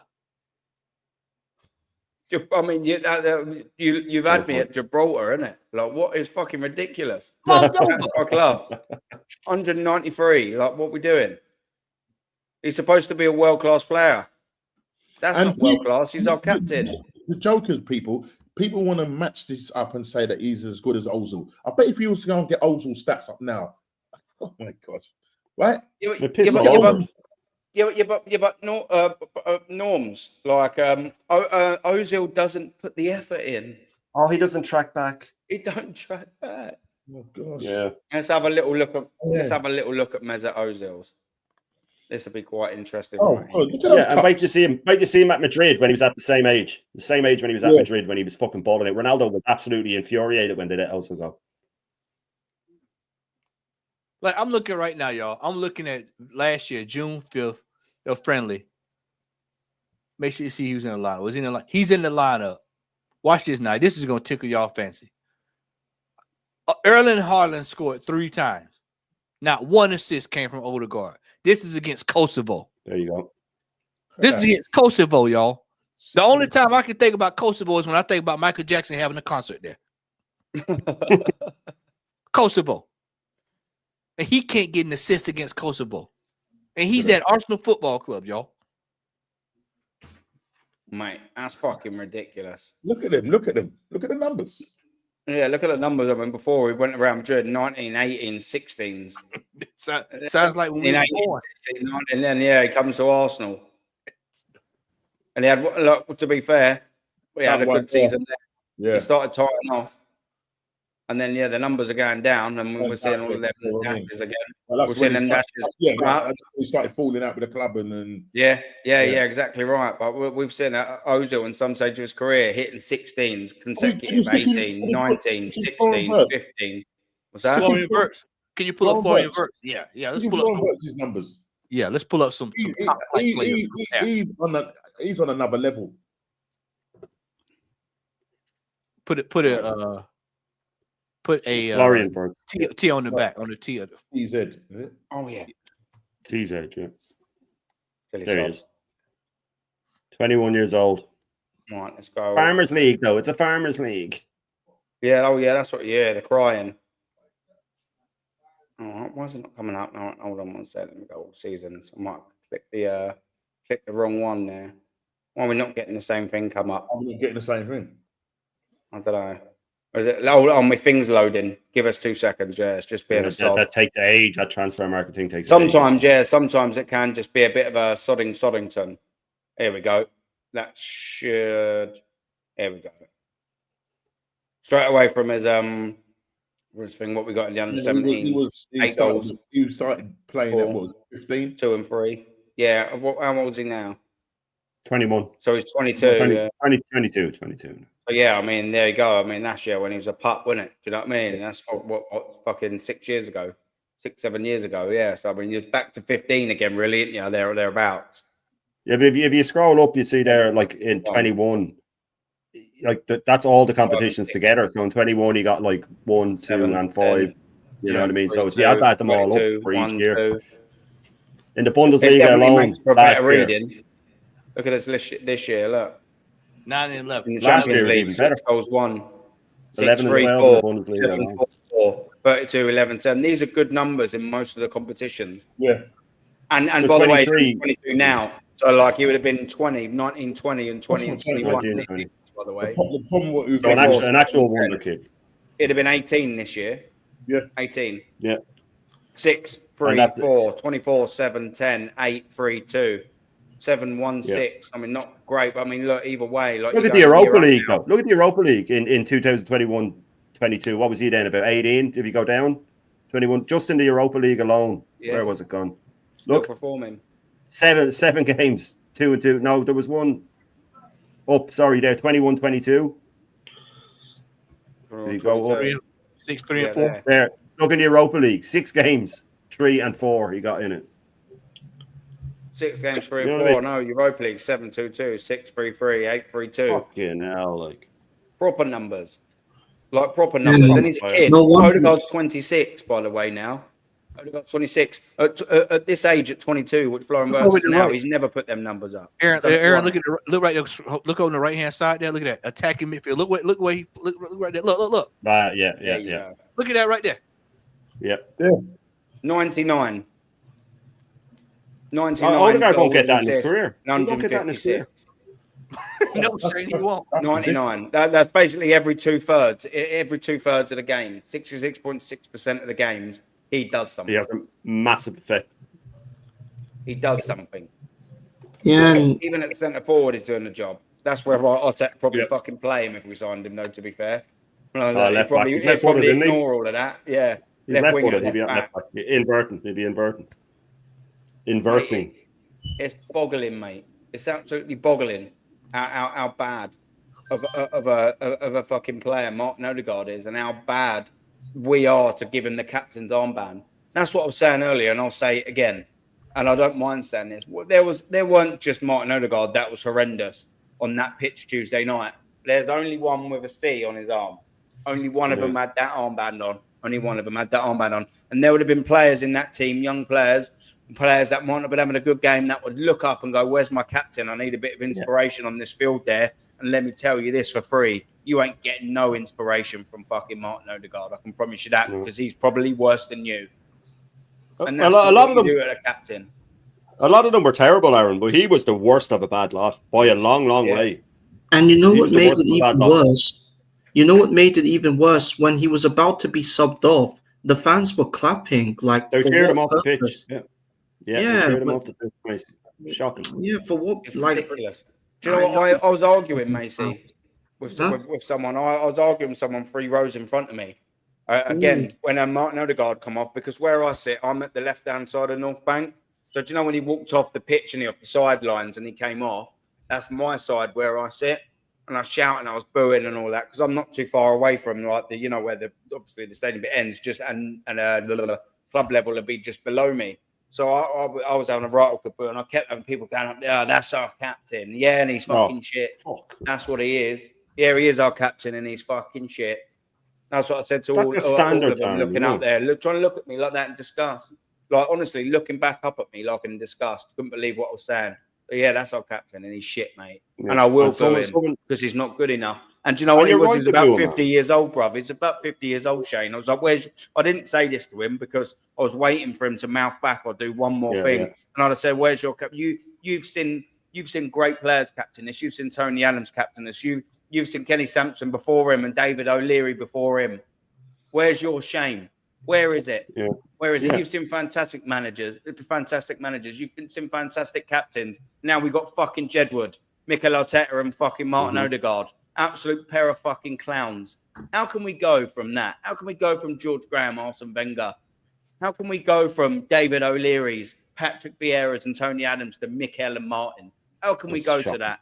It's a shambles, mate. You know, someone in the chat put up a point that I had made before. Sorry, mate. I'll be really quick. I'll be quick. Sorry, mate. Yeah, just because someone put it in the chat. Ethan put it in, and I'd mentioned this before about a true captain. Roy Keane and Turin, when he got booked, they'd drawn the first leg 1-1. They went 2-0 down. He got booked, was going to miss the final, and he took the game by the fucking scruff of the neck, and they won 3-2. And even though he wouldn't play in the final, he played his fucking heart out. Can you see Odegaard ever doing anything even close to that? He hides instead. Sorry, mate. You were going to say something there. I just want to get that in. That's right, Shane. Arsene Wenger was watching the game and he couldn't believe what he was seeing. Like, he must be thinking to himself, "What the fuck am I watching here? Like, what is Arteta doing? Like, is that all I taught him, or is it the fact that he's basically trying to copy another person?" Like, I mean, I don't rate Wenger that highly, but he was absolutely disgusted by this. You know what they should have did at halftime? They should have made a substitution.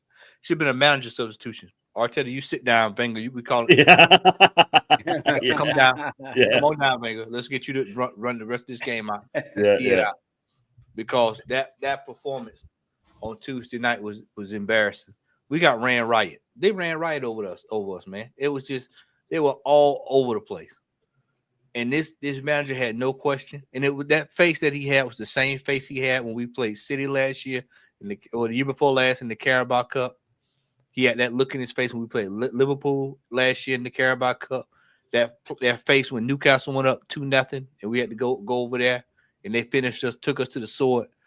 He had that same look when Manchester United had 10 men, by the way, had 10 men, and he couldn't figure out a way. This is what I'm saying. Partey was in the team. We had 10 men.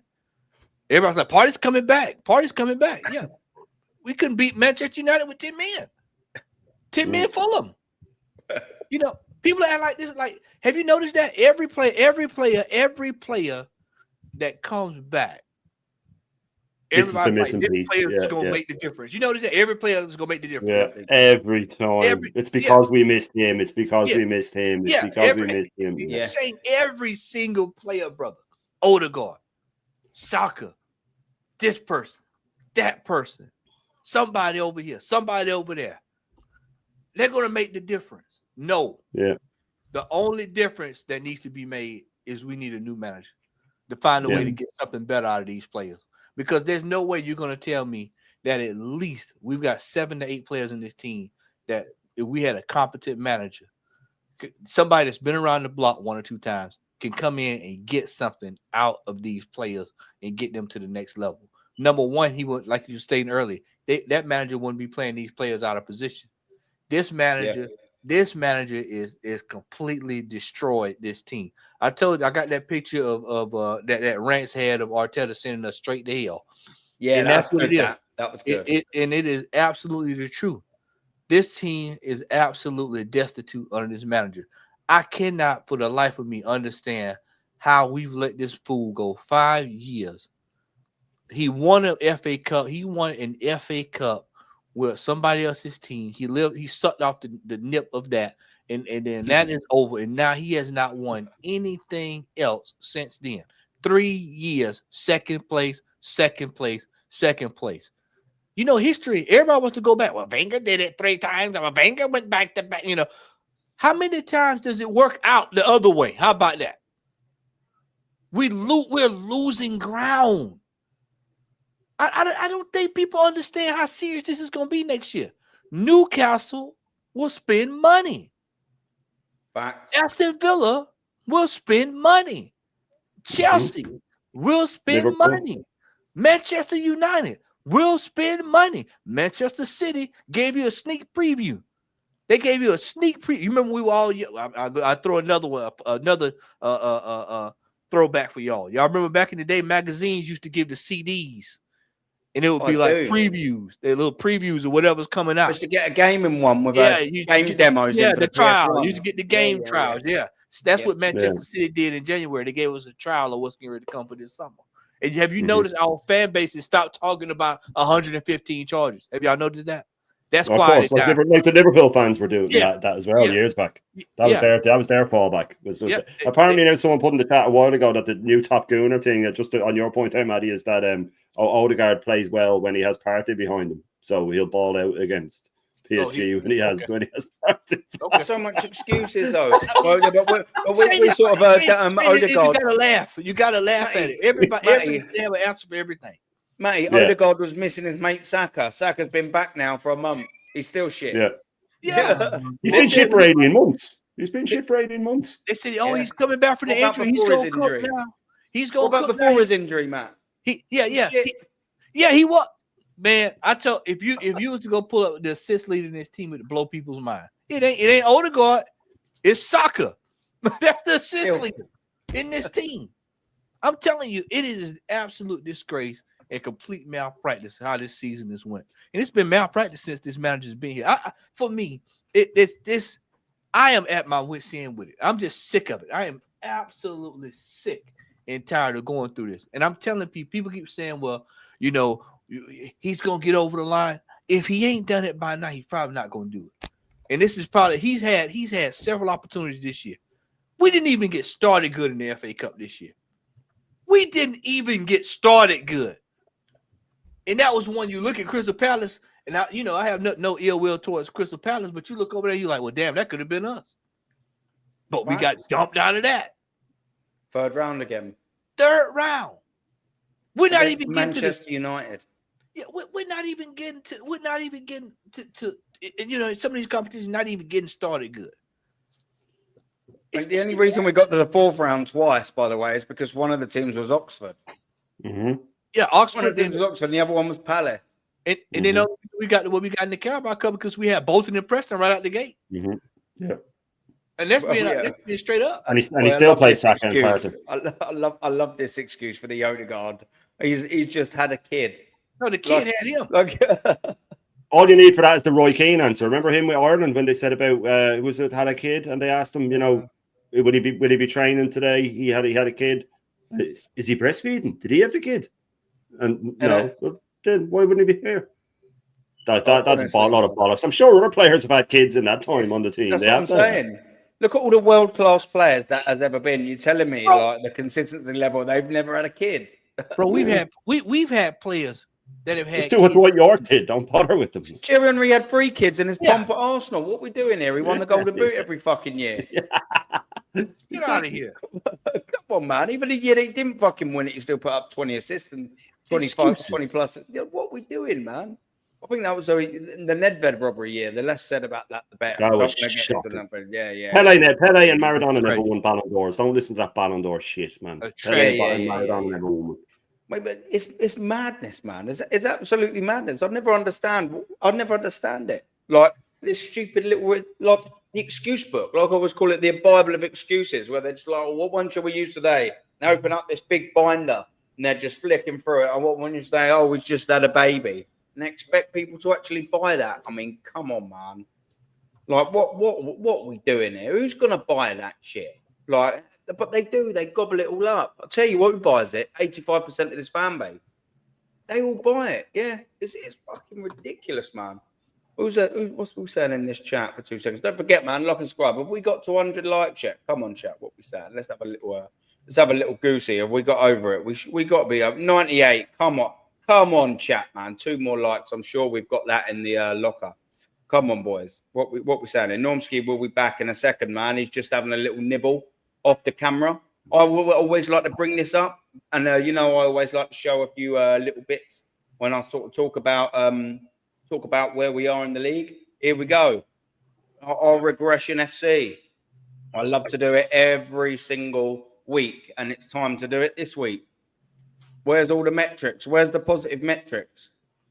Where's the progression? Where's the progression? Because I'll tell you what, it ain't in the wins. We've got 18. Last year we had 24. The year before that we had 24. Oh, now we got 18. Okay, so 6 less. But the draws, all they perked up. Look, 13 draws. 13 draws. Oh, yeah, but guess what? We got exactly the same amount at the last stage last season, the last 2 seasons. Look, 13 losses. Oh, we've only lost 3 though, compared to 5 last year and 4 the year before. Aaron, look at the draws. They've gone up. They've gone up. 13. Every year they go up. But bro, we've got the same amount of draws as we had in the last 2 seasons, Matty. If we keep going down this route, what Shane said is going to be 100% true. These draws keep going up. We outside of the top Champions League places next year. Oh, 100%, mate. 100%. Look at the goals, though, as well. Everyone's saying we don't need a striker. 2 years ago, we scored 81 goals this stage. Last year, we scored 82. This year, we got 63. 63 at the same stage as it was last year. This is where we're saying, man, that people see with their eyes. They listen with their eyes now, people. They don't listen with their ears anymore. They listen with their eyes. Here you go. Look at the drop-off, everyone. 19 goals less at the same stage this last season. 19 less goals. You're going to sit there, tell me we don't need a fucking striker. What are you kidding me? Goals against, Aaron, 29. Oh, look, we've even conceded 3 more than we did last year. But the defence is getting better. The defence is getting better, apparently. What we doing? But when Arteta walks into the dressing room, Aaron, he sees Calafiori and he's next to Jorginho and he's next to Havertz and all these players are injured. They're all injured. Get the fuck out of my face. It's a joke, mate. Look at the goal difference. The goal difference 2 years ago, 42. Last year, 56. This season's 34. I mean, it's not even just a little bit behind. It's fucking miles behind. But now here's the real one. Here's the real one, and I'm going to couple them together. Points 78, points 77, points 67. Points off of the leader, 1 point behind the leader. Last season, 1 point in front of the leader. This season, 15 fucking points behind the leader.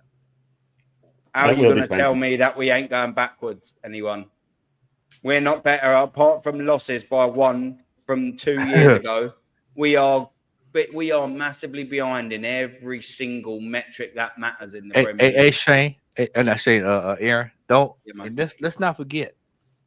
Let's not forget. We cannot forget. I shall not let us forget. Go back to 2022 and look at that. You see that right there? 79, 78. We had bottled it by that time. Yeah. We had flat out bottled it. Then you go up another year. Go up 23, 24. Guess what we did? Bottle it. We were about ready to bottle it. We were getting ready to bottle it. Yeah. The 23-24 money, we bottled that at the start of that season. We bottled that at the very start of the season. We drew all those games. We drew all those games. And Aaron was saying that he knew with the Brighton one that we wouldn't. Funny enough, that season, I knew when we beat Man United 3-1 that we were cooked. And I knew because we were so bad at home and we had started that season so defensively. And I was turning around, I was watching the game, those games with my missus, and we'd been so excited the year before with the football we're playing. I said, we're fucked this season. What is he doing? It was PTSD from throwing the league away in 22-23. Oh, yeah, let's go really defensive. Let's save our energy at the start of the season so we can have a run at the end. But you do understand that a run at the end means nothing if you're fucking falling behind. It was, and or build a squad.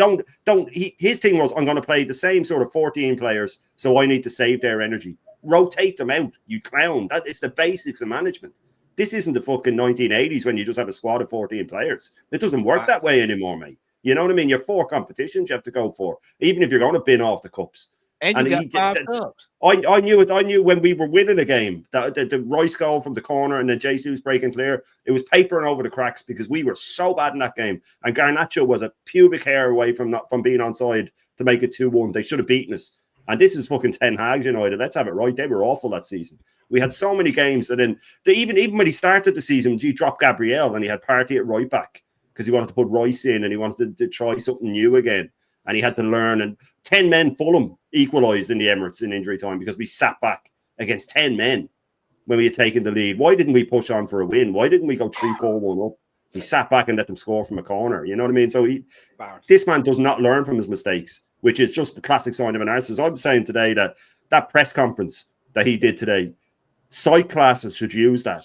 They should use that as an example of a narcissist. They should use that word for word when they're teaching psych classes to up-and-coming psychiatrists and go, listen, if you're ever dealing with a narcissist, have a look at this and go through it point by point. Because that's all he is an absolute narcissist and a shyster, as Maddie says, and a con man and a shyster and a snake oil salesman. He's all those bad things, man. And if he's run this club into the ground. And even if we win the Champions League, all these problems are still there. All these problems are still there. Yeah, mate, that's it. 100%. And like I said, that's why I love doing this Regression FC every season, because it's just plain there for you to see. The tables are from PremierLeague.com. Do you know what I mean? I've had people say to me, because I do this every week, I've had people say to me, how can you do things like this? It's so negative. I'm like, by that metric, then I'm copy and pasted your club's form. So then the club's fucking negative. Like, that's the whole point of it. They have a go at me for taking it as a negative take. It's official stats from the club. How can it be my fault? This is your club doing this, not me. Aaron, I'm gonna get ready to scoot out of here, but before I just want to say this. Man, I don't know if y'all mentioned this or it's just been brought up today at all.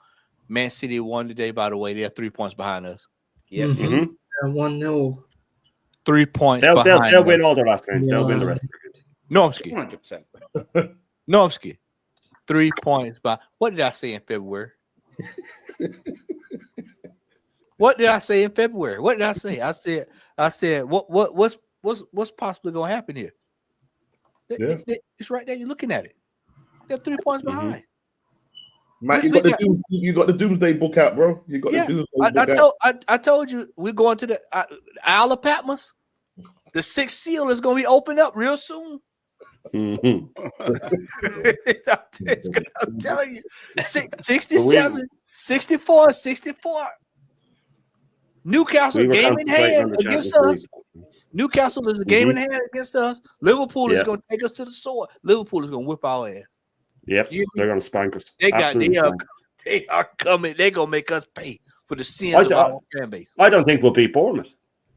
Yeah, because see, Bournemouth is playing. They got something to play for. Yep. Half empty stadium. If we go 1-0 behind. Yeah, for European football. So, and a better manager. Yeah. Fellas, it's been good, man. Good chatting with everybody. Macy, good to see you, bro. Yeah, Shane, too, Matt. Aaron, just quickly before you shoot. One second. Just quickly, just before you shoot, my brother. 1 second. Let me remove this. 1 sec. Sorry, bear with us. 1 second, Matty. Are you going to be getting any of this merch anytime soon? We got another launch. Are you going to be getting any of this? A new heritage. And they're still hocking this season's jerseys. Are they 40% off this season's jerseys? Just still trying to hock them. Yeah. They done that straight off the Real Madrid win. Give you free printing 40%. Just interested if I've done this earlier. I put this up when we started. Look at this shit.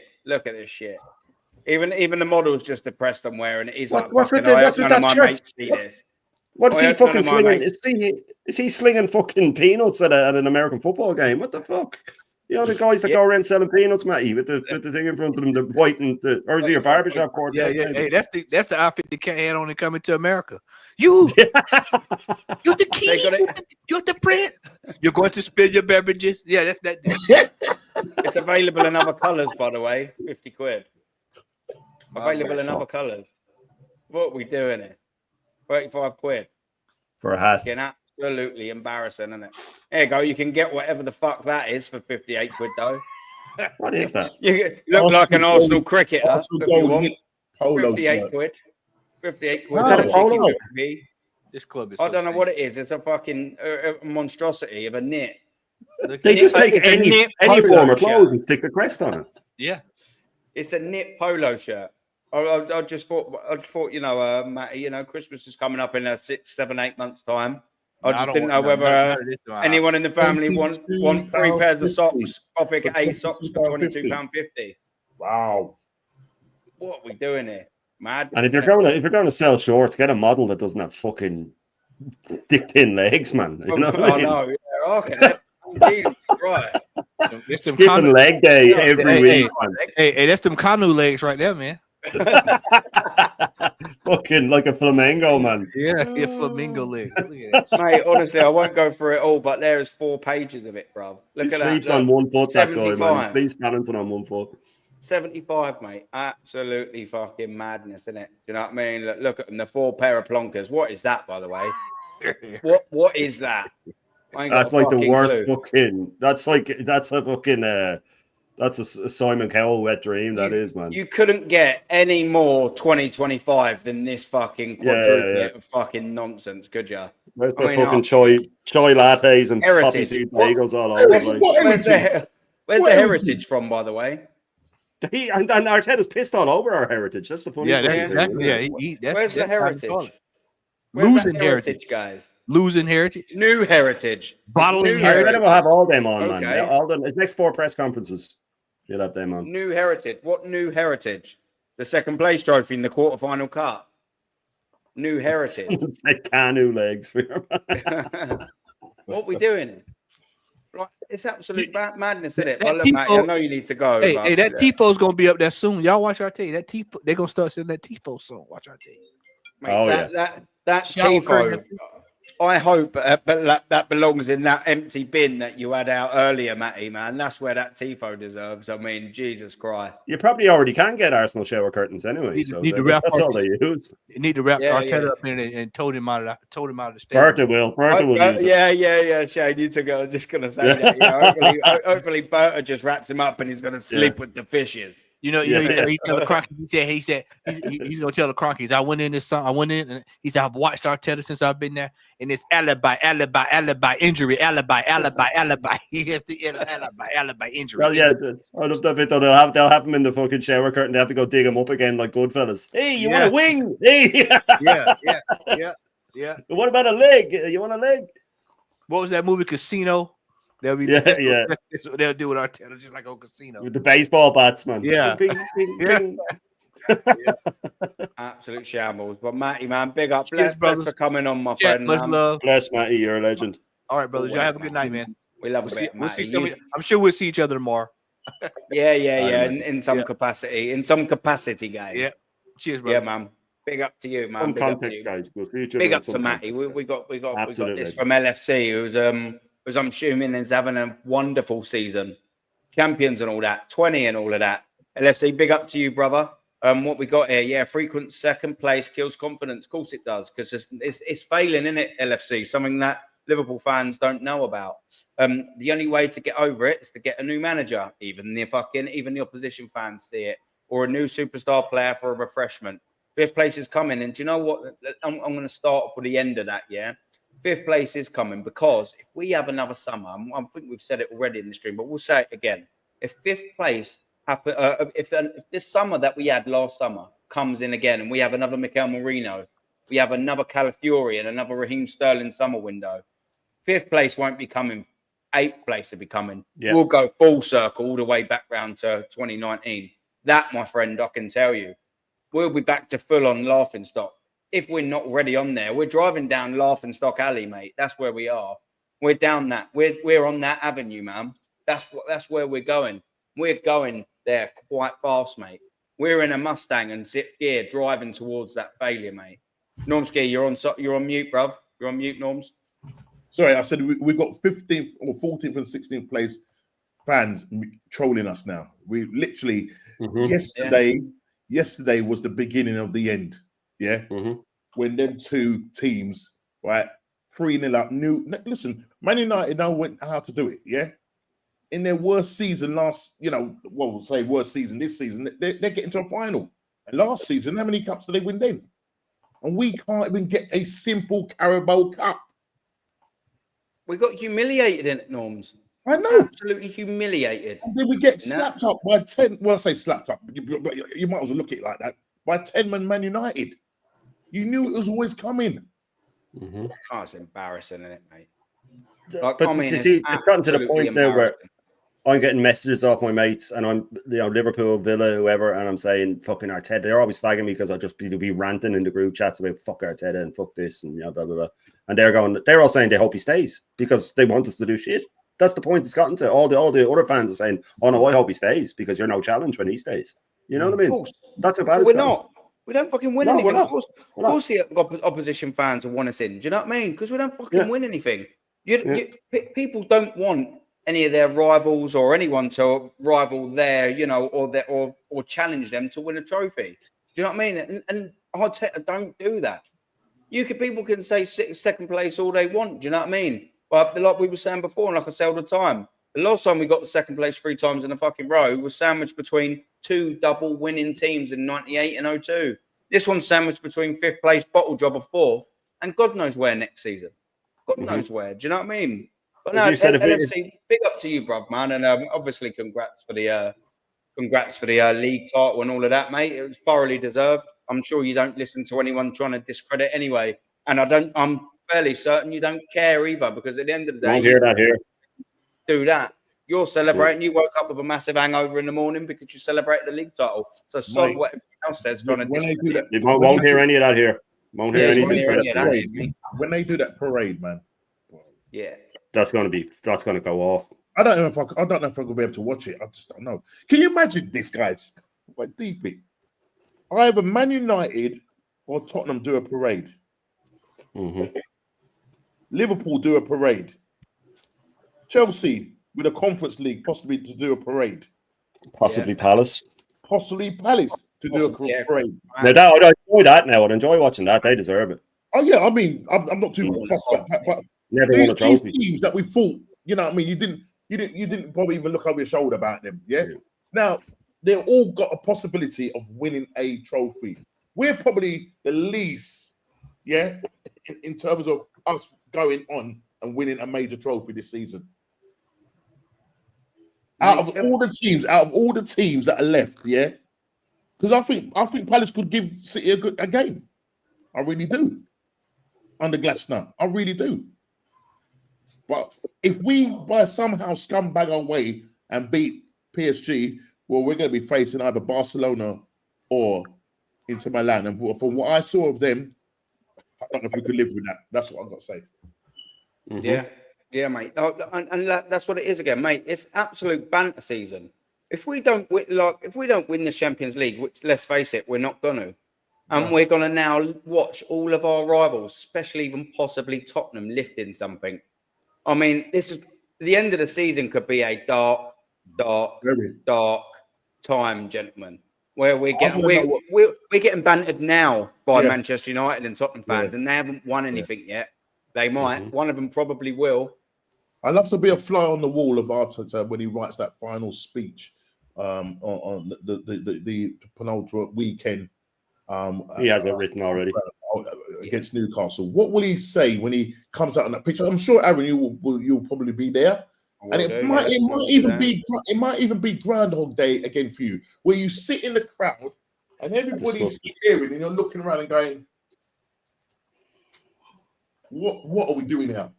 What are we doing here?" I guarantee you, Aaron. I guarantee you're going to hear a similar speech. And you're going to sit back in that chair. It's going to be Groundhog Day again for you.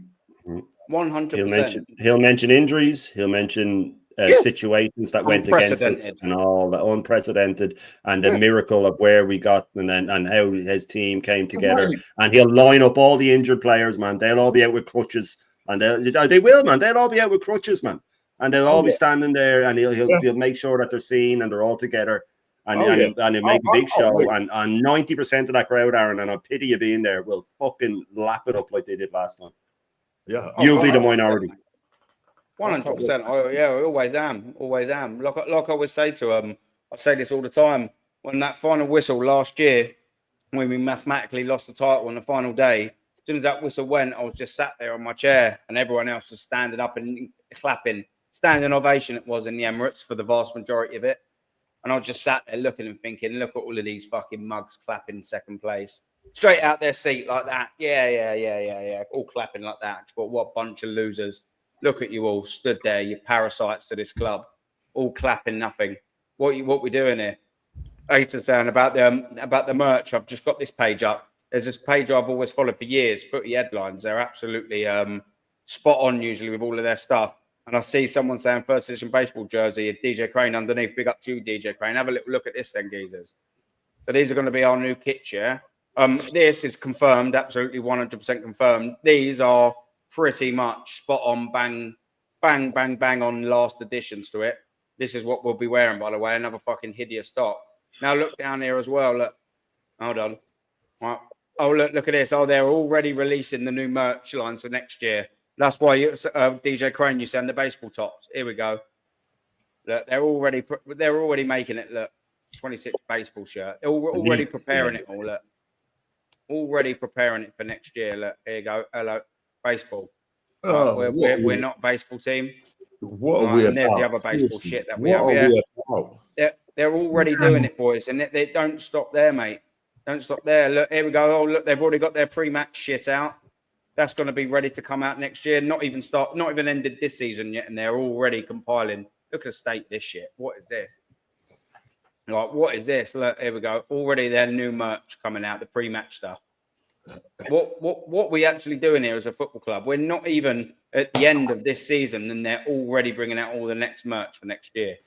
They're already telling it. Look at the state of this home shirt, by the way. I can't stand it. It's not for me.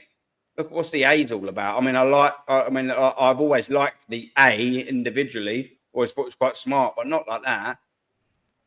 Like, what we doing here? It's not for me. I'll tell you what is quite smart. It's all that heritage thing, isn't it? It's all the new heritage. This is what they're all getting at, all the new heritage. It wouldn't be so bad if we won a Champions League. Then I'll say, yeah, fair play. Bro, until we do that, stop it. Look. I'll tell you what, to be fair, the third shirt ain't half bad. I like that. The old Adidas. To be fair, the third one ain't half bad. I will give it that. I won't be buying it. But yeah, I mean, that's why I just had to bring that up as well, because as I said, fucking someone, DJ Crane, sorry, it was that mentioned it about the baseball jersey, and I was like, yeah, that's it. I remember there was an extra little bit to do there.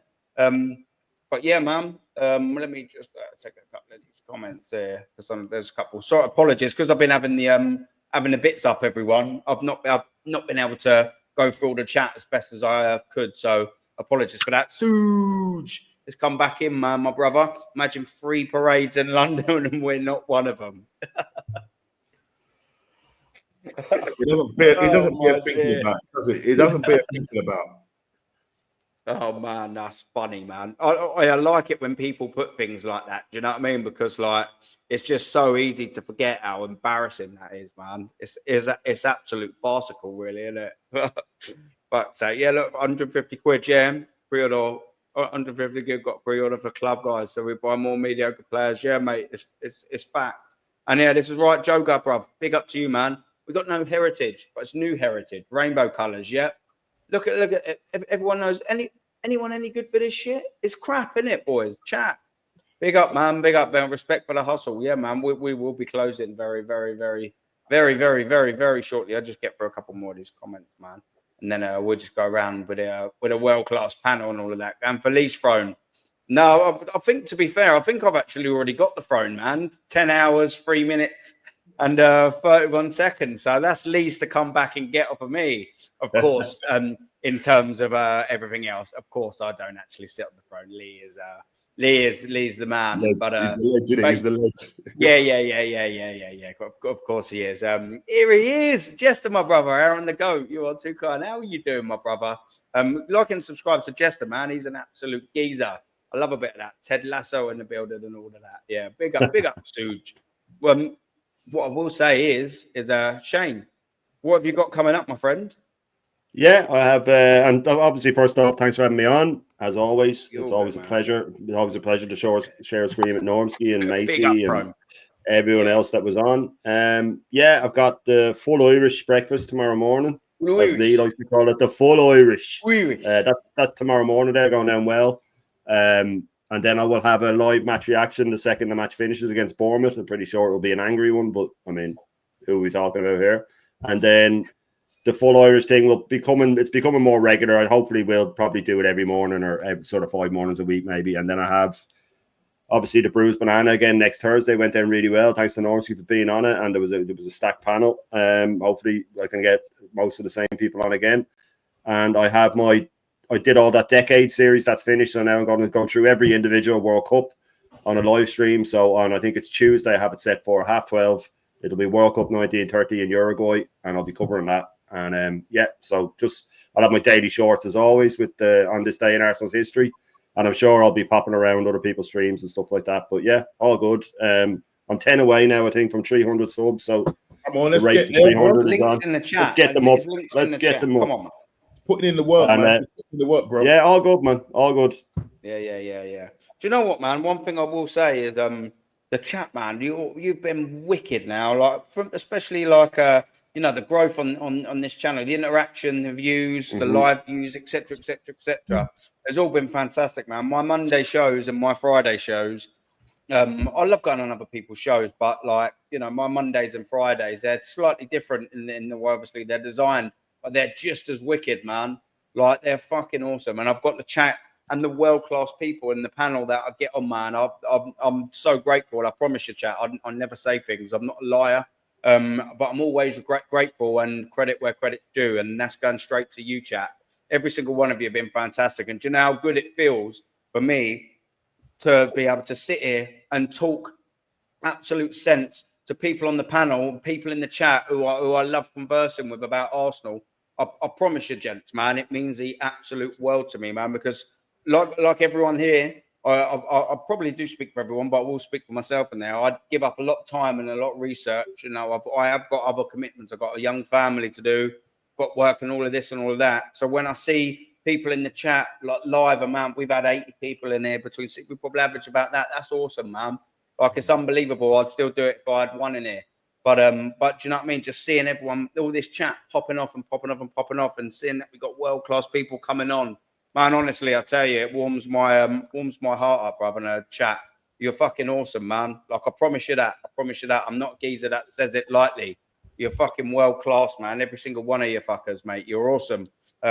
Norms, what have you got coming up, my brother? Right. Yeah, so listen, I'm gonna be doing something a little bit strange. When I say a little bit strange, tomorrow I'm kind of gonna probably catch a little bit of the game. But I've kind of sort of tapped out a little bit on Arsenal. I'm just gonna go and enjoy myself, do a bit of go-karting tomorrow with a couple of friends, some Arsenal friends. So I thought, hey, I might do a bit of content and do a bit of a vlog and get the views of some of my deluded Arsenal friends. So I'm going to be doing a little vlog of me rubber hitting the road.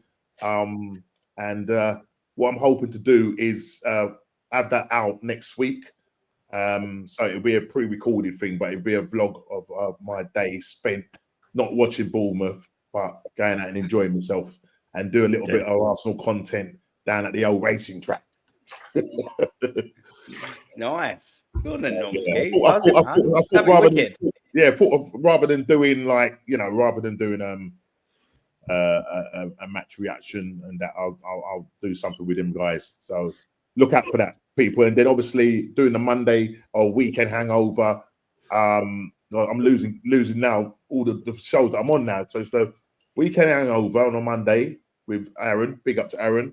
The Bruised Banana on a Thursday evening. I've got my show on the Wednesday, What's Going On podcast. Obviously, that day I will be doing 2 streams. So I'll be doing the What's Going On podcast back to back with the watch along, and then my match reaction. I've got to have to text Rashid and say I can't do a match reaction with him on Saturday. So so that's kind of my day. And obviously the new show's out with Northside. What's that, All or Nothing? And myself and Shane are on that show as well. So our weeks are getting pretty filled up. You know what I mean? But no, big up to everybody that's allowed us to get on this platform. Aaron, thanks for allowing me to come on your platform. You know what I mean? Anytime. And as I said, the chat is world class, absolutely world class. And big up to Macy. Big up to Macy always. Big up to Shane. Yeah, just before I bring Macy, a bit of Normski and Macy there, a bit of Macy. A bit of Macy, yeah. Just before I bring you in, Macy. There's just a couple of people to chat. Ian, man, now I noticed, man, you've always been a big follower of all the lads and all of that, man. It's greatly appreciated, and a great point you make as well, Yoga Bonito TV, my brother.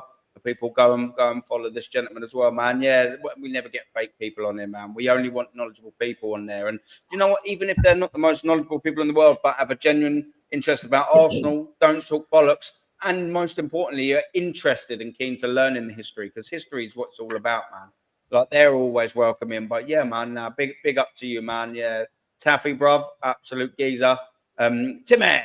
Always think of South Park. I'm sure that's probably why maybe your name is that. And every time I read it, even if it's not, I just think of Timmy from South Park. And I always say it in my head like that.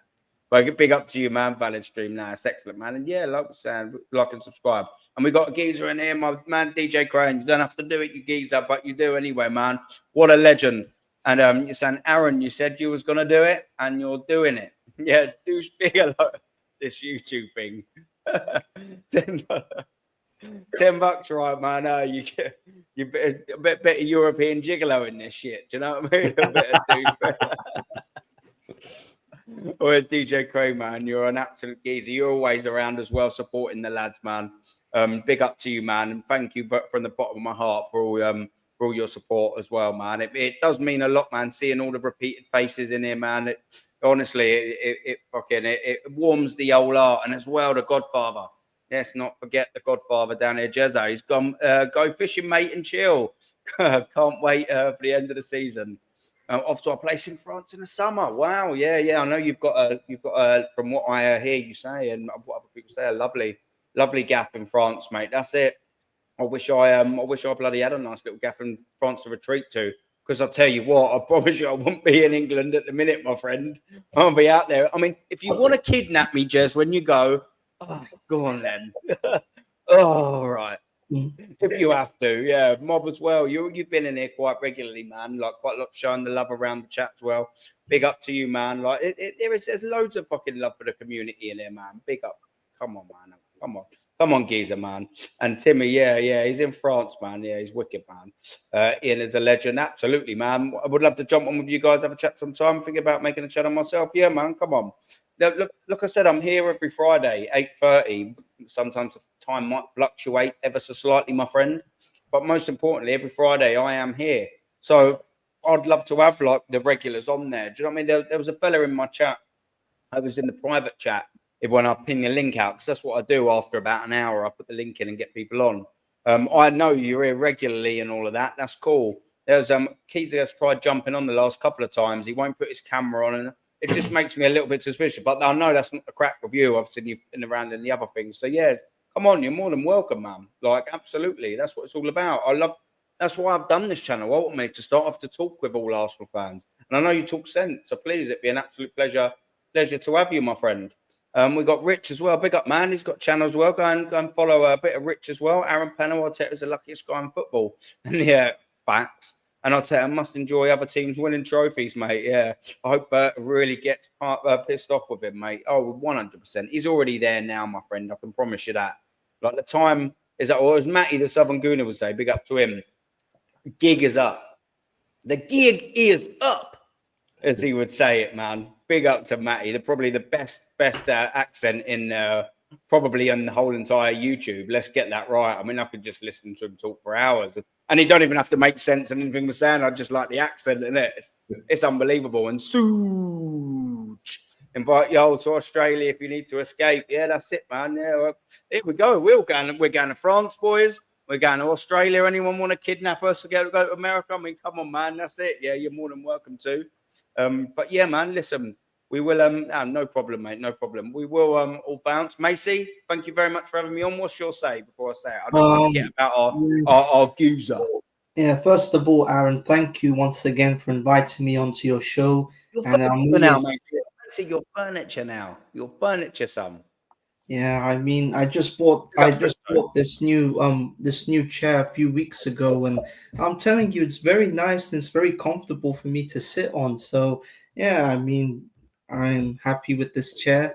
But once again, I'm glad to be on your show again, Aaron, to dissect the crap that is going on with this football club and the fact that we are still stuck with this manager for next season. And no matter what happens, like every time we call Arteta out, all our fans start saying, "Oh, you guys are so like you guys are too impartial with Arteta." Like they just always want to try and defend him, to protect him like he's the Great Wall of China. You know what I mean? Yeah, but it is what it is.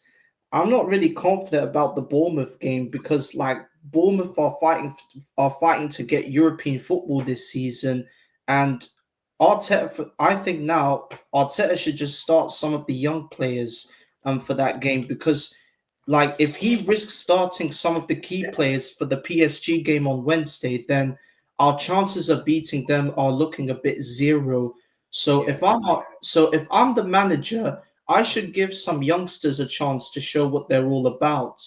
And then on Wednesday, I would start the key players for the PSG game. But it's all Arteta. Like he's the man with the brains and the dysfunctional thing, you know, and it's just a bit jarring. But yeah, I mean, I'm not really concerned about the Bournemouth game. I am concerned about John Cena versus Randy Orton. I was waiting for the WF to come out. I know. I mean, like this rivalry between John Cena and Randy Orton is still going on. Like they've had some incredible battles over the years, and their rivalry is still getting a lot better now that John Cena is the bad guy and Randy Orton is the good guy, and they're now fighting in Randy Orton's hometown of St. Louis. So I might watch that match, and it wouldn't surprise me if John Cena comes to St. Louis and beats Orton in his own backyard, because I really like this new dark side of John Cena. Because, like, I mean, John has been the face Cena and all of that. Yeah, because he's been the face of the WWE I for am years. your father. Yeah, and Sorry, I'm a Star Wars fan. Come on. Yeah, and ever since then, like, I think John is really starting to show the world that it doesn't matter. Like, he's trying to show the whole world that sometimes you need to change your attitude. And that's what he's done. Yeah. Do you know what? Yeah, that's a great point, Ian. Yeah, you should start doing a little bit of content about it. Do you know what I mean? Yeah, that's what I'd do. It's not a bad shout. I don't know if you've ever thought of doing it, but Ian's right, man. I know a decent bit about wrestling back in the day, man. I'd share a screen, which I know a bit about the older wrestling now. I was a young lad doing it and stuff like that. I have a bit of wrestling knowledge, man. I do still watch some of the old wrestling back in the days, like the Attitude Era was one. The Montreal Screwjob. Yeah. No, in wrestling terms, it was Arteta. Hold on, we got to have this one. Montreal Screwjob was It's got to be the biggest moment. Who's Odegaard? So Arteta is John. So if I had to pick who Arteta is as a wrestler, I would Hurricane. I'll probably I'm not really sure, to be honest. Maybe someone who's the ultimate warrior, maybe the ultimate warrior. He was all show, and apparently his in-ring skills were absolutely awful. So he was all Bulldog. I remember I used to watch an old wrestling show called the Montreal Screwjob. Remember when, like, Shawn Michaels applied the sharpshooter on Bret? The Montreal Screw sounds like something fucking. Oh no, it was because fucking Bret Hart was leaving. Bret Hart was leaving to go to WCW for big money, and he didn't want to lose his last match. He wouldn't hand the belt over to Shawn Michaels, so fucking Vince McMahon rang the bell to trick him, and he spat in his face. Man. Yeah, but Vince McMahon for me is one of the most hated billionaires in the whole universe. I love him. He's an absolute legend. I mean, Vince McMahon is a legend, but all the nasty things he's done, like the likes of firing. He's a businessman. He's a businessman. He's the greatest heel ever in WWE. I understand, but if I had to choose which billionaire is the best, I would go for Triple H, because for me, he's really starting to change some things in the company, like bringing back all these wrestlers that Vince fired, and like changing the whole foundation of the company. With Matey, can I just quickly interrupt you there? And for the chat as well watching, Do you know, my boy, yeah, he's quite tall. He's 7, but he's quite a tall little 7, yeah. Do you know I probably pedigree him every single day? He loves it. He does. I give him the old pretend like little kick. Yeah, Get his arms over and then I pick him up. Pedigree. From that age, the attitude era, when I do it, he gets stone cold stunned and everything. Yeah, I like the pedigree, but my favorite finisher has to be the people's elbow with the Rock, where he he takes off his his wristband and he throws it to the crowd, and then he like does this, and then Cena tried to nick it then with the elbow. Yeah, I like The Rock. I mean, for me, The Rock is one of the best wrestlers of all time. Yeah. Without a doubt, without a doubt. Yeah, no, he's wicked, man. Yeah, the Ultimate Warrior and Doink the Clown. Doink the Clown, that would be fucking. Doink the Clown would be. Yeah, Arteta should be Doink the Clown. He would be Doink the Clown. Yeah. Now we got Donkey and the Clown. Havertz and fucking Odegaard, isn't it? Absolute fucking joke, man. Yeah. Even my daughter's a little attitude. Yeah, the old stunner, man. I love it. My daughter enjoys it when I give her the rock bottom on the sofa. Yeah. Fuck about them. You got to, wouldn't you? They love it. Yeah, man. Absolutely love it. Yeah. Mate, what an era. But yeah, man, listen, who's live that we like? Let's have a little goosey before we do wrap up. Who's live? We'll give him a little redirect. I'll tell you what, I like my mate Boss. I can't see any Arsenal streamers or any ones on my feed, but I do like Barca Reacts. He's a nice young lad. He is. He comes on my channel. Does he? Yeah. Let's go give him a raid. Let me see if it's let's get it set up. Give us 2 seconds, and then we'll go and raid him. We'll just say something like Aaron Raid. Just so he knows it's coming from me. Give us 2 seconds. See, he's a good lad, he is. I like him. All right, let me try and set this up. Because I've only done it a couple of times, I'm so slow. I can't remember a couple of the buttons to bloody press. All right, let's have a little. Let's go in here. Where is he? Here's my geezer. All right, let's redirect to him. But yeah, listen, man. Thank you very much again, chat. You've been absolutely well close. You're almost. Yeah, I know. Yeah. I'd love to stay another 10 minutes, but do you know what I mean? Yeah, I didn't know Jester was on. Is he on? Yeah, I can't see that he's on. It's not coming up on mine that he's on. Otherwise, I'd have gone to him. I don't know. I think I'm even a member on this. Let me just refresh it. This one quickly. Yeah, I can't see Jester. Yeah, no, I can't see it. Yeah, we'll stick with we'll stick with going to Eunice, I think his name is. He's a nice geezer. But yeah, man, chat, big up. And yeah, I'll take her out. Big up. Yeah, I am raiding Boss Reacts. Oh, everyone write Aaron Raid, yeah? Last words from Odegaard. We're going to go there full gas, said Odegaard, about next week's Champions League semi-final, second leg. The game was fine, Arsenal season, but there's doubt as to how much is left in his tank. Mate, he's not fucking. We're not gonna win it, mate. We're not coming back with anything, bro. We're not coming back. But listen, we ain't got it in us, bro. Go and raid Barca Reacts, man. He's a geezer. Big up everyone, man.